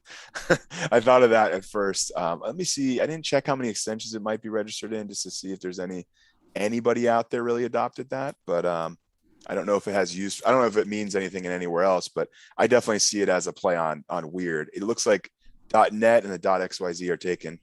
Interesting. So yeah, I'd go with Veered just for the simple fact that it's a play on weird and it sounds cool when you say it. And I don't think if you hear it, I feel like you see it, you'll kind of get it. So I'd pick that one. Yeah, calculate finances. I wouldn't call that a brandable. It's probably not a name that I would renew personally. Growth Advise is a brandable. It's not really good English though. It's an odd, pairing of words. Two good keywords. Grow is a very strong keyword. So is advise. But together in this order, with growth being in the, having that TH ending, it's not a strong name to me. You might be able to get that on SquadHelp. I'm not sure. And I'm with Dennis that I think Veered is my top pick. Only hesitation with Veered is, that IE. My name is spelled the same way, Keith. It's got that EI in it, and people get it switched around all the time. And just like Dennis, when I first looked at Veered, I had to Google it to make sure it was the right spelling, because so that's the drawback for that. But I think it's a cool name, and it's short and definitely sellable. I don't know, it's a couple thousand, $2,000 or $3,000, maybe even a little bit more to the right buyer, like I don't know, tattoo company or something, edgy, some young, edgy kind of company might think that's a really great brand. Of course, the logo would have a big V, so you would know it's Veered. Yeah. I mean, that would, right? I mean, you would have to really focus on the fact that it's a V. Das is very weird. And I think it's really memorable. Yeah. It's fun. It's fun and memorable. Yeah, to me, I don't not like the Veered. It's just that I think some people mix up the I and the E in weird already, the spelling. So that would be the more of the negative than the Veered. Here, Urban Dictionary, I finally pulled out Google, which I should have done from the start, because I'm just itching to find out some stuff. But Veered, if you think about it, just like a lot of brandables, it's like, yes, you're going to have misspellings, but if you're trying to go from dasisveered.net and improve your name to just veered.com, you're still ahead of the game. Yeah, that's true. That's true. Could be a vampire hotel or something, That's weird. Transylvania Hotel. All right, Mike, what's the last domain, man? Oh, wait, hold on. Wait. I was going to say, Urban Dictionary says Veered is a combination of fierce and weird. So, cool. Yeah. Wow. Yeah. So I saw that, I'm happy you brought it up. That's a good source of just obscure information you'll find, and you'll never know, meaning and some slang. Obviously, it's very obscure, and no one knows who wrote half of those things. But I have found useful information there from time to time. Take it with a grain of sand or salt, sand, as some may say. Take a grain of salt. Yeah. I was just like, I don't know why. I must have been tired that day, whatever it is. So, but before we get to the last one here, I think a couple of people have asked a very important question, and that is, why has Mike Gillman not sung for us yet? I knew it. It's coming. I don't sing on camera. I only sing on the. That's okay. Just answer the question. Why? Just why? I don't know why. I feel like I hear you singing sometimes. He's gonna sing the last name to us as a note. There we go. We got that's the why perfect. I was actually going to ask him to read out the last one. So he has to make up a song about this last domain. All right. So I'll do the share screen. Mike? Are you ready? Oh wait, I'm not ready. I'm not sure if I'm ready for this song, but okay, go for it. All right, go for it, Mike. I know, oh my gosh! Attract law enforcement. I don't. Tiny tusks, a misspelling of tiny tusks. Is that right? Yeah. Thanks a lot. I wouldn't publish anything on that website, but each his own, I guess. So the domain, those of you who are listening, is tinytushes.com. Keep your whoas private on that one. Yeah, I don't think it's that bad. I think it's porn CYA, Dennis. Is that what you're thinking? Which one? Keep it private, just to CYA. Oh yeah, there you go. Yeah, CYA, exactly. For everybody that doesn't know what that is, cover your tush. Cover your tush. Oh yeah, cover your butt. Yeah. We're going to put in the chat. There we go. I mean, sometimes domains like that sell. This actual combination, tiny tushes. I don't. Well, I mean, could be like a like exercise thing, right? Maybe. Well, like wait a second. Tushes actually has. I just Googled it. It actually has a definition. I would not Google that one. Go ahead. It has a definition. And it means a stunted tusk of some Indian elephants. I'm not kidding. Or a long pointed tooth, in particular, a canine tooth of a male horse. Well, look at that. I was on the right track. It's a real term. It really is tiny tusks. We just have dirty minds. Wait, what? Is it really? Because- No. I copy pasted it. Tiny tushes. No, but Keith said the definitions had something to do with a horn or something. Oh yeah, okay, yeah. Yeah, in the official dictionaries. So it's an animal porn site. There you go. Oh man. There you go. I'm glad we ended on this one. Yeah. So anyway, so that's an interesting domain. Seriously though, I don't know what. I mean, yeah, like I think tushies is really the term, right? And with the potential confusion maybe. with the actual term tushes, meaning teeth and horns, I see this as kind of a problematic domain for whoever owns it. Not sure it has that much value, but what do you guys think? Yeah, you think. I mean, the one thing it has going for it clearly is just the alliteration. There you go. Yes. If anything, you know, I just, yeah. You sell it in a set with do I say it? Bigbutts.com? No. Oh, Kind of man. pair goes together. I don't know. All right, we're really, we're derailing ourselves here. A long day. Well, thanks, Ara, for the opportunity to. Hey sit guys, here. thanks so much for Embarrass everything. myself. Well, actually, Yeah. if you guys want to stay, you can stay. I'm gonna pull everybody on for social now. It's like, hey, it's 5 o'clock on Friday. We're supposed to be for another 7 hours, right? Usually for socials. We're not gonna last that long today. But if anybody wants to come up, pull your hands up, and what we can even do is we can continue this live and We got all the questions going. Did we get all Q&A. those Oh wait, answered? yeah. Before we go, Yeah. actually, yeah. The first one was, I think that was for Darpan, but Jason had a good one, and I think Keith would actually probably be a really good one to answer this. And so, how do the panelists? Well, you could all answer it, but so how do the panelists choose where to list their names? BrandBucket or SquadHelp? And I've asked this of Keith a few times, and he has a very interesting answer. So I will go for it, Keith. Tell us your answer. Well, you know, I get asked this question a lot, and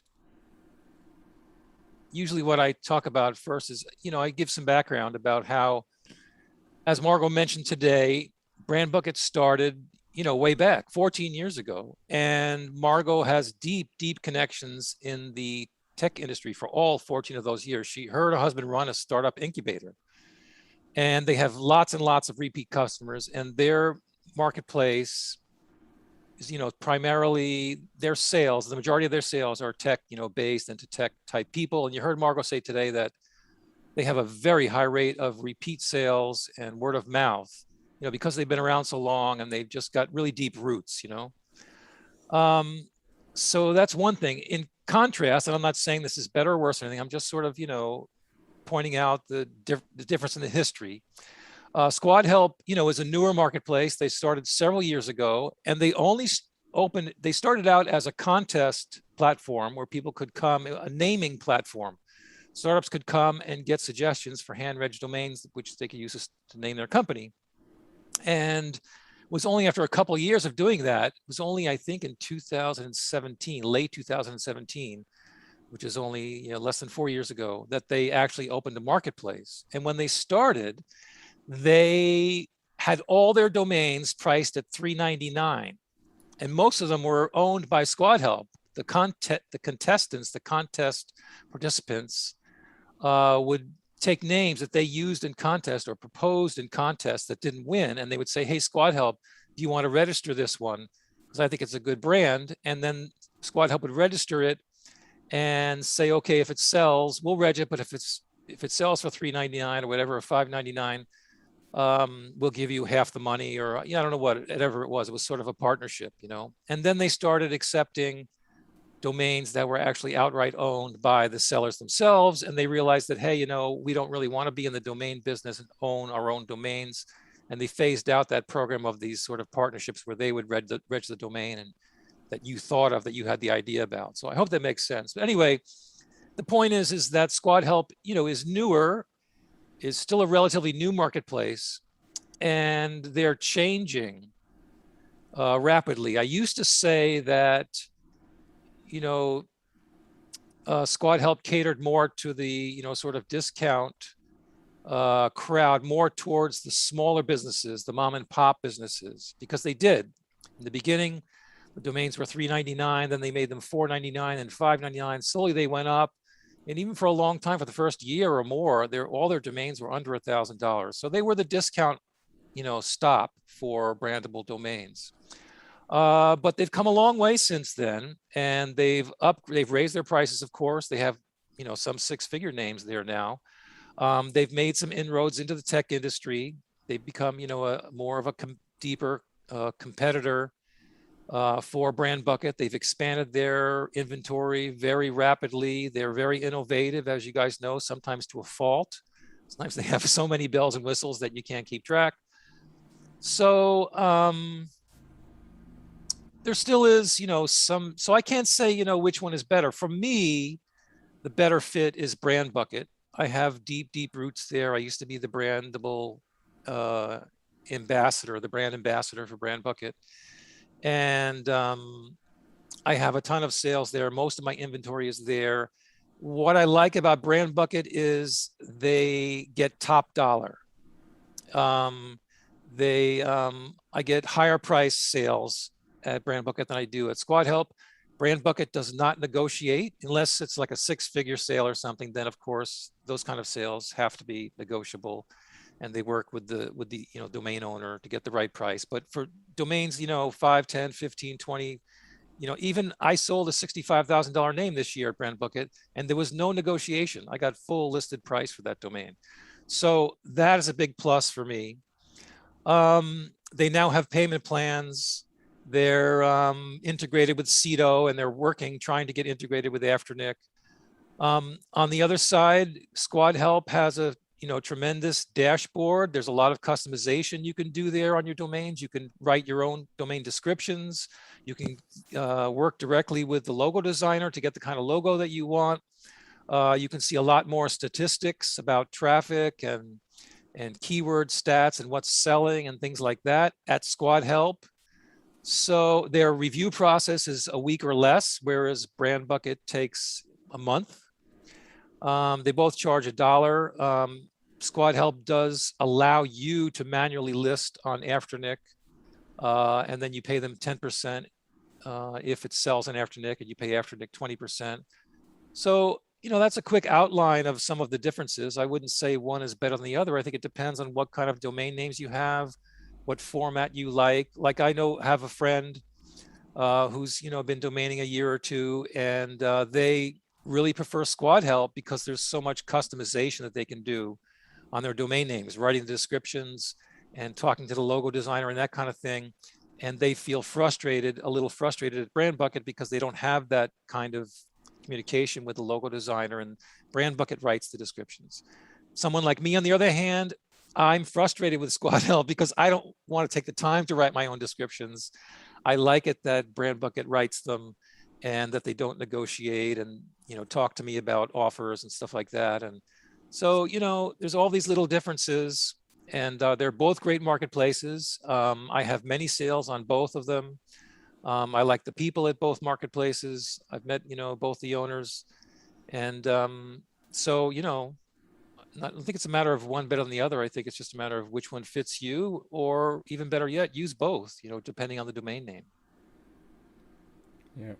Thanks for that. Oh, excellent insights. Yeah, I loving them. I mean, honestly, today, prior to today, obviously, I've interacted a few times with Darpan since last year. Super smart guy and interesting. And now I'm really happy to have this session with Margo. And actually, even before the email exchange, I could just tell she's a very interesting person. And when she told me her history, how, you know, that I think with Brandables, it's the two sides of the brain have to work together, right? Because you think Brandables, oh, you got to be creative, this and that, but it's not just that, because there are certain attributes that, like, you're in data and in whatever empirical, you know, sort of metrics you might say, where, yeah, you still need domains to work in a certain mechanical way. But then there's the brandable element where, yeah, I think if you do have something that's, you know, the two words come together gracefully, or, you know, part of a word or whatever it is, there is an artistic element to it. That's why I always say like domains are magic, because it's like you need those two. And if you're not at least relatively strong in both, then I think you're gonna have an issue. So that's why I love like all you guys here. You know, you're quick thinkers, you're analytical, but I just think you're also very, you know, artistic. Artistic is kind of like maybe not the word I'm looking for, but you know, just I think it's you guys have good imaginations. You're able to figure think outside the box. Yeah, right? and that's what you need, right? So, yeah. So I really like what Aileen said. I'm sorry she's not still here. How she uses both marketplaces. She submits to one first, and then the other one second, and how she, you know, just sort of, and she uses Dan as well. And I do the same thing. As soon as I get a domain name, it goes on a Dan lander. And then I start, you know, thinking about, okay, do I want to approach SquadHelp or BrandBucket or both, and when and how? But it's for sale right from the, you know, first day I own it. And then I can always switch the name service over to BrandBucket or SquadHelp if I want to or need to when they approve it or whatever. So I think she has a really good system. Keith, do you think that because BrandBucket is more technical, that kind of thing, that you might take the more frou-frou, fluffy stuff that's going to be like a style or something, or a perfume brand, and maybe put that over on SquadHelp, whereas anything that's computer and technical oriented, maybe aim it towards BrandBucket? Would that be a sensible plan?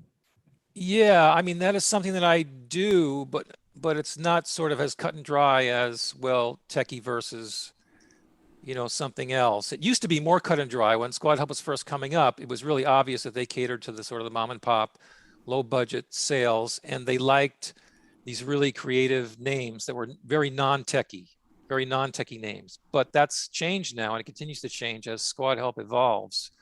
So it's harder to make that distinction now. But I still, because I've been on both marketplaces, you know, for a long time, and SquadHelp marketplace since the inception, I kind of know when I look at a domain name, well, this is probably a SquadHelp name, you know, for me, and this is one that they'll take or won't take. And same for BrandBucket. Yeah, I sort of have instincts about what each marketplace will accept, which one of my names. Yeah, but it's hard to make a clear difference now, because SquadHelp is getting a lot of tech sales as well in the last year or so, 2 years. Yeah. Here, Andy's asking, it doesn't have to be top 5, but what are you know, some of the attributes for Brandables, and how do you know if you have a good Brandable portfolio? I'll let you guys answer that. I've got a little bit of an answer for that, but it's not probably not what you want to hear. Well, not. I mean, it's. I'll just say, I think gut is an important thing. It's life experience. I think bringing it together also helps. And I said, like the two sides of the brain. You know, it sometimes it's just, as I said, it's like domains can be magic sometimes. And how do you explain magic, right? Sometimes some Brandables do have attributes that do have metrics that make them valuable. And sometimes you just put two words together and like, oh, it's an amazing combination. So I was going to let you guys do it. You guys can answer that question. Any attributes that you look for in a? I can dive in here. I mean, for the first thing I'm looking for when I'm going through lists or when I want to submit one is I want to, number one, look at the length of the name. We'll start with acquiring it, right? I always look, if I see it shorter, I get more attracted to it, right? Because there's better chances of shorter names selling. After that, you know, I want I'm looking for 2word.coms. I try to stick with that. There's obviously sales with 3word.coms that happen, but not so much my forte. I try to stick to 2word.coms. I feel better appeal, just always makes sense. It's easier to sell, especially if you have to wholesale it later on or something like that. You have a better chance with the 2word.com. That's always helped me out.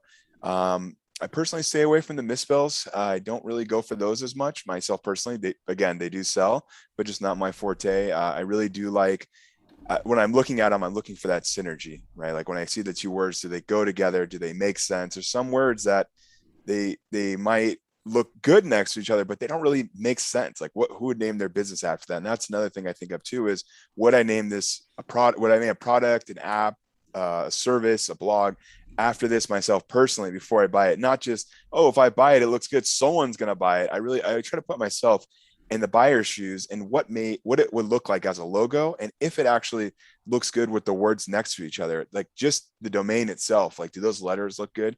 If they don't really look nice, that kind of turns me off sometimes from picking that one, which we've done some examples in the past with some of these words. And I'm just like, those words don't look well.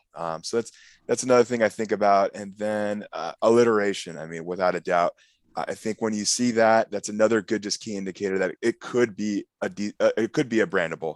When you see alliteration, now we talked about one earlier that all it had going for it was alliteration, but it wasn't too much else, right? So those are a few things that I think of when I first start picking ones. I think to the other part of the question, how do you know you have a good portfolio? Oh, that's a good question there. You know, you definitely want to get feedback, share it with your friends, other investors. See if those keywords are even listed in brandable marketplaces, if they're even, if they're even looking for those. I mean, once you've submitted them, you'll kind of get a feel if you're going towards both the marketplaces, if there's any demand based on if there's any approval or not. I think that's one thing to think about as well. Yeah. And for the two of you, do you have a feeling for what your sell-through rate is on an annual basis that you want to share? Brandables? For Brandables. If you want to go ahead, Keith, let me see. I'm just trying to pull his number up here. Yeah. Okay, I just put something in the chat. Sell-through rate, yeah, 2%. 2% is the industry standard that I've always talked about and always cited as sort of the, plus or minus 2. And that's where I'm at, See, I think that Which makes sense if I mean BrandBucket, for example, is the majority of your names. Yeah. They're pricing it based on their experience, their data, their information, their feel for the market. So that is interesting to hear, because you do hear 1 or 2%, but that's still dependent on pricing, because you can price all your names at $1 million and have a 0%, or you could price them at $10 and have a 30% sell through. Exactly. So that's that's good information to have. Dennis? I would say I'm around that 1% mark. My portfolio is sort of divided up with, I'm not only in Brandables. I have a Brandable portfolio specifically for BrandBucket and SquadHelp and a couple at BrandPie, I believe, but just for that percent. So I would just be right in or around under the 1% at this time. I've been growing mine, so I hope to get to that 2%. That's definitely a goal. I want to be there. Brandables though are selling it anywhere. Are your Brandables selling at a higher rate than the rest of your portfolio, do you think? No, not so much for me yet. I've ventured in and grown my portfolios in the brandable marketplaces. So in time, I think I'll get there. And like we said in the beginning, you got to be patient. So I'll see myself as I'll definitely get there. At this time, not as big as my general domains, my general inventory. Yeah. Yeah. For myself, I don't I don't distinguish between the Brandables and non-Brandables. So it's hard for me to say. I do sell Brandables. Like I think what was the one I sold Workforce with a Q. So that was nice. That was a nice sale. What else? I share everything with you guys. You guys got to remember, because I don't remember my sales at all. There was a phrase domain. Was it Meet You Here, I think, or something like that. That one I sold not too long ago. And there's a couple other. What else did I sell? My memory right now is just. My mind is mush. People ask me questions. Got a lot going on. I have a curveball. Maybe we share one that recently got approved in one of these marketplaces. What do you think? Sure. Yeah. Go for it. I don't know, or sale. I'm just thinking sale, here. Yeah, or sale might be more fun. I'm trying to look at my sales. What did I sell lately? So one of them was Workforce with a Q. That I sold. That was a nice sale. Nice. Let me see. Where did you sell that?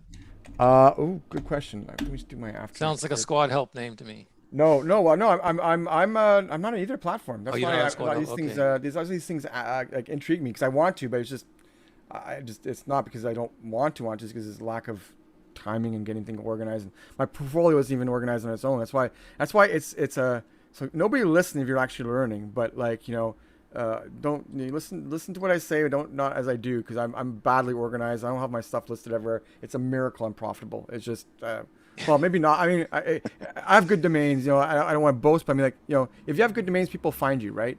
And I know all of you are in the same boat, right? Like, I mean, you might have it listed somewhere, but you would still sell domains if it weren't listed. And obviously I would sell more domains if I listed everywhere, but I also know that because of, the way things come to me, I often sell stuff for higher than I would list them for. So it's like, it's not as big a deal as I think it is. It's just, whenever I say that, I always hear Mike Seiger and Josh Reason just shaking their finger at me. And Arif, you gotta do the work. You gotta put, and they're 100% right. Yeah, they're 100% right. So it's like, it's a lot of work, and I done a lot of stuff, but yeah. So let me see. That one, Workforce was an Afternic one. Nice. Let me see if I can pull up some other ones. Well, if you guys want to share any of yours. Afternic. Let's see. It was an Afternic one, but I think it's like a nice one to share because it was a sizable sale. It was also a hand reg. NFTbunny.com. That was a good one. Yeah. Sold that for $4,999. So that was a nice one. Registered that. I think I registered it earlier this year, clearly. So yeah, that was a decent one. Jeez, I got fantastic. It was like June and July. I sold like 4 domains like in 3 or 4 weeks, all like nice. You had a busy time. Nice. And I don't remember what they are anymore. I'm trying to look. I'm like, I think one was Epic, one was Afternic, one was GoDaddy brokerage service. It was like, and one was incoming through email. I think it was like just spread out all over the place. So I'm like, what would be the search term I use for those ones? GoDaddy broker maybe. I don't know. What about you, Mike? Do you have anything to report at all, or are you keeping that confidential? Me? Or either of you, yeah. Oh, Mike's gone? Okay. Mike is showing us a funny face. Oh, yeah. He's getting his song ready right now for us. Oh, yeah. Yeah, I'm it's really cool to hear Dennis say he sold an NFT domain. Yeah. Was that one you hand-regged? Let me tell you when I hand-regged it. So it was, NFT Bunny. I was hand-regged this year. Let me get the date. It was registered February 26th. I feel like that's kind of like when NFTs started getting into everyone's life. And then it sold June 1st. So that was about just basically about less than 4 months, three months. Yeah, just about. Yeah, same for me. That's your experience kind of echoes mine. I hand-regged nifty.com. I'm putting it in the chat. Oh, nifty. Okay. NFTzie.com and sold like it for that. $5K on Afternic. Oh. And I regged it, I think, in February. And then it sold in August. Nice. So, yeah, I think we got lucky. It's just sort of a fad thing. For me, Yeah. I regged a couple, like a handful, and I got lucky. Sometimes you can do that with a fad. I've also hand-regged some vaccination names, and I sold one out of the 10 or 12 I hand-regged. Oh, that's great. Oh, here's another one I sold. But I probably won't renew them. Yeah, I had one. I think I let one go. I was like, okay, that time has come and gone. Right. In a way, yeah. Yeah. So here's what I sold. I sold a Brandable.net. Wow. Very, very middle, 4 figures. Cloudster.net. Cloudster.net. Yeah. Wow. And It's hard to do. That's hard to do. I negotiated that one up to as mid 4 figures as you can get without I don't know whatever. I share too much information sometimes, but I shared it on the social many times, so it's not that hidden. But Cloudster.net. It came actually that was another one that was negotiated, but he wanted to close it through GoDaddy. So I don't know if he paid the extra $119 plus 20%. I have no idea. The broker said, so after the guy connected with me, and we agreed on a price, then he said, "Are you okay going with GoDaddy?" I'm like, well, as long as I'm getting my price, and you're paying the services, the commission, that's totally fine, right? So, so he did, and I was like, okay, and so it sold. But yeah, Cloudster.net. I was surprised a little bit, but I mean, I got it for a reason. I thought it would sell, so it did. But I'm not sure if I would have bought that today, right? A Brandable.net. it's a great term, right? Cloudster.com would be an awesome brand, right? There's no doubt there. Cloudster.net is just like, okay. Taking a lot of extensions. Let's take a look here. Yeah. Well, it's got it was an existing. I think he already had an existing kind of pre-startup that he was kind of working on like for a while 32 or whatever. extensions. I mean, that's interesting. Wow. Yeah. So, but yeah, Great. Cloudster.net, and it was nice. That was one of the 4 ones that got like right in the middle of right around June, July. That was just I had a nice few weeks. You get them one, it's like, oh, nice. And it's like, wait, what? One more? Okay. And then what? One more? Okay. And like, not low 4-figure sales. Like that's what low 4-figure sales. Sometimes it happens. But when you get in that range, I was happy. What else? There was 4 of them. What were the other ones? Can't believe I don't remember. It's so funny. Like sometimes I'll talk to my mom. She takes an interest a little bit. Like she doesn't know that much, but she tries to make an effort. And she goes, well, what'd you sell? Like it'd be like a week ago to sell. And I go, I don't remember. It's like a domain I sold for like, let's say 4,000 the week before. I'm like, I don't remember anymore. It's like it's whatever. They're all a blur.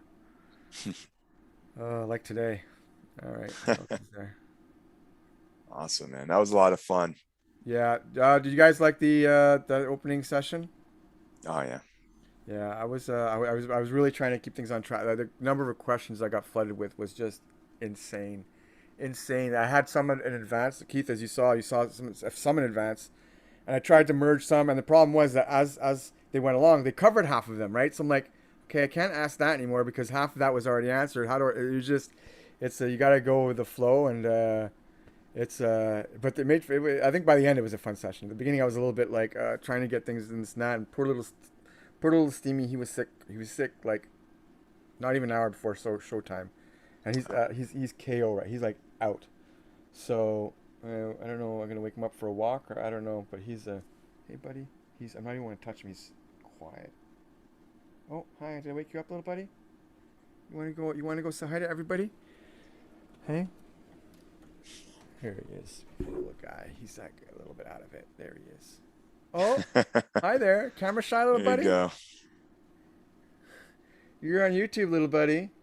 All right, I'll leave him go. He was out like a light. I think he's feeling better, but he's very cooperative. I feel a little guilty for him this week. You guys should all be thankful of Steamy for having less support this week. Well, no, because he's neglected this week. Because I've been barely. I didn't. All I've done is make sure that we walk together. We still walked like a couple hours a night. Aside from that, like there was a couple nights. There was 2 nights I walked him where I didn't actually sleep in between the night. You know what I mean? It's like we went out like I did the day of work. Went out like at 1 o'clock in the morning for a couple hours. Actually, that night I think it was 3 hours. Then I got back home. I didn't sleep.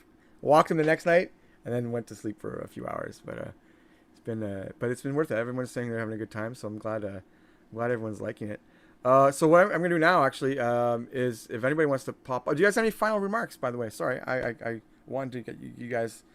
And Mike is he's kind of in hiding right now. He's supposed to sing before we leave. Thought he would sing us out.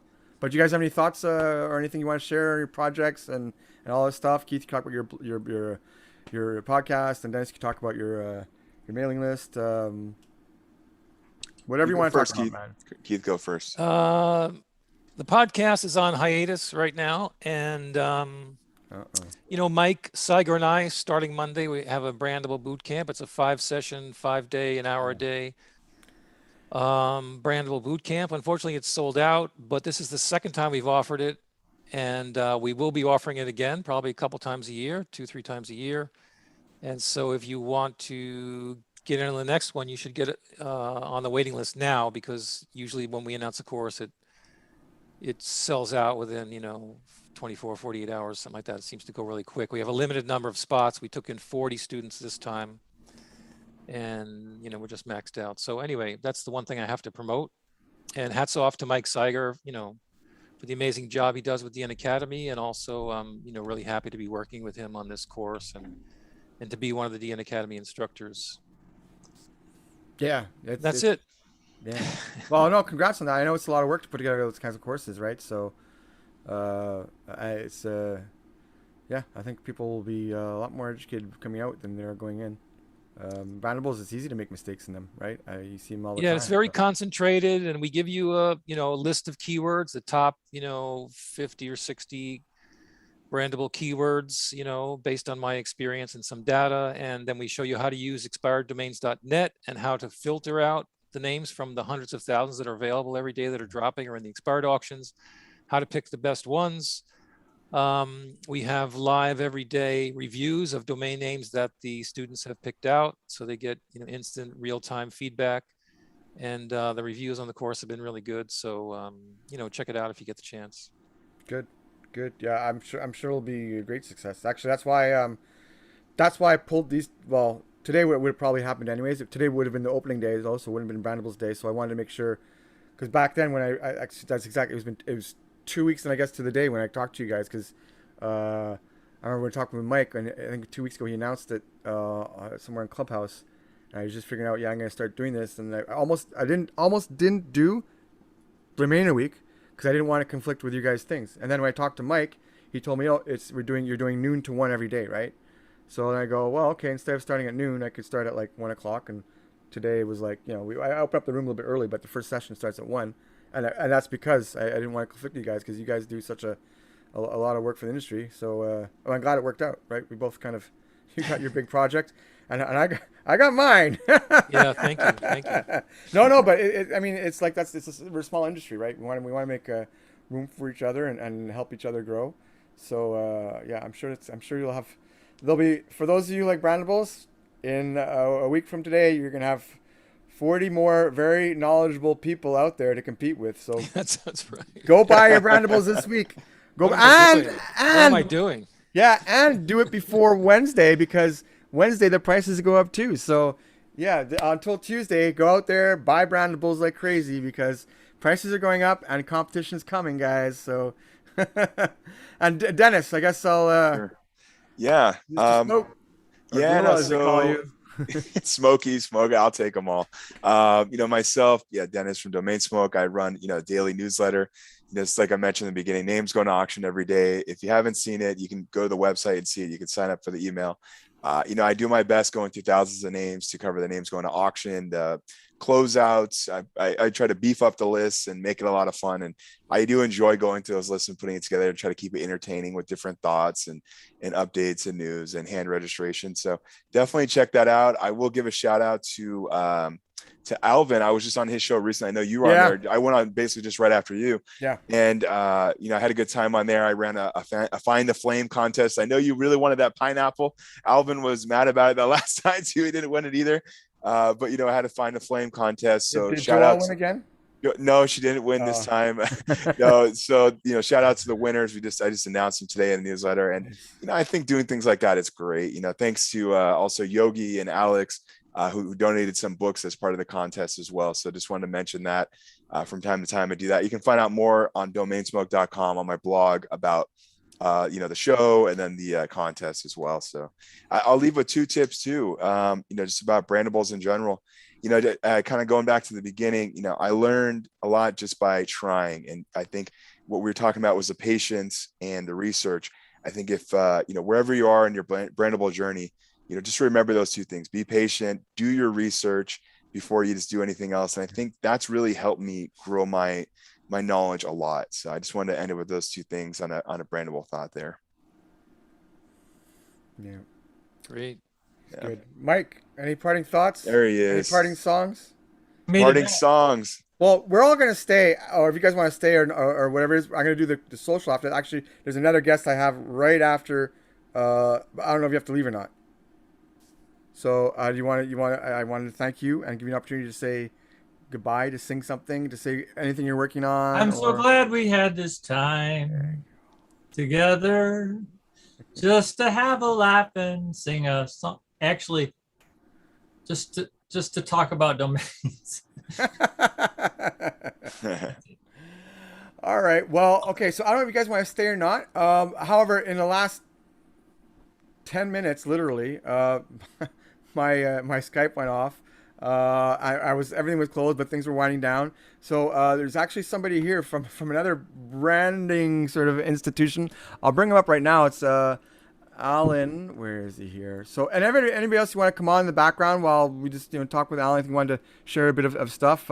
Again, if I got Darpan and Margo on today because they were the two biggest. Well, I won't say that now when Alan's here, but in theory, the two most talked about people in the industry. For Brandables, but anybody in any organization, whatever it is, if you want to come up and talk sometime this week, get in touch with me. And if not this week, if it doesn't fit into the sort of the theme or the schedule, we can do something in the future. So don't hesitate. Or if you're on YouTube right now, you can do that too. Here, let me just bring them up. Anybody else wants to come up, just put your hand up. Yeah. And so for YouTube, well, if you're all watching on YouTube, you know where to go. But you can go to live.domainerweek.com. That forwards to the YouTube channel. I think right now I wish I had access to youtube.com. One.domainerweek.com forwards to the first yesterday's video. When I finish this today, I'm going to set up so every day we'll have the number plus .domainerweek.com will go to that video of the day. So those of you who are on today, if you want to promote it with your friends, whatever it is, the link will be to.domainerweek.com. What else? If you want to come and join us in the Zoom, you go to thedomainsocial.com and subscribe there. And you can also go to DomainPodcast.com, which is going to be the future brand of, I wouldn't say the future brand of Domain Social. Domain Social is ending and changing, and Domain Podcast will have some elements of it. And don't worry, a lot of it will still be the social stuff. It'll just be in different kind of gear. So right now we have first of all, thanks to you guys. Keith, I don't know if you can hear us still. Thank you. I think I saw him move in the background. Dennis, thanks. And you guys are welcome to stay, and everyone else welcome to call on too. Put your hand up. Mike, thanks again for everything, for being here for the last year, helping out, always behind the scenes, everything like that. And most importantly, thank you for the song. And I heard we have Alan from Branders Union. Yeah, how are you doing? Hey, doing You okay. almost missed Brandable Day, but so how about you just give us a little intro? Oh, thanks. So Alan August, and for those of you who don't know, I'm part of the group who runs Branders Union. It's a Slack group, 24/7 Brandable chat group. We do like two things. We represent the interests of the Brandable community. Brandable domain investors on marketplaces overall have, I think, over $200 million worth of assets listed. And so we're kind of like an interest group that says, we have this massive investment, and we want to make sure, that our interests have a say, versus just top down. Marketplaces tell us, exactly, all the policies that they put forth, but we're kind of like the other side of the coin, and we say, okay, here's our perspective.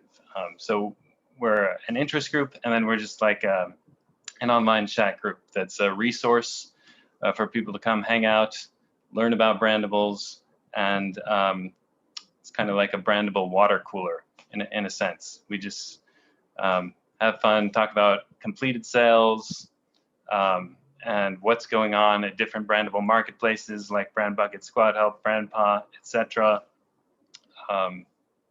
Other trends in the industry. So we're like a Brandable day, 365 days of the year, 24/7.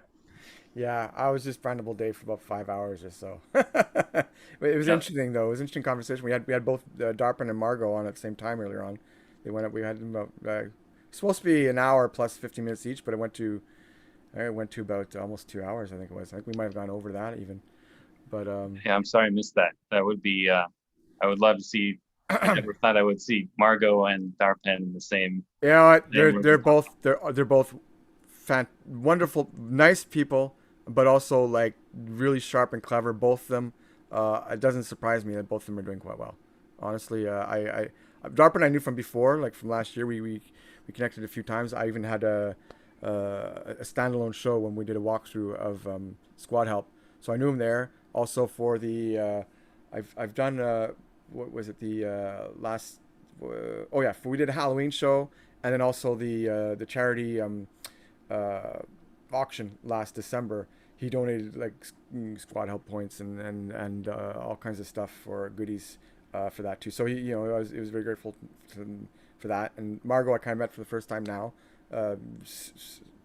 Really incredible person. I understand now why they've had success. Because before I didn't really know her. I'm like, BrandBucket, whatever. But like now I see it. She's a very sharp person and aware on many different levels that you need to be aware of for Brandables, right? Because as we were talking about before, Brandables, it's like it's well, domains too, but I think Brandables even more is like it's a magic coming together of like the two sides of the brain, right? You need to have things that work structurally, and there are certain metrics and systems in place you need to put your domains through to check, and at the same time, there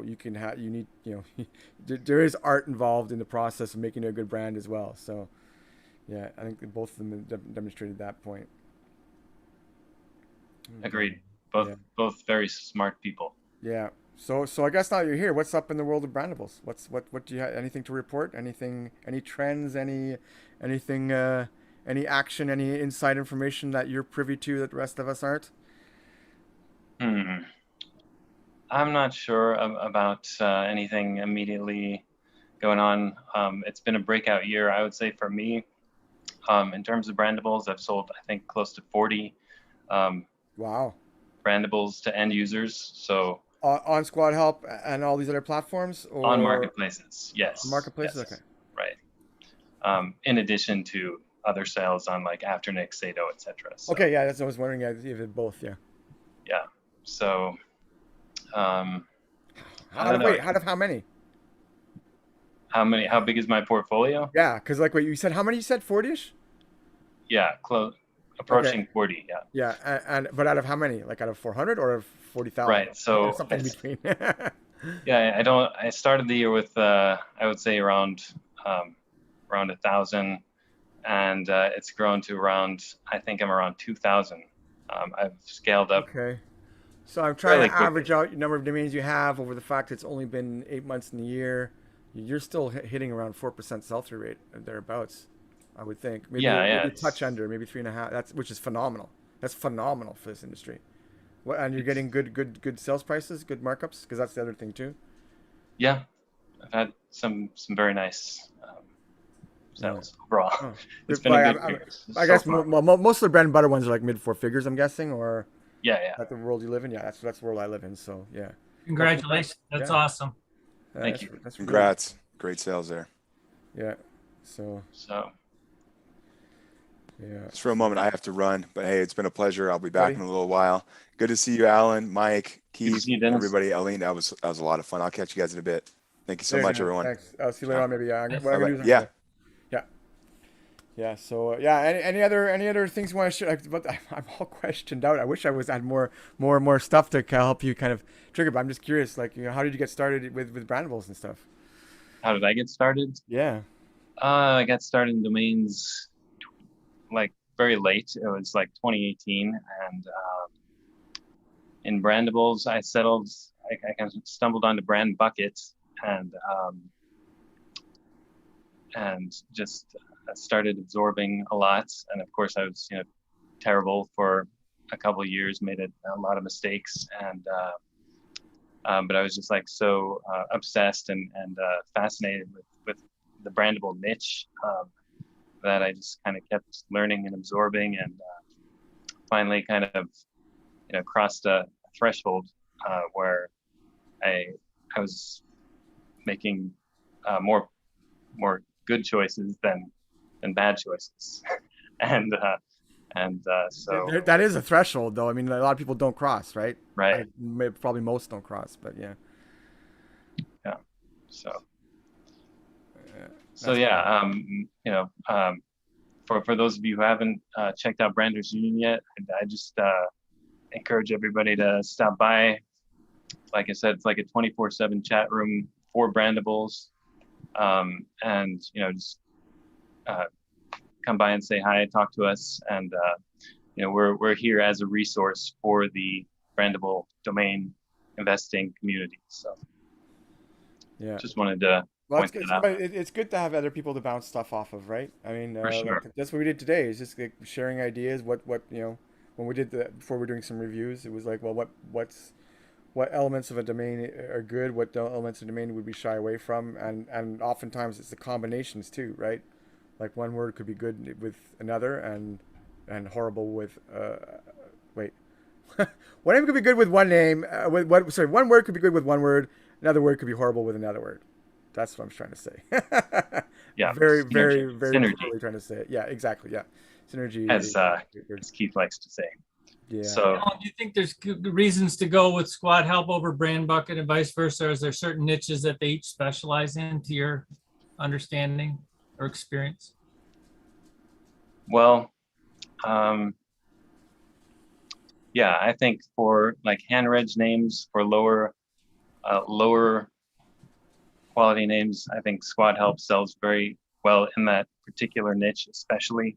They've also started to increase their average sale price overall. They used to be like exclusively on the lower end, but they've really built up their higher end. But I think SquadHelp does really well at selling like hand reg names, helping new buyers find names that you just kind of pick out and register on. So but BrandBucket,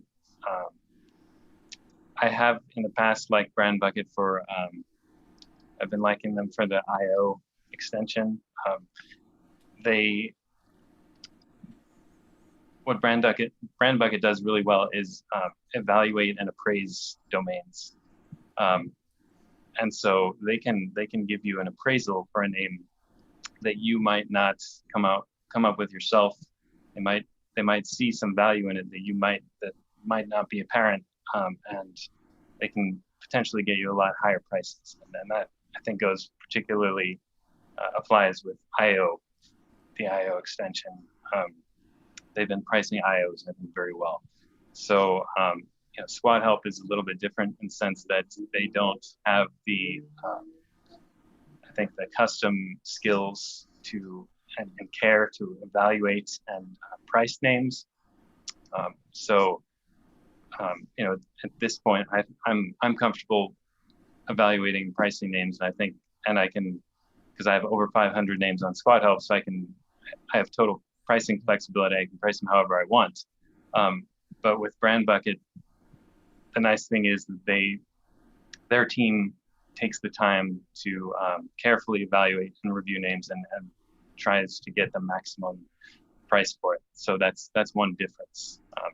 So if someone is maybe unsure about pricing, or they want to get a second opinion or professional opinion, I think BrandBucket is a nice place to submit for that reason.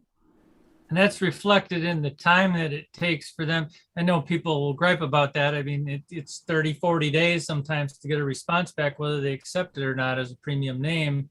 But that's, I sort of thought that might be the case where they are taking more time with it. I don't understand them to be using like teams like SquadHelp. Somebody on here, has said that, or a couple people have said that they're SquadHelp reviewers. And I don't know that BrandBucket uses outside reviewers. They may, but it seems they take longer to approve or not approve a name. For sure, yeah. And I'm also a SquadHelp reviewer. I even though in principle I'm kind of against the idea of SquadHelp using sellers to double as reviewers, because to me I think there's like an inherent conflict of interest.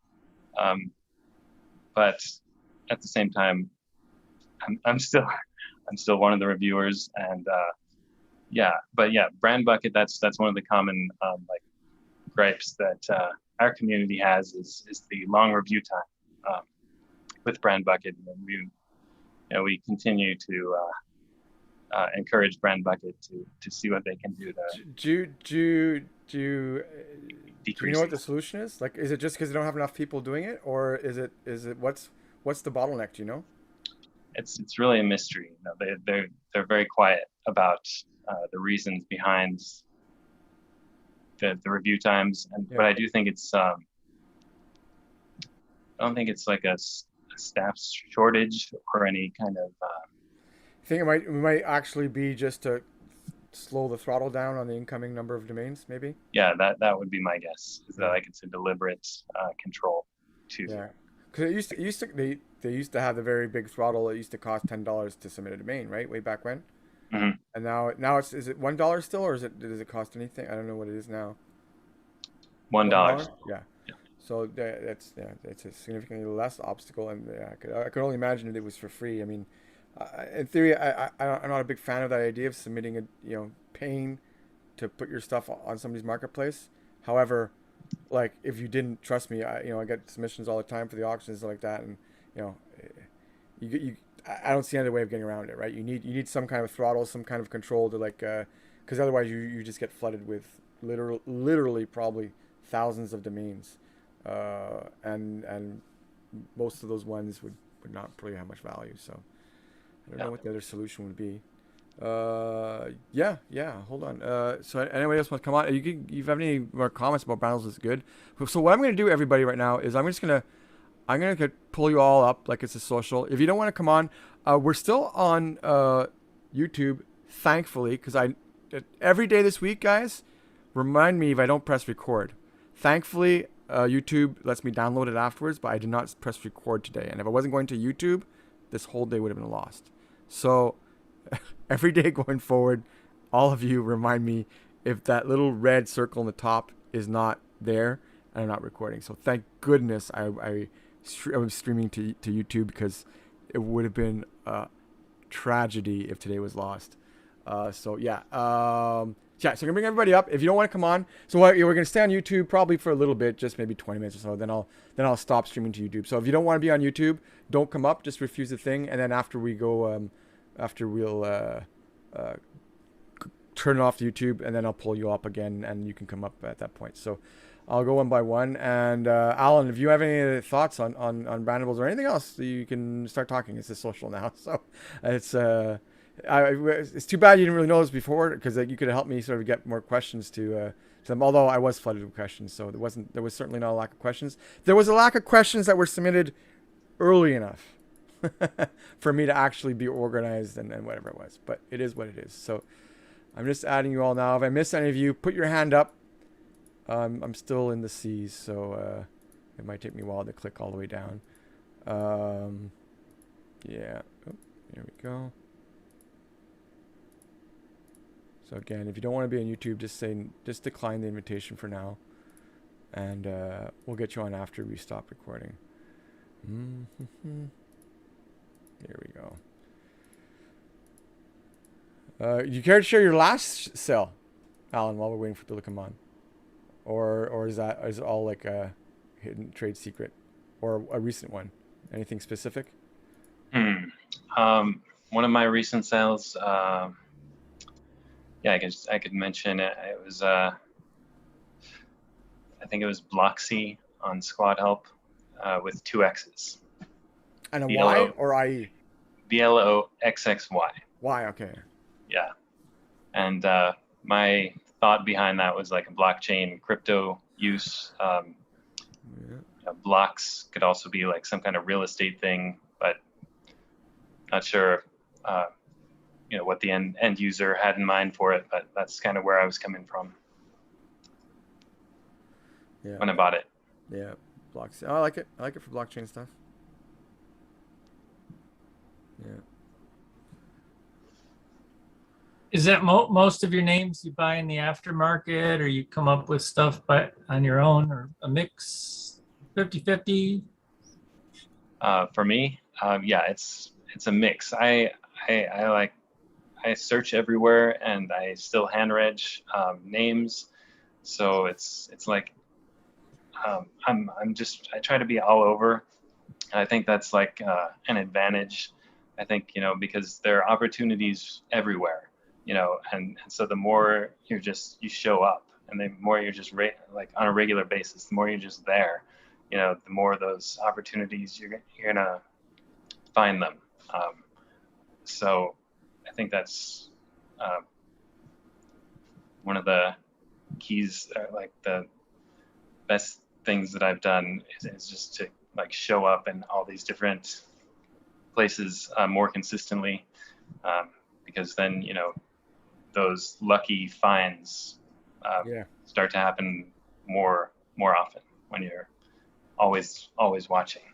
Well, so you get a lot of stuff from like the expiration streams, expiration auctions and closeouts, or are you more hand reg guy, or you do a bit of drop catching? Yes, all of the above. All of the above. It seems like that would smooth out the cycles or the trends. You know, if you know, it's a little disheartening sometimes. You see somebody that's new in the business and they register 100 of a permutation of one keyword, and it's like it's not really all that good. And you know, in a year from now, they're going to have to be looking at it like, man, I probably shouldn't even renew these. And then if they drop them all, they might drop the one that they should have stuck with, but they registered too many instead of casting a little bit wider net. Or wider type of. I just for some reason looked back on one of the names I dropped a few years early on, and I saw it was registered by like an end user, and I was thinking, should get that one. I find those regrets. The names I don't like. If I'm the names sometimes that are dropped and just hand registrations that you see, it's like, oh, and you're just trying to convince yourself to get it. No, that's the one you remember at the end of the day when someone else has it registered, and you can't remember the other 3, 4, 5 that you registered at all.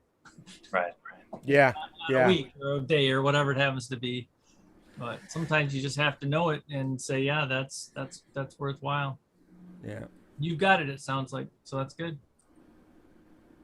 Yeah, it's fun when you're happy with your portfolio. When you're you know, like sometimes people ask, like, we'll talk about domains, whatever it is. I'm in either on a social late at night or whatever else it is, and some people talk about a couple of specific domains. They go, I have a domain like that. Like I have 3,000 domains, right? So like I don't remember all my domains, you know, and quite frankly, like I had some sales we were talking about. I had like 4 really nice back-to-back sales in July, end of June, early July, and I remembered one of them. And they're all like really nice sales, and it's like I don't know why I don't remember, but it's like getting a little foggy in the noggin. But when you have a portfolio that's making sales, it's fun. It's like it's really 40 sales in a year. That's and you started the year with only 1,000 domains. That's really impressive. That's good, and the year's not over yet, right? That's what week are we in now? It's got to be like, it's probably even more than 1 week. We're not even a week. Where are we now? December. So yeah, we're like week. I'm gonna guess what, 35, something like that. So you're more than 1 week. That's awesome. That's really good. Yeah, congrats on that. So yeah. So all right. Well. So what else is new in the world? I'm trying to think what else we're going to cover in the world of Brandables. Nobody wants to come up. Everyone's shy. They want to come up after I turn off the YouTube. So a few people are there, but the camera's off. They don't show up on the screen. Yeah. So I'm trying to think what else I can ask you about Brandables. We're kind of figure out for today. Okay? Here's a good one. So we had BrandBucket and SquadHelp on today. Who's third place? Third place. Yeah. Or honorable mentions. Right. That's a good question. We did a poll recently in Branders Union about third place. I think we might have put it on Twitter also, and I think Alter won that poll. So you know, it's kind of a toss up because it's like you have the 2 like big players and then everybody else. Yeah. But Alter, I think, has really been innovating a lot and growing a lot, and like showing that they're committed. Devin Patel, he's on Name Pros all the time, really responsive guy, and he's been making changes, what I think of as positive changes, and just continuing to innovate. And in terms of like growth rate, I think they're probably, in terms of just sheer numbers, BrandPa is number 3. I think BrandPa has around 22,000 names on their marketplace now. But in terms of growth rate, Alter has been, I think, growing the fastest of any kind of second tier marketplace. So they have somewhere in the neighborhood of like low 10,000s, like maybe 12,000 names around there right now. And they've grown pretty rapidly since they decided to pretty much accept anything, and then just like curate on the back end after you submit it, after you submit names. So I mean, how does that work? You mean you submit, they everything goes on marketplace and they take them off as they kind of go through them, or they don't take them off. Alter just leaves. They will leave it on, but they have like an internal algorithm that they continue to refine that kind of ranks names and puts like things, like tries to kind of buries really long non-brandable type names and tries to like move the best stuff up to the top. So in terms of like the search rank and the algorithm, I don't know how good it is, but just in terms of like a nice option for a brandable landing page, I like Alter better than Dan, because you can kind of present a name in a brandable format. You can add a description. You can choose a logo or design your own logo and put it up there. And so it's just a nice clean landing page, and it's a low commission. It's 10%. Oh wow. Yeah, and they also have like a pretty good partner network where they automatically list your names to Really? get more exposure. Like Afternick type of thing. Yeah, Afternick's not in their network because Afternick's really difficult to partner with. Yeah, but Afternick is the same thing. They distribute it as well. So right. It's like the Afternick. It's like Afternick. So yeah, I like what they're doing in terms of exposure. I like the low commission, and so for brandable names that aren't maybe good enough, or it's going to sell, so you don't want a big commit. You don't want to pay like a 30% commission to a top tier marketplace. I think Alter is a pretty good option because of the low commission and no listing fee. So that's kind of an up and coming. Yeah. Any other honorable mentions? Honorable mentions. Like who else was in the running for the third place?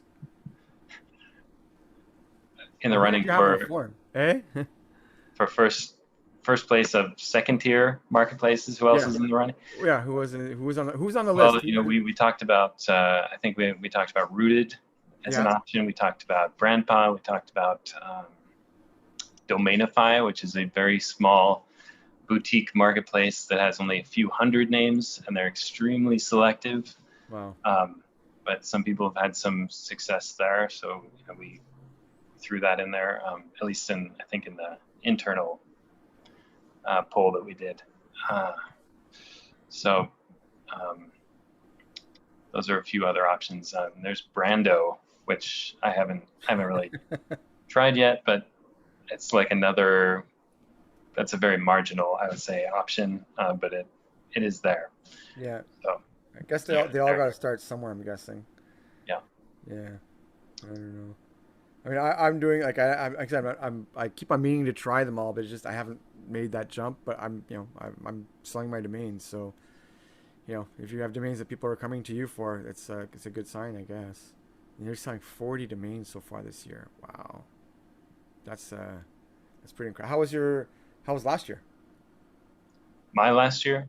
You had less domains though, right? Because you already doubled it this year, so I guess numbers would have been a little bit different. But how was it? Like, did you have a consistent amount at the start? You had 1,000 at the start of the year, 1,000 at the end, or you just you only started with a few hundred? No, yeah, I was still growing last year, and last year I didn't have as much success. I've already sold, I think, far more year to date now than I did last year the whole year. And I was still working last year. Like now I'm doing domains full time. I was still doing like a full-time job last year, for most of the year. Yeah, it wasn't like it was. I had some good decent sales. I profited overall, but this year has been like fortunately a breakout. That's kind of just allowed me to focus 100% basically on domains. So do you tend to, like, I guess one of the first questions we asked was the definition of Brandable, and they gave me very simple but elegant definitions. But do you, what kind of domains do you sell more in terms of like percentage wise? Like, is it made up stuff or like 2-word combinations, or something else that I might not be thinking of? that's interesting. Interesting question. I don't really track that. Yeah, you're like me. As far as like buying, as what do I look for? I just look for good names. Yeah, it's such a horrible answer, but it's so true, right? It's that gut check, I guess. But yeah, I mean, like, I studied like Brandable sales. I looked at what's sold for a long time. I collected, over probably 2,000 BrandBucket sales, and analyzed those. I have over a database of over like 2,500 SquadHelp sales, of course, because they share all their sales. I collected those, analyzed those, and I'm not like actively watching those anymore. But I used to be like fanatically like collecting every piece of data I could on sold Brandable names to just figure stuff out. So then like I broke it down. I started to break them down into types, right? Just beyond, yes, you have 2-word, you have made up.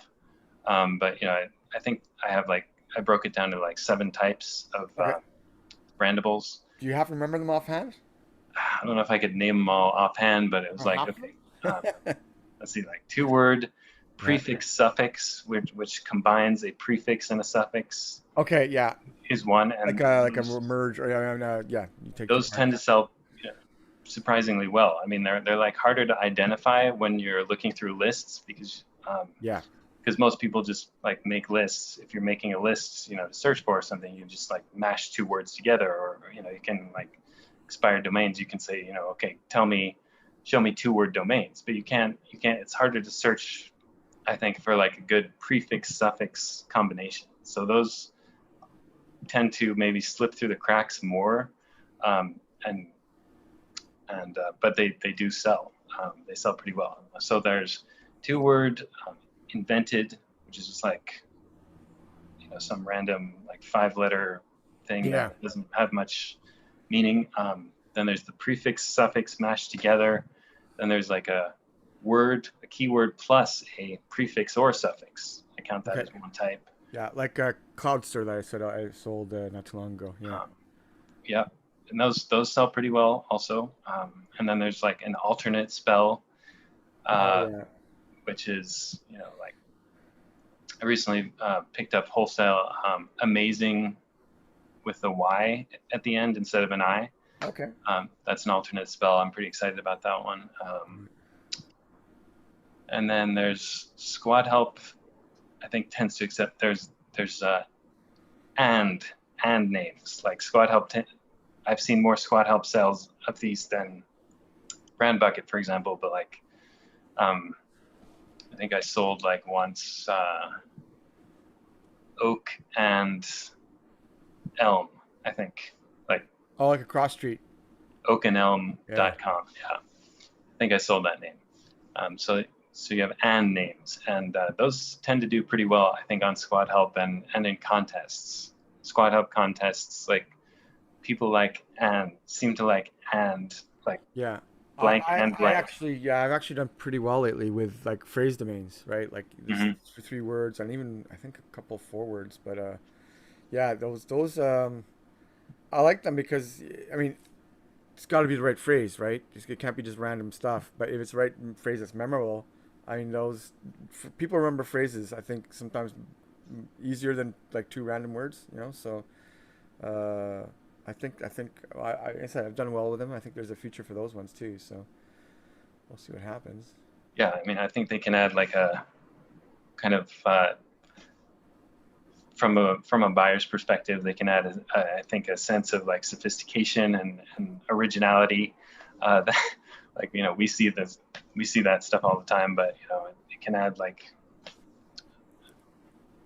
I don't know. I think they have, especially, you know, if you get the right two words mashed up together, can be a nice form. When you get one of my favorite domains that some people just don't get when I tell it to them, or when I show it to them, I guess maybe they don't. It doesn't quite get it. But like one of my domains I got quite some time ago. So it's Holidays, but HOLODAZE.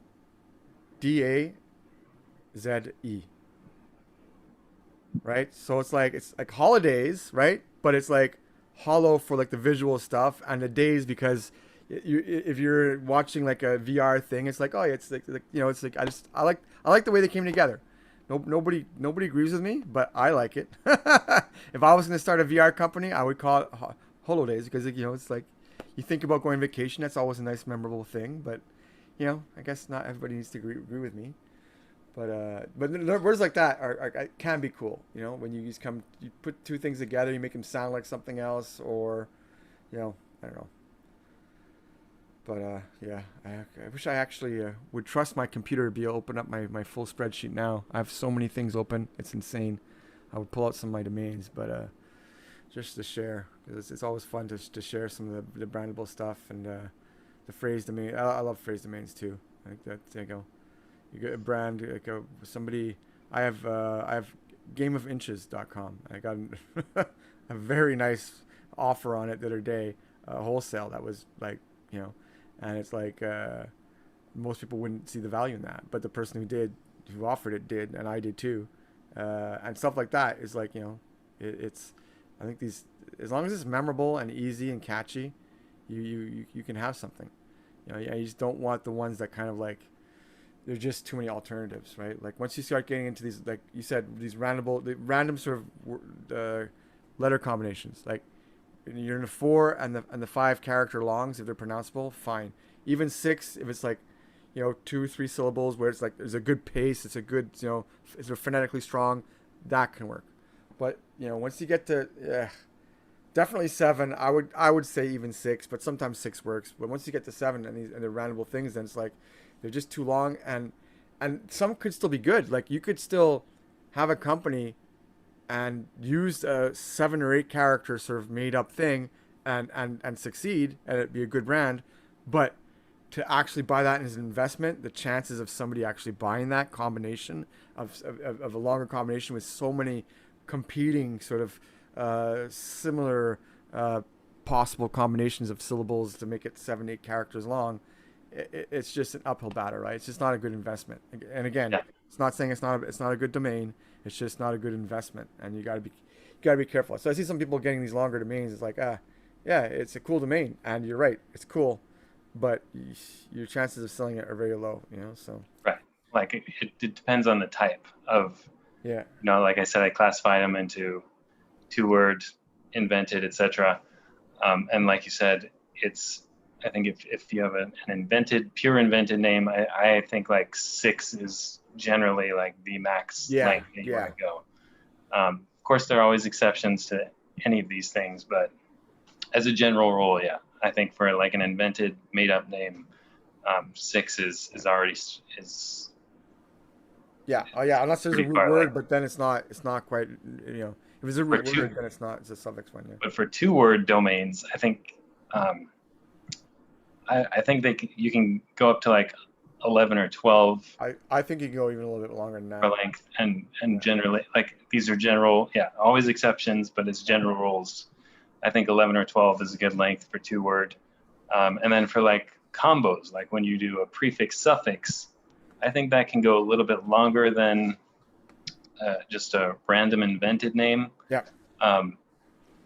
So I think there's a little bit of room there to go, around around 8 or so. Yeah, I was gonna say 9. Yeah, But yeah, it depends on the strength of the base word, I guess. Yeah. So really, it depends on the kind of name. But yeah. Yeah, no, it's all, yeah, these domains they're fun and they're interesting, that's for sure. Yeah, so nobody wanted to pop on. Maybe we'll stop the recording now. Anything else you want to share? Like, it's good to have you here. I'm sorry you missed the beginning of the day. Yeah, very sorry. I missed it too, and it's all gonna be on YouTube. So once I press stop, it should all be there. So great. I will go back and check it out for sure. And so anything else you want to share before? I guess we're gonna keep going here. I'm gonna shut down the YouTube, and if I actually know where to go. Well, yesterday I didn't know where to go either. Here we go. I'll find it eventually. Anyhow, yeah. So yeah, any other final parting thoughts or? I just say if anyone is out there and you want to check out Branders Union, you can send me a Twitter at Branders Union. I think we're just Branders Union at Branders Union on Twitter, or you can send us an email. I think we're like we at brandersunion.org, or we have a website. You can go on and like sign up if you want. Also brandersunion.org. I think we might have the .com also, but anyway, feel free to get in touch. Come check out the Slack. Again, it's like 24/7 Brandable chat room. And we do this kind of probably a lot of what Arif did today, 365, 24/7. So if you like Brandables, all day, every day. Yes. All right, Alan. Thanks a lot. I'm trying to think. Is there anything else I want to ask you? I don't know. I've been here for like 5.5 hours, so I'm out of questions. I'm sure I have more, but we covered some good stuff. Yeah, you shared some good information, like different types and different sort of lengths of stuff you want, and yeah. So thanks for sharing all that, and you're welcome to come back and the main social is going to be one more week. So the Domainer week is continue on until next Friday. So another 7 days after today. And the socials are evolving into Domain Podcast, but I think a little bit of a break in between. And but there'll still be some social stuff. So you're always welcome to come on. And I'm grateful for you sharing the information and the fact that there's hope in selling a bunch of domains like you've done. That's a pretty impressive feat that you've gotten that many sales in just this year alone, and you have like half the size of my portfolio. Well, less than half now, but more than half before you started the year. So we'll call it an average of half. All right. So thanks a lot. I'm gonna stop the stream now. All right. Thanks, guys. Thanks, Arif. But you're welcome to stay. I'm just stopping the stream. So, but yeah, bye to YouTube. Bye to YouTube. Here we go. Stop live stream. Oh, what I want to say. Yeah. So the rest of the week, come on. Where can you find us? If you want to come into Zoom, thedomainsocial.com, and then click the subscribe button. For the YouTube, it's live.domainerweek.com. For the schedule, domainerweek.com. And if you want to contribute to the week, it's donation. No, what is it? Donate at domainer. Domainer. Donate.domainerweek.com. My voice is done, so it's a good time to stop. And we'll hopefully see all you guys tomorrow. I already mentioned what's coming up tomorrow. Tomorrow's a special day put together by Jonathan for the most part.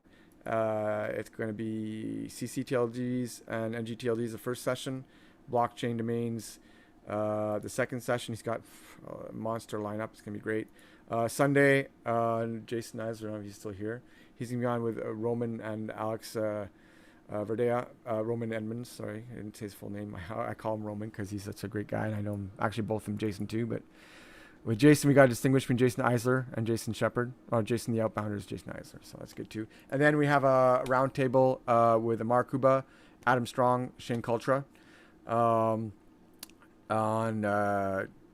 Monday. That was Sunday. Monday, Todd and Lath are going to be talking cannabis stuff. We'll probably maybe get one or two more people on that one. We'll see. And then what was originally on the Tuesday, it now got moved to the Monday.